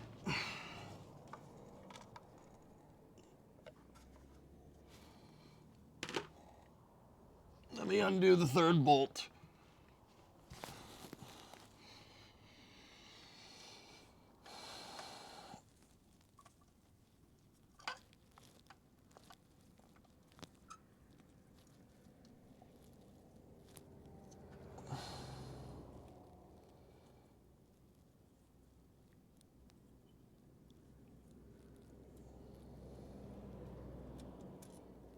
Okay, All three are undone.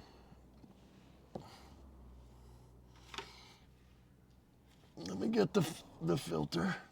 And for what it's worth, I didn't put the filter on the floor. It's on a paper towel, a clean one. So that goes like that. Come on. All right.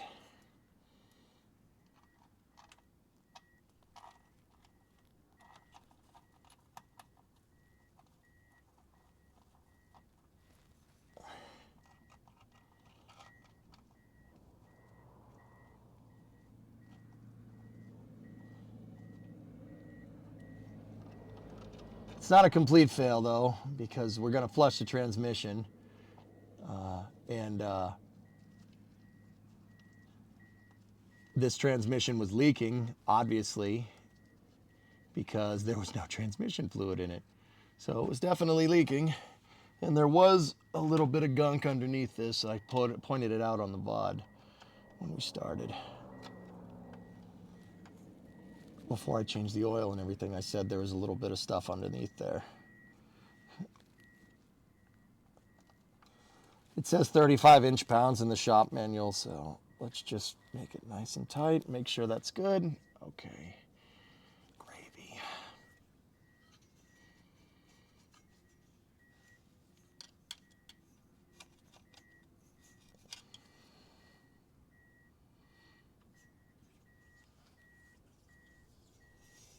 Okay. Let's get the pan.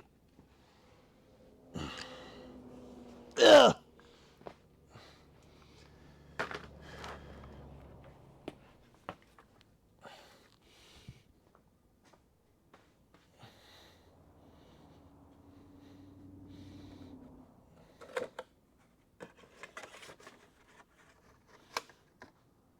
I'm just putting the other filter back in here.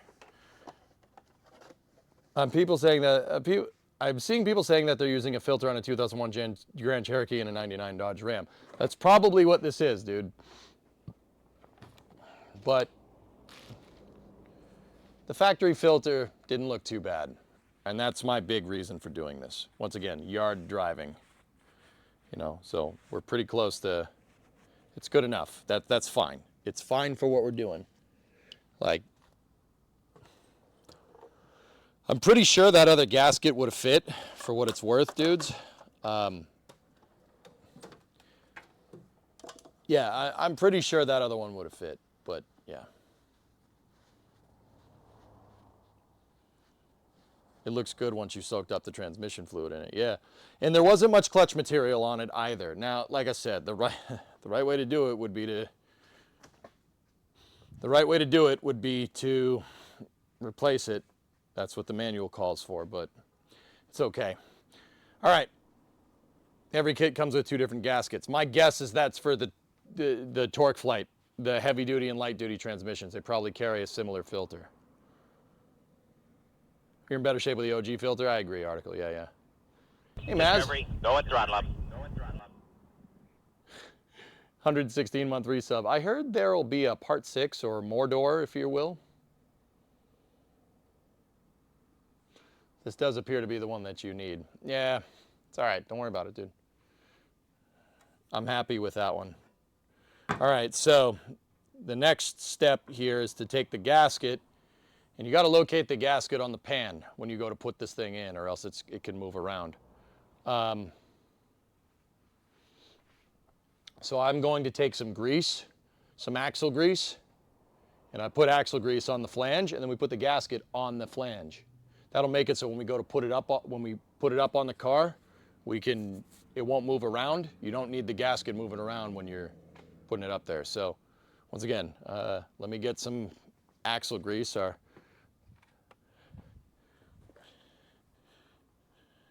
The Forbidden Chocolate. Want some? Actually, this is the Molly fortified stuff. You know what we should do? We should use the grease that we use to pack the wheel bearings. Forbidden Strawberry Jam.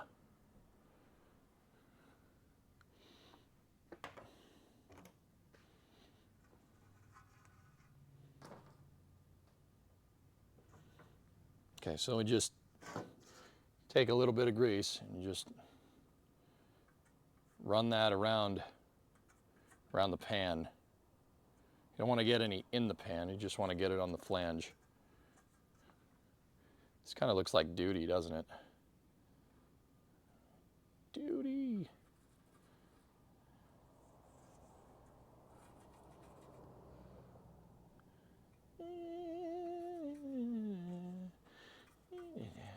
Yeah. Oh yes, very nice. Oh yes, it's the forbidden jam.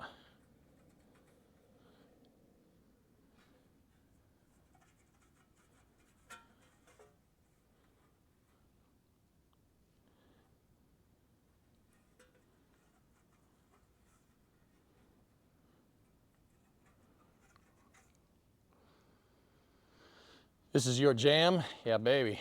Wait.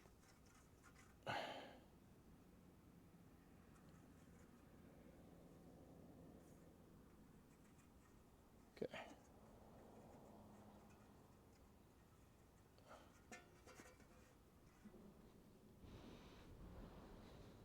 I just threw away all the damn paper towels. I gotta freaking use another one, dude.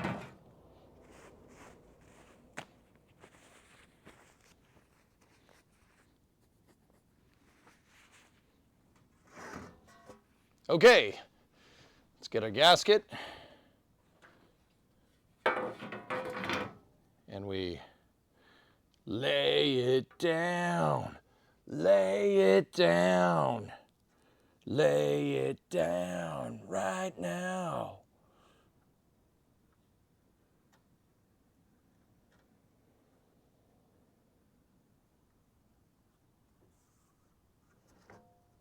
Any Rat fans? No? All right, cool. Rat mentioned. Dangerous, but worth the risk. You like your breath, but you're loving this. Dangerous, but worth the risk. There we go. See, now this won't move. Just gonna get the grease off the inside of the pan. You don't want any caca in there. All right, sweet. We are go for the next step. We are go for hamster. Now, let me get the torque wrench out. That inch-pound torque wrench. What's the factory manual call for? Rip-a-derp-a-deep.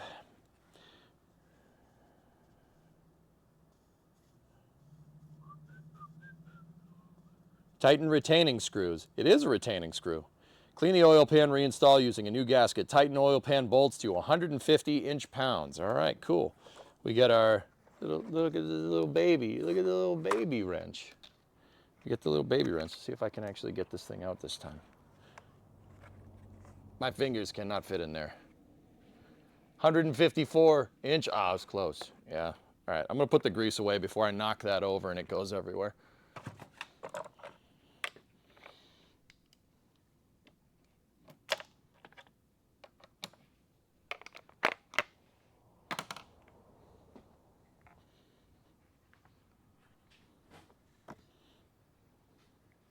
All right. Hey, Bree. We're back. How's the transmission? It's good. Yeah.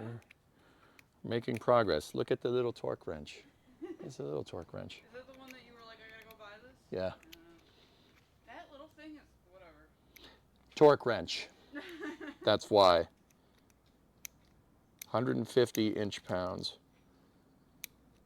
Alright, I'll leave you to it then. Okay, babe.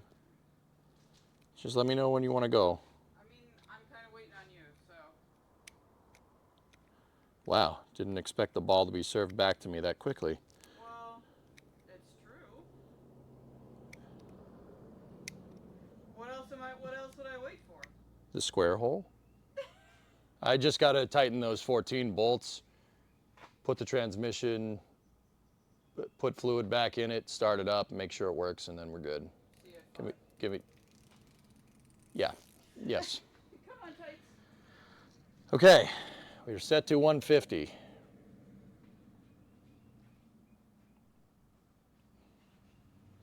She wants to be wined and dined. Yeah, I know. I'm working on it, man.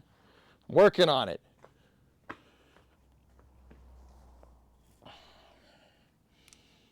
I love how she can tell how long it's going to take just by the amount of bolts that I have to put together.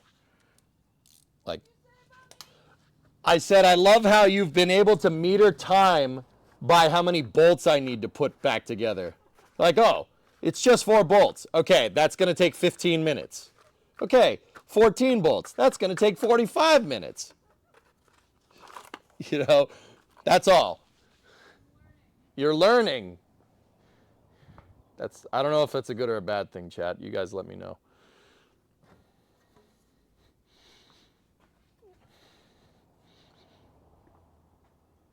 All right, let's do this. Don't you lay it down. I want to see if there's a sequence to doing this or just go around the horn. Fluffy, what do you mean I left you hanging?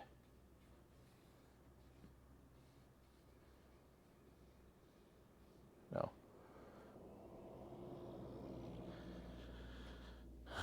Okay, let's go. All right. Where's the curvy bits? Curvy bit goes over there.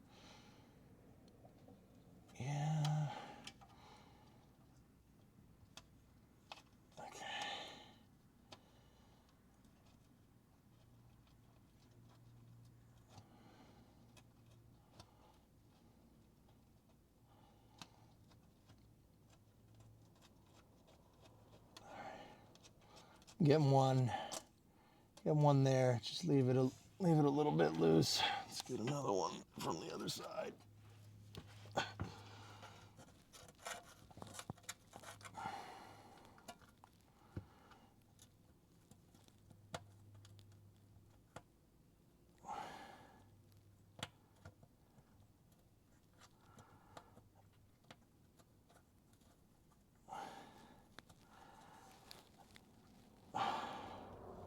Okay, we caught that thread. Heck yeah, man. Yeah, it's a little more involved than doing the oil, huh, boys and girls?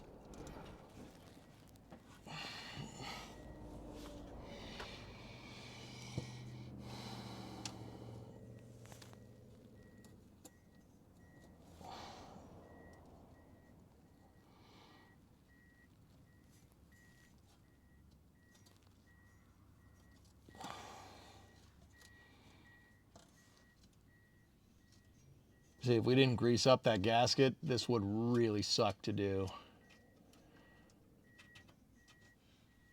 Okay, just leave it a little loose.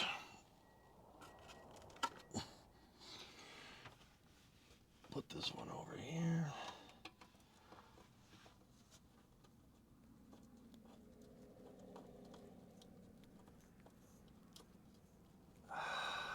You don't want to mess up the gasket when you force these in.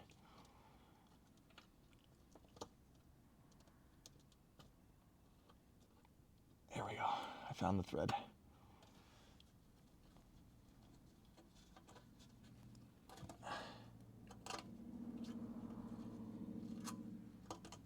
It should be pretty easy to get these all pretty damn finger tight. But you don't want to go too tight because you still need this thing to move around a little bit.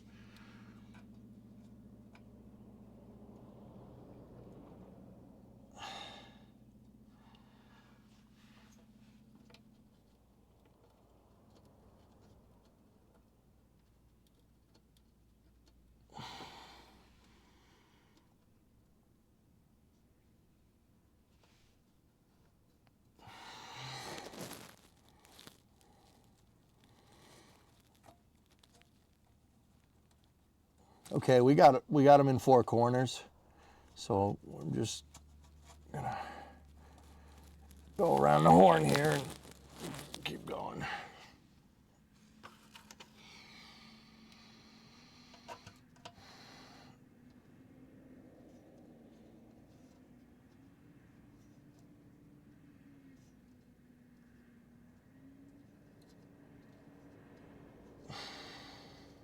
I'm being so damn careful, dudes, because I'm worried that I'm gonna break something.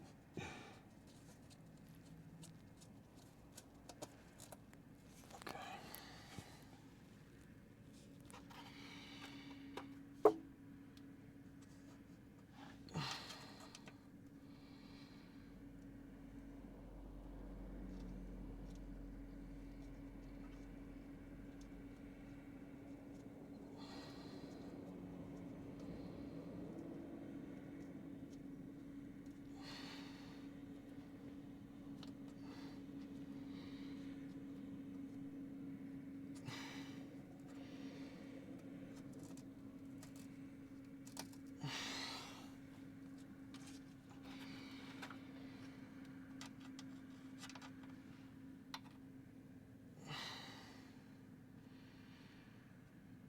But so far, this does seem, you know what? I'm not saying nothing. I don't want to jinx it. Screw that.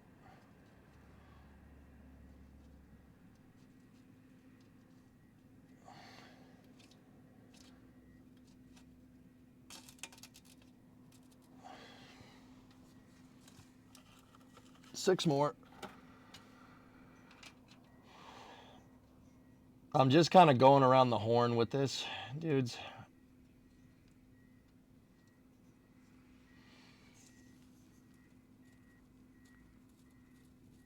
Like just alternating around.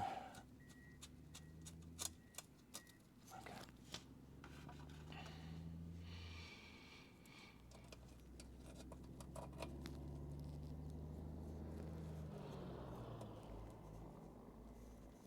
And thanks to my index that we made, I know where every one of these goes, which is that's pretty neat. How neat is that? That's pretty neat.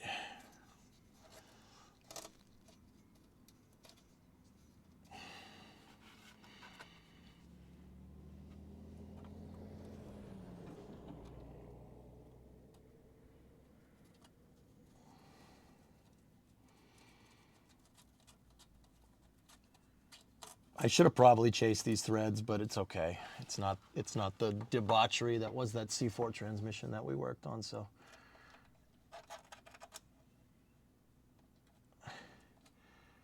You know, this does give me pretty good eyes on the torsion bar cross member.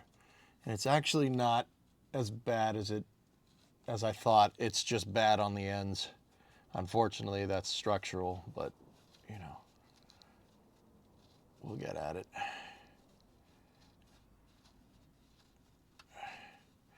That's for another episode when we start doing the body work on this thing. 2 more.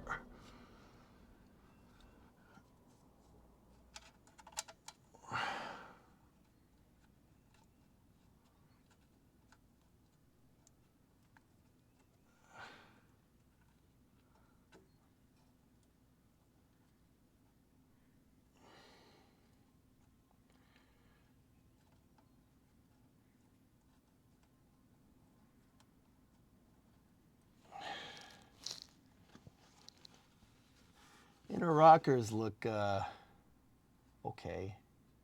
They don't look too bad. Just on a side note, I mean it's rusty where the torsion bar cross member connects. Most of it's, a lot of it's gone. Okay, last bolt for finger tightening. But we'll get there. I am probably gonna have to cut the floor out of this thing at some point. And don't get me wrong, guys, I don't want this thing to be a 10-year restoration, you know what I mean? Like the truck was. We're gonna get this done relatively quick. So, I don't know. If you like more car streams, tell me. Tell me when I can see chat. You don't need to say anything right now. Tell me when when I'm up with you guys. Tell me you want to see more of this. Oh, come on.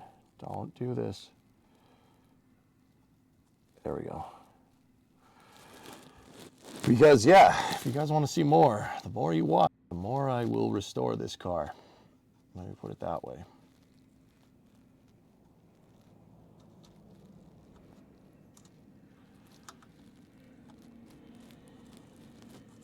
Okay.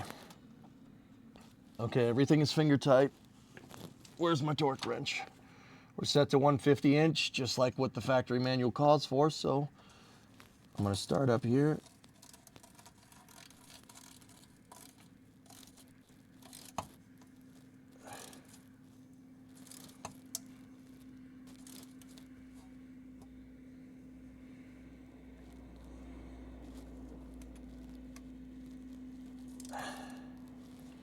I didn't really hear this thing click.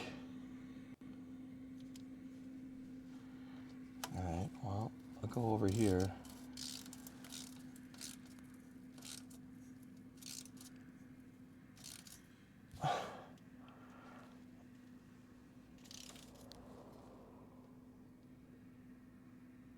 Oh, you can barely feel that when that thing goes. It doesn't really click.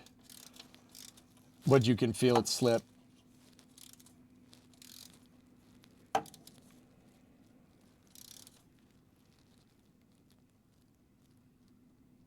Oh my goodness.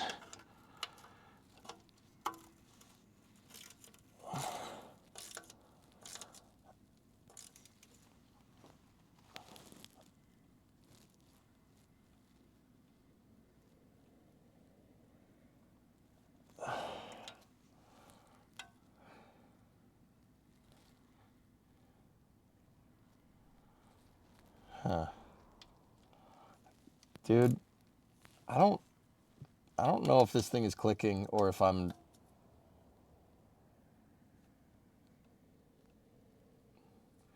don't want to tighten these any further. They are damn snug. All right, whatever.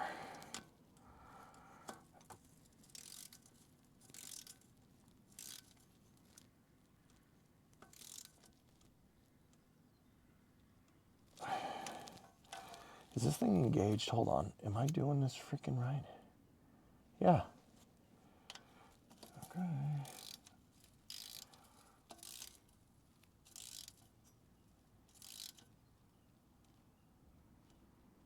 You can barely hear that thing click, dudes. But it's clicking. It's not very audible like the other torque wrenches that I've used.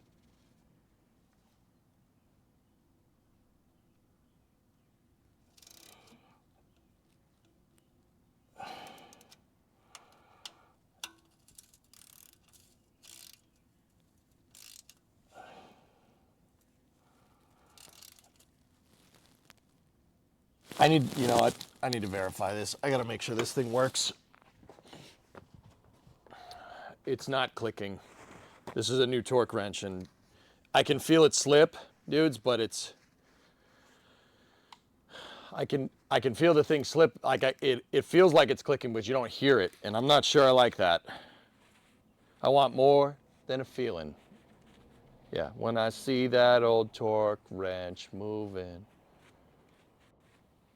Tool is cheap, but more, yes. Will the torque not change with different gasket material? I don't know. Oh, by the way, we want more car streams.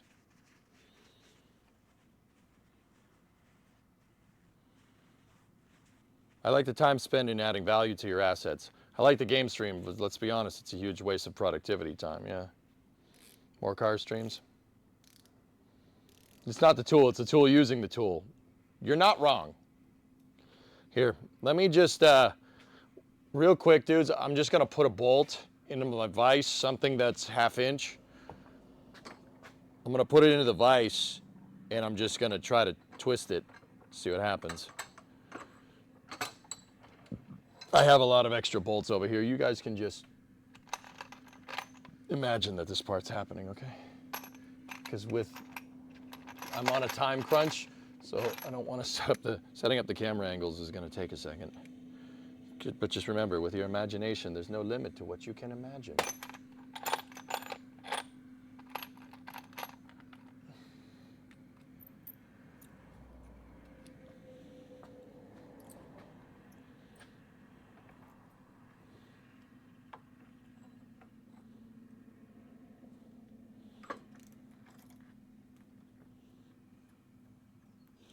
So I'm doing this on a bolt on the vise because I don't want to push those bolts on the pan, right? And then have something bad happen. I reached the end of the damn thread. Hold on.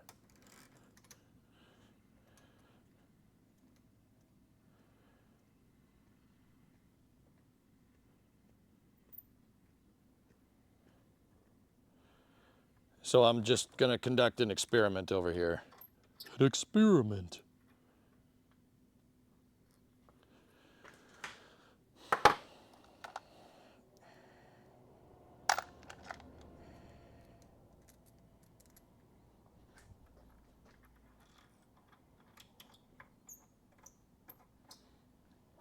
I have a nut and a couple of washers to space the nut with the torque wrench.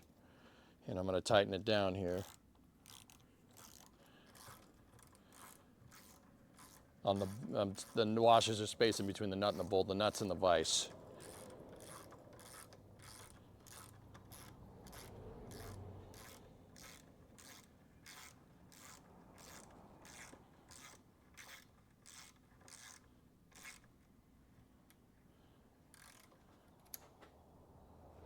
All right, here we go. Let's move the torque wrench. The mic's up close to it.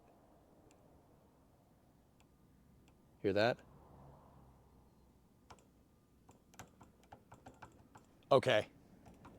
That's what you got to feel for. All right, excellent. Sweet. Okay, so it does click, but you got to really send it. Did you hear the difference?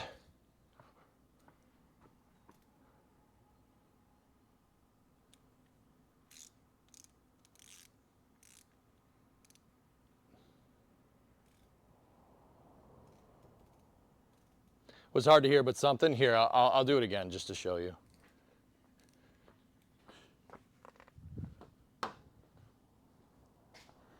Or just so you can listen. Ready?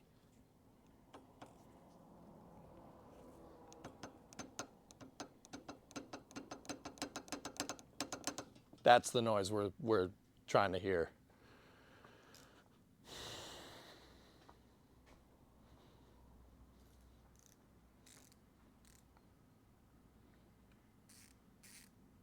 All right, let's get back down under there. I'll just go around the horn and let's hope and pray we don't break something.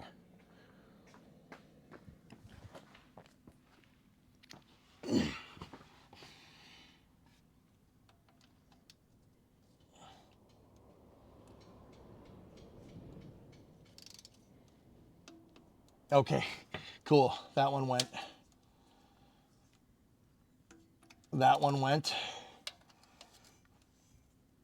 It's definitely not as audible as a big torque wrench. It's a little thud.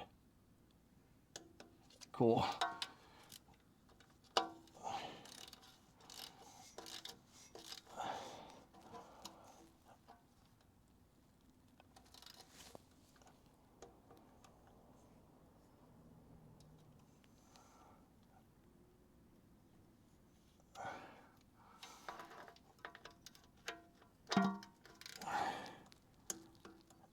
Okay.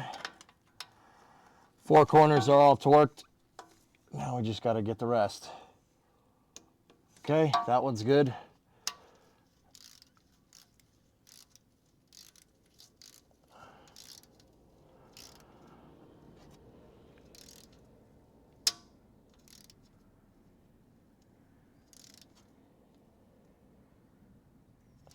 Come on. I thought I snapped one, but that was just torque wrench moving.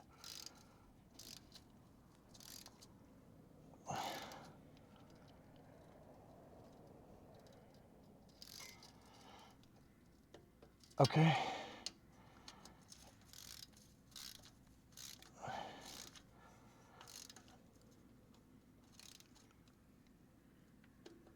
Okay. Okay. Okay. Okay.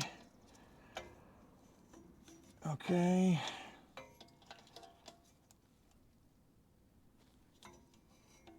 Okay. Okay. I know that one's good. I'll just double check it to be sure. Okay.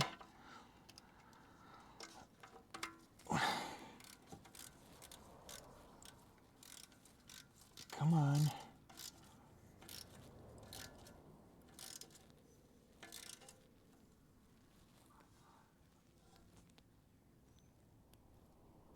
Okay.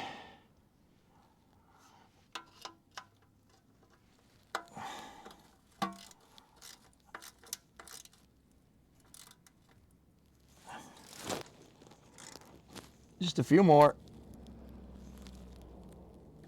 Okay, that one's good. Did I get this one? That one's good. Okay, we're all torqued. There we go. Dunsky.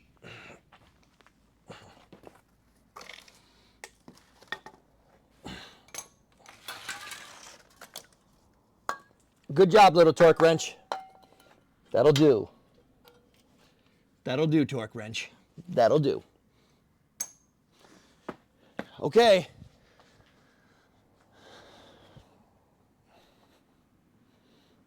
Yep.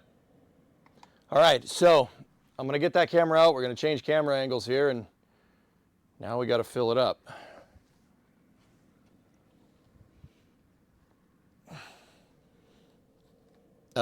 We should probably take it off the jacks too.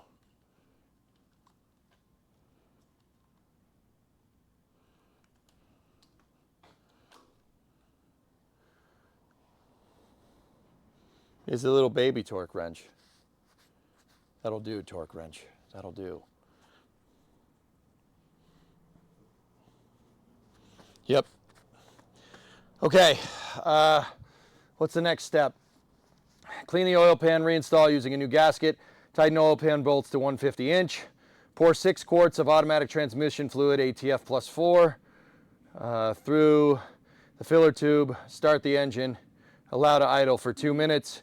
Then, with the parking brake on, move selector lever momentarily into each position. 6 quarts. Okie dokie. Where's the transmission funnel? I don't know where that is. I'm gonna take the pan out. We'll take it off the jacks.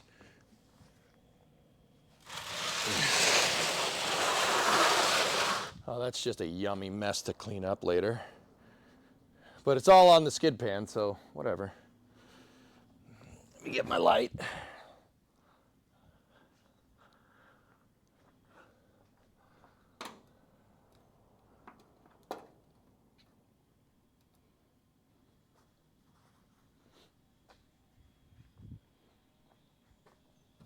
Okay. Let's get the jacks out.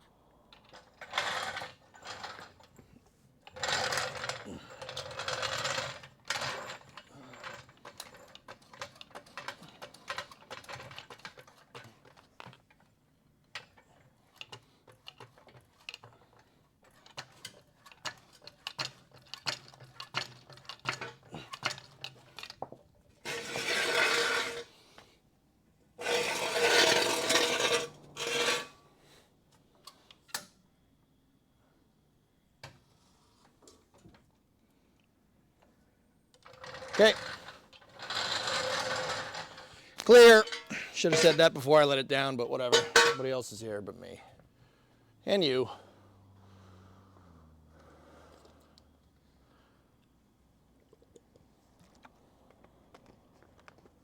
Take the battery out of my bike to get it tested or ride there. Put a multimeter on it.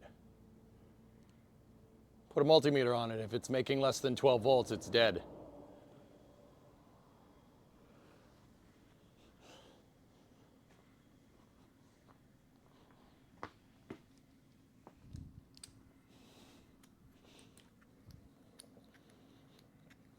Jacobs, have a good night. Happy birthday to Brimo. Thank you. You as well.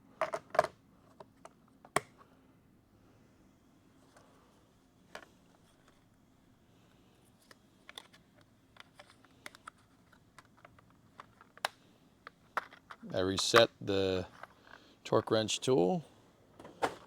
Put it away where it belongs. Yeah, it's Brimo's birthday. That's why I'm not doing space news today, dudes. Yeah. I was gonna do after hours, but chat told me not to. So, hey, you knocked the camera over. Do you plan on getting a 2-post lift for the shop? Yes.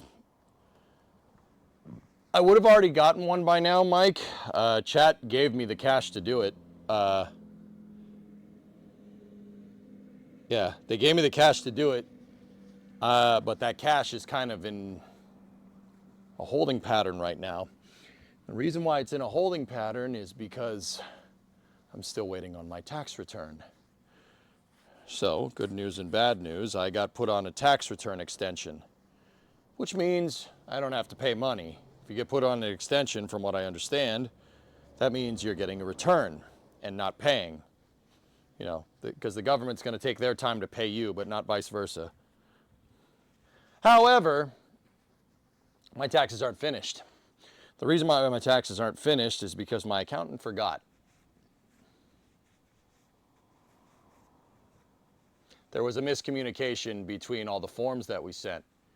I sent he asked me to send him to his email. I sent him to his email, and then he checked the business email and not his email. So, good times.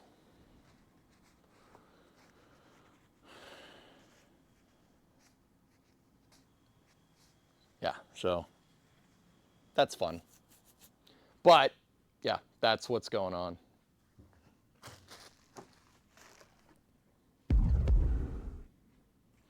So once I get the return back, I'll use the return money to buy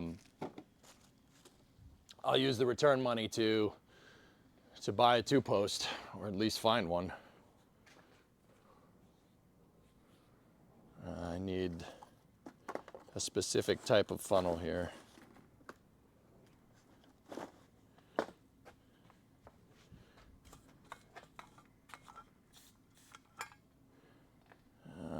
Where is it? Where's my ATF funnel? I should know. This shouldn't have gone far, but it's okay. Maybe I put it in the funnel box. What are those? What are you doing?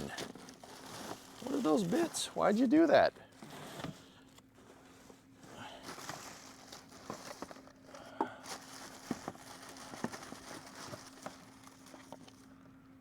Who is that and why?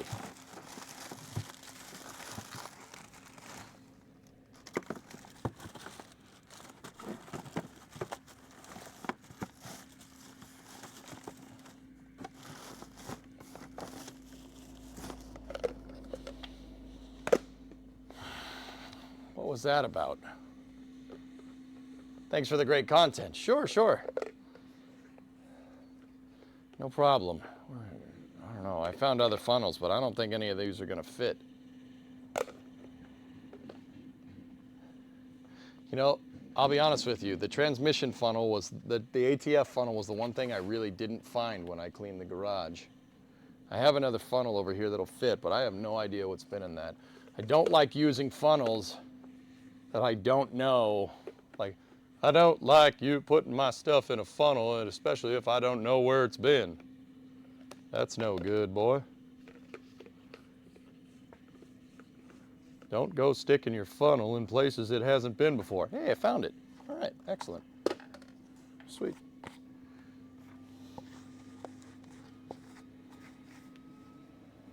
That's your pro tip for the day, ladies and gentlemen.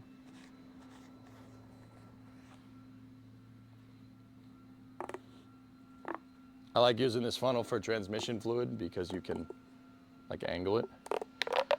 Great stream, happy birthday. Have you decided on a paint job? Warlock, I actually want to paint it the blue that it's painted, that it came with from the factory. I want to do that. This is medium blue, it's not B5 blue. It's light blue metallic is the paint code, I think.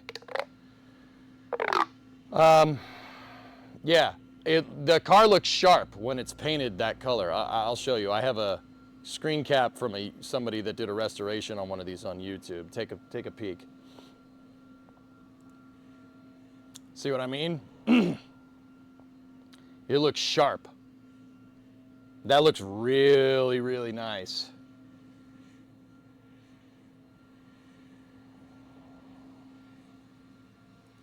See what I'm saying? Yeah, that's what I was thinking. Just make it look pretty much exactly like that on the outside. Still good for 5? Yeah. I got 13 minutes. I gotta go. Let's 6 quarts, huh? All right, let's get the 6 quarts out and let's do this.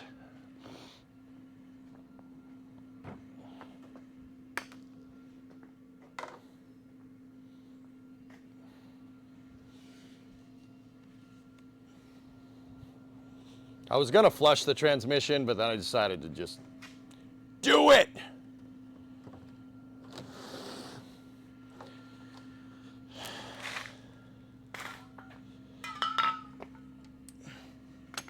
Sorry, I just put all my tools in the exact spot where I need to stand.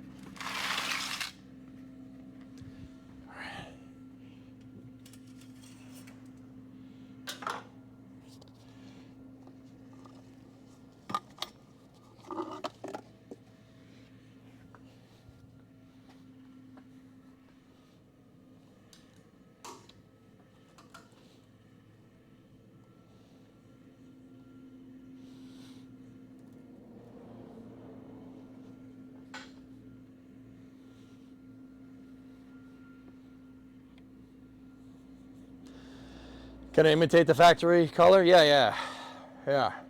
Are you gonna put the mid-body trim back like on yours? No, probably not. I don't like the mid-body trim. I think it looks goofy. But it is a 500, so I don't know. All right, here we go. Quart number 1. We got 6 quarts here.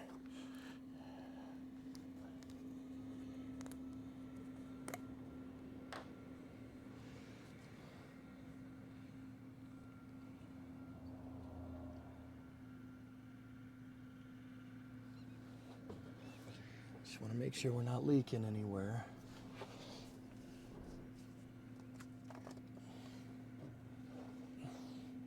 Yo.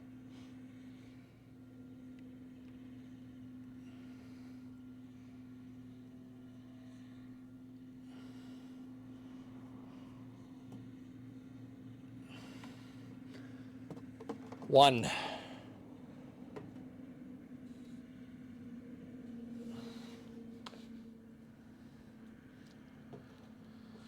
One quart, 2 quarts. Ah.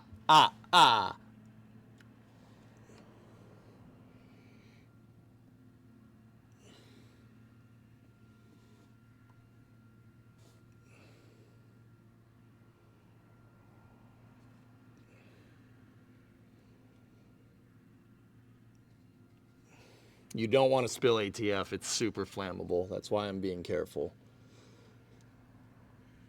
Like you get it on the header, you get it on the exhaust manifold, you're starting a fire. Well, maybe not that bad, but you get the idea. Don't spill this stuff. Spilling it on the floor is fine though.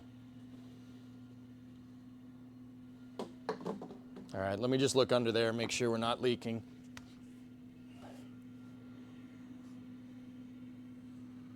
Nope, not leaking yet.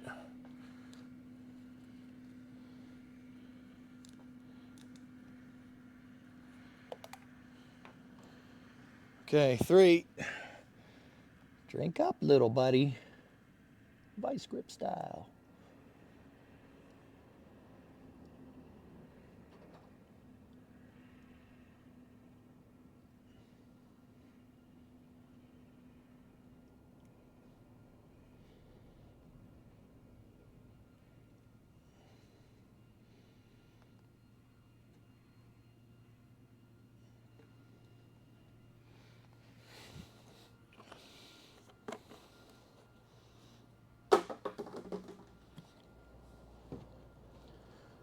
Four.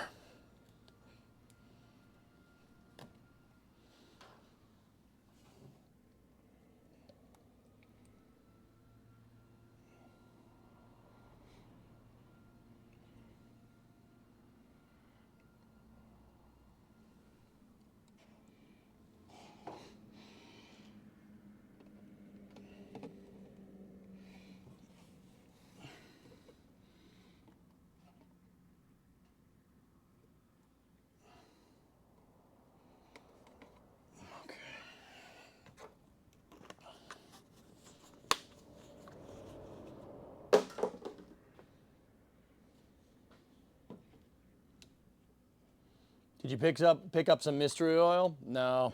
I don't know. I couldn't figure out what was in it. That's why I didn't pick it up.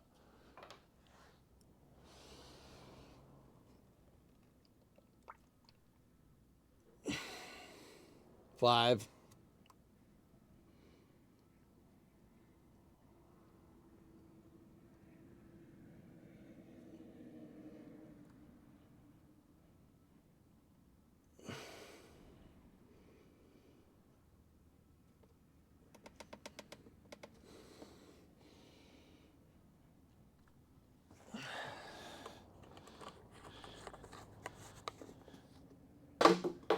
And last but not least, number 6, per the factory manual. Ow!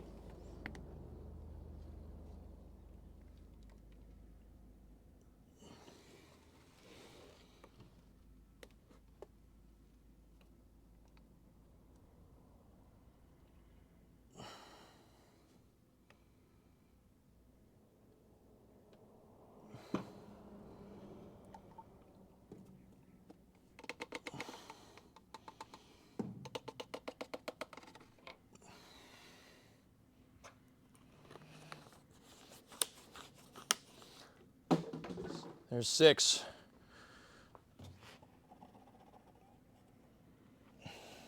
Per the factory manual.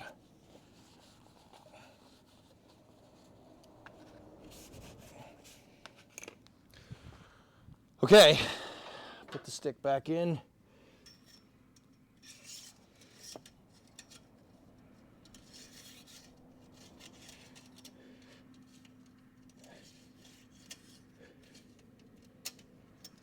Okay, that's back in.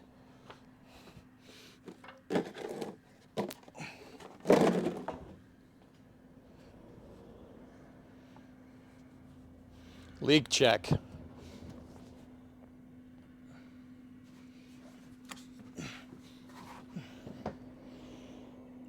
Nah, she's clean. Yeah, there's nothing on that pan.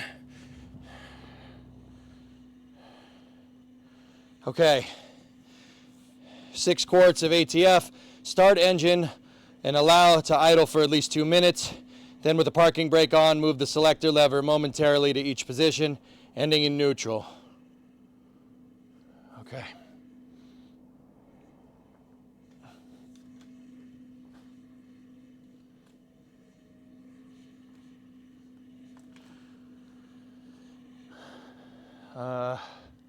Yeah. Let's, you know what? I'm putting you guys down here.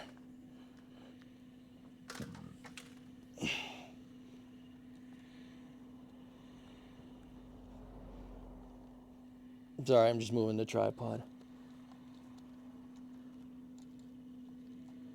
I know we're backlit, but there is some puddles down there. You'll know if it's spewing transmission fluid. Okay. Oh, that's your ear. Hey, relax, you're fine. Okay, negative terminal, hook back up. All right, let's give her a go here. Ready?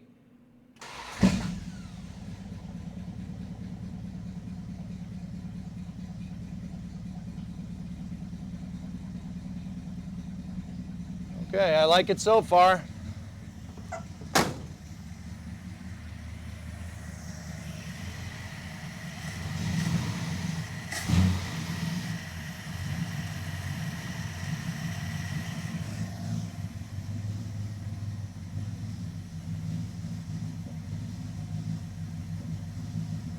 Still misfiring.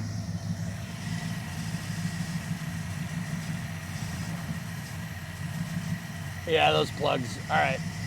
I'm gonna find plugs, dudes. Yeah, she's still misfiring just a little bit.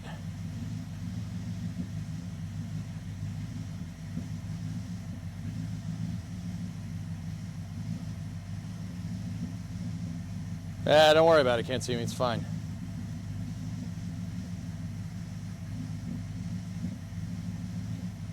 No time for plugs today. Yeah, that's right.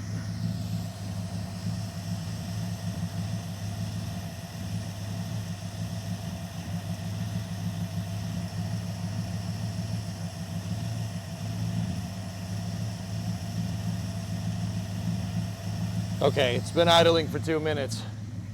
Let's see what happens. Can we soak the plugs to clean them? Yeah, sure. All right, I'm taking the wheel chocks out from the back.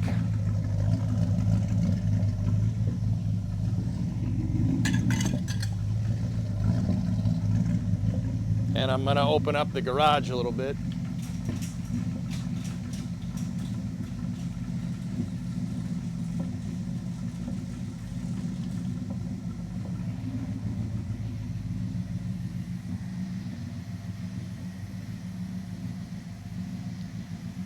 All right, let's do this.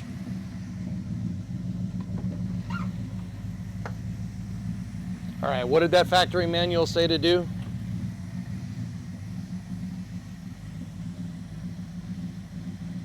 With the parking brake on, move selector lever momentarily to each position in the neutral position. And then end in the neutral position. Okay. Here we go. All right, brakes on. Parking brake is on. Reverse. Park. Drive. Park. 2. Neutral. 1. Neutral. Hey. You guys see anything? Anything come out down there?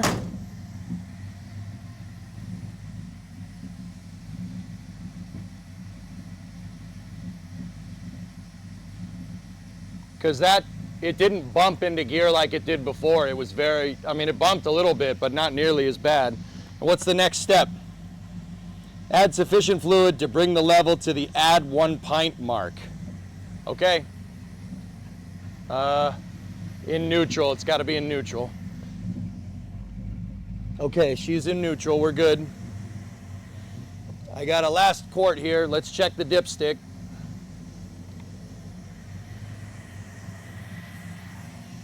You guys are coming up here.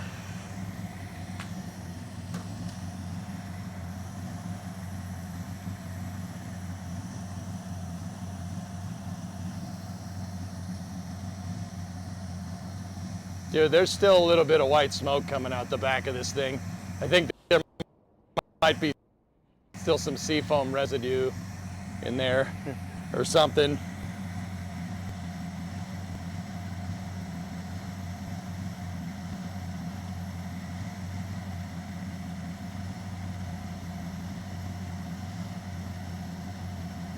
Okay. That's because there's fluid in it. Huh. Weird.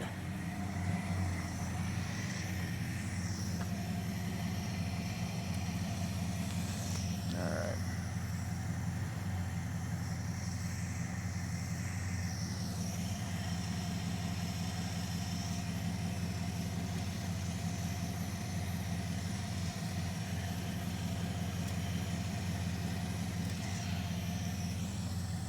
Okay, where are we at?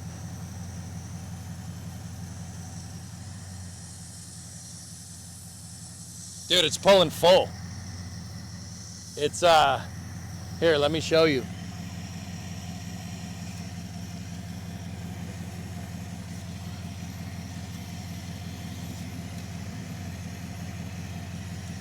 Come on, get down in there.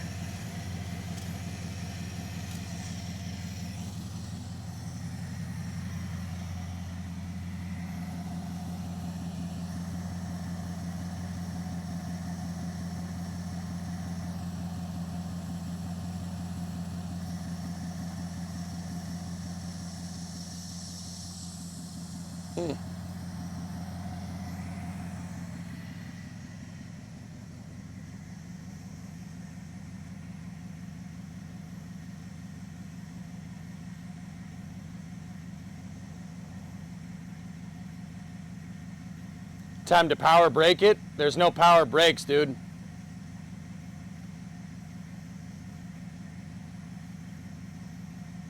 Hey.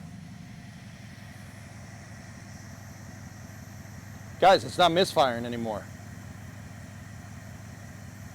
Dudes.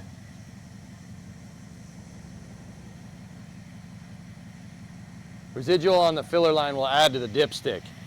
Yeah.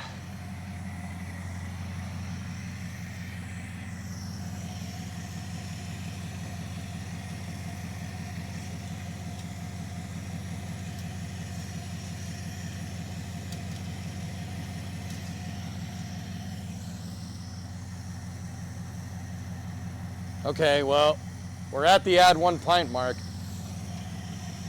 Guys, she ain't misfiring anymore. It's gone.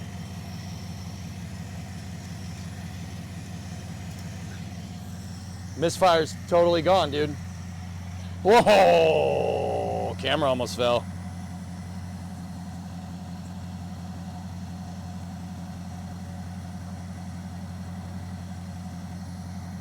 I got you, chat. You hear it? Dude. No misfire. Nothing.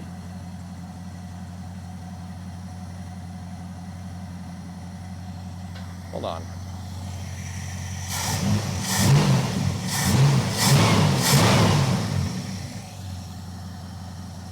It's gone.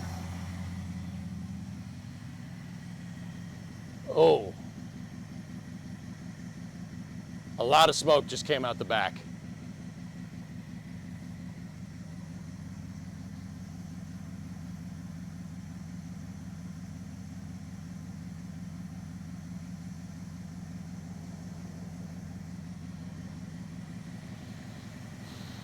I think it just might be residual seafoam, dudes. Let me hit it again. I want to see it. I want to get in a spot where I can see it.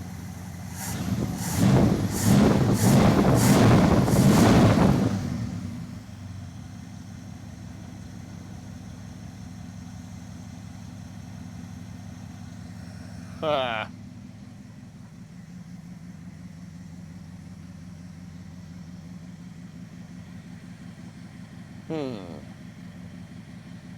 It's not when you're revving.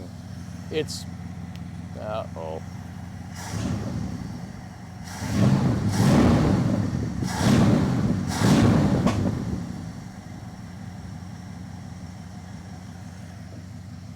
It's on the down rev, which could be valve seats.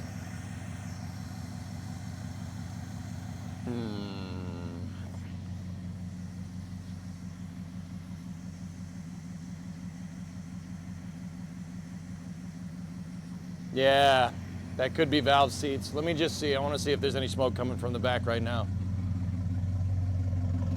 Nope. Minimal amount.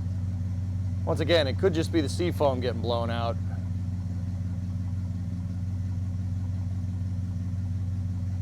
Might have to redo the valve seats. They're the valve stem seals. They go, if you get smoke on the rev,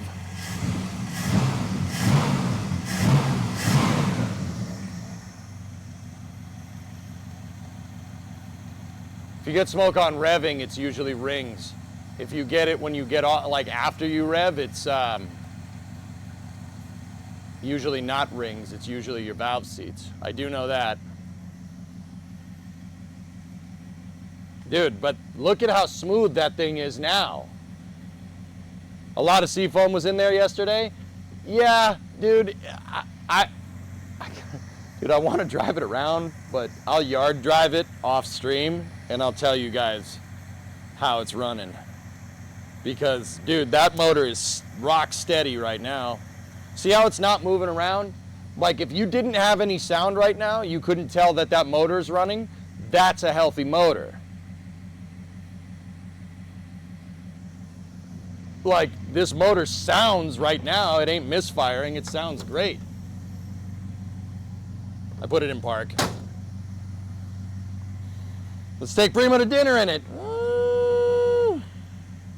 Yeah, roundabout, I don't think it's rings like you said. We did a compression test and all cylinders clocked above, at 150, except for one of them that clocked at 170. So we seafoamed the absolute trash out of this thing. And I'm kind of wondering if that's just residual seafoam coming out the back. But dude, look at that thing. No lifter tick, no nothing. It's rock steady, dude.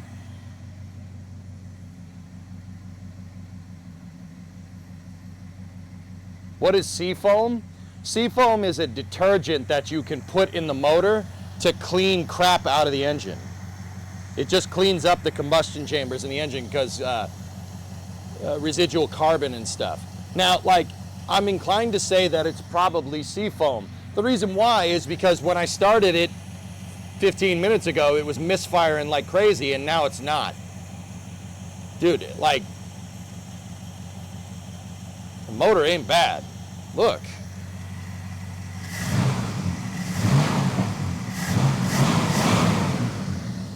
That's fine. Huh. Okay.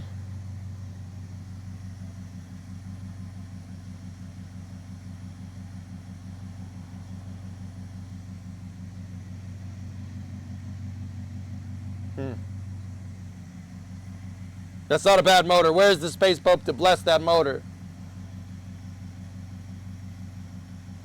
See what the smoke smells like? Hold on.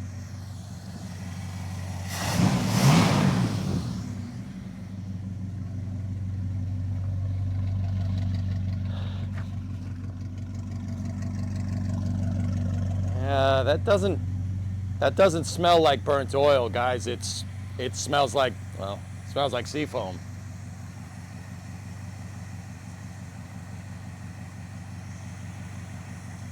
Let me check under the car, see if there's any nonsense going on down there. Nope. Nope, she's clean.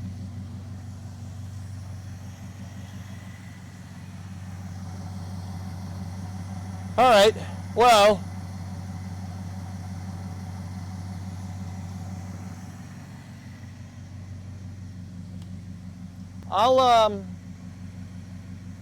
I'll be right back 1 second, if you don't mind.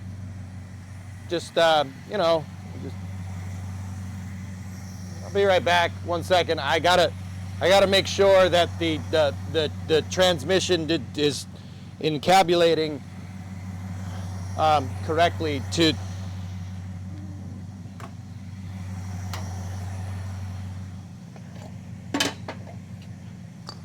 Just, yeah, you know, we gotta be sure for safety that you know the transmission is working correctly. You know, like just you know, we gotta be sure. We don't want to be stupid. You know, like that's it's just, you know, I just gotta be sure.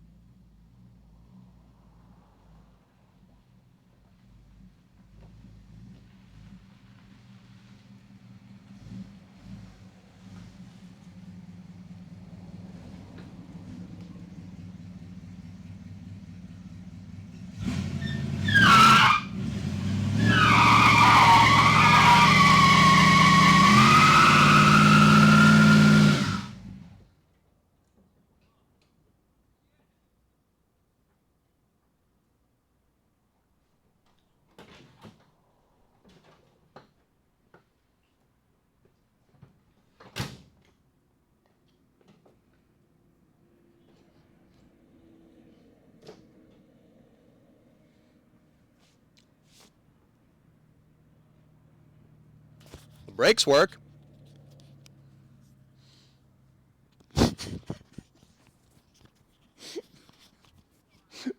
The brakes work. Did we get both wheels? Oh, we got both wheels. Yes. It's okay. It's got no rear brakes.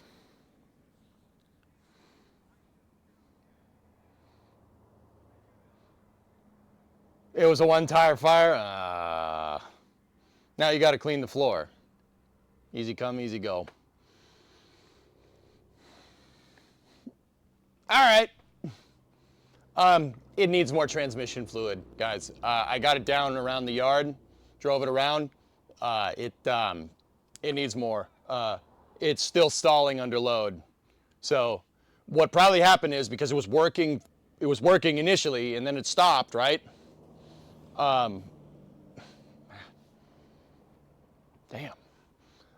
Because it was working initially and then it stopped, the system probably primed and then it didn't. And then it was low. We probably primed it. We probably filled up the transmission, right?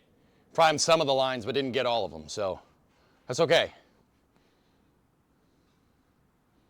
Did you figure out where the fluid went? I'm pretty sure it went into the square hole. No, I don't. Uncapping, when I had the car before, I never checked the transmission. I never checked it. Ever. Like, I never checked it once. So, as far as I know, it's had that amount of transmission fluid since I got it. It was leaking a little bit, but not too much. You have any blinker fluid? Oh, I got plenty. Man, of course it peeled the tire on the other side. Like, of course that happens. Just gonna have to get Posi for this thing, huh? Or it's Mopar. It needs a Shore Grip or True Track or something. Whatever the hell it's called. All right, well. Here, let me see if it starts. Hold on. Not bad. Is the horn working?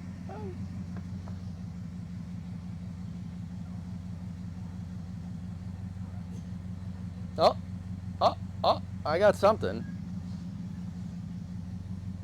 No, it ain't working. It's a bad ground, I'm pretty sure. Your Roadrunner has 9 1/4. Nice. Here, I actually got to back it up a little bit. It's too far forward. I almost went into the jacks when we did that burnout. Oh, it shifted that time. That's right. It goes in the square hole. Yeah, we need more. See? Of course, it waited for me to say something. Then it was like, yeah, I just see what you're doing here, but no.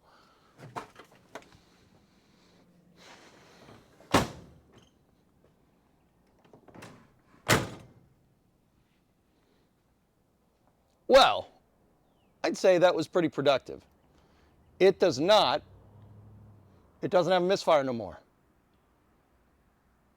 No misfire. She's good.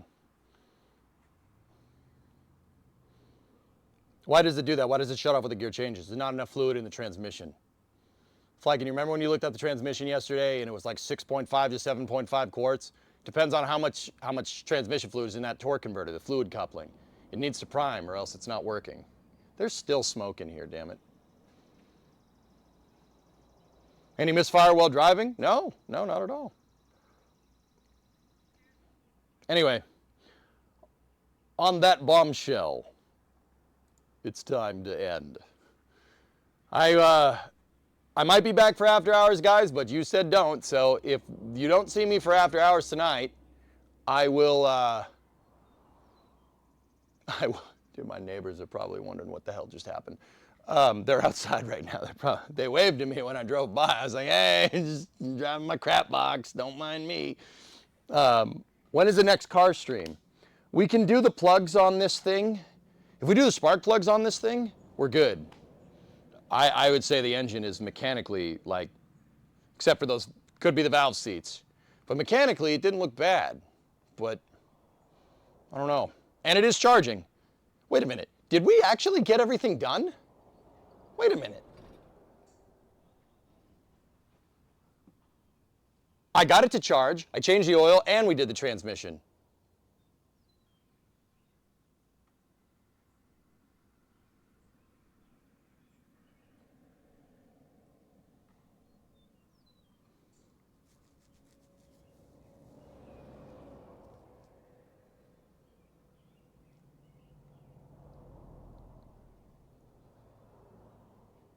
We did everything except for the plugs. All right. Anyway, Bree's waiting for me, guys. I gotta, believe it or not, I gotta drive it around a little bit more to get the transmission to fully prime. I'll do that off stream. I don't know. Do you guys want to go at it again tomorrow? Let me know. I'm gonna go in the office. Figure out what you want to do. Stand by for loss of signal from here as expected.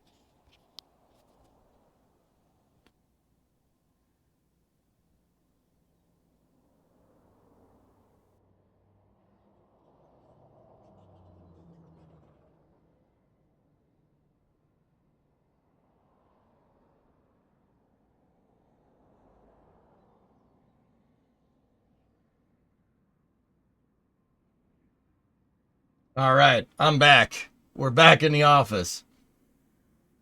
What'd you think of that, huh? Not bad. Not bad. Dude, like, here's the thing. You know what's crazy to me? Just one last thing before I go. You know what's crazy to me? Like, if that car was in good condition, like, if it didn't have all the rust, right? If it didn't have all that rust that we absolutely need to fix and all the body work that I kind of want to do, this car would be good to go right now. We just got to do the rear brake line. The reason why I'm not doing the rear brake line is because it's going through some components that have rusted away, and the brake line itself rusted away too. So we got to do, next up for this thing, after we do the plugs and get the thing running like ace, the next thing to do would be the start fixing rust. So we got to get the welder out and go. It's probably not going to happen this week, but yeah. Good job today. Thanks, dudes.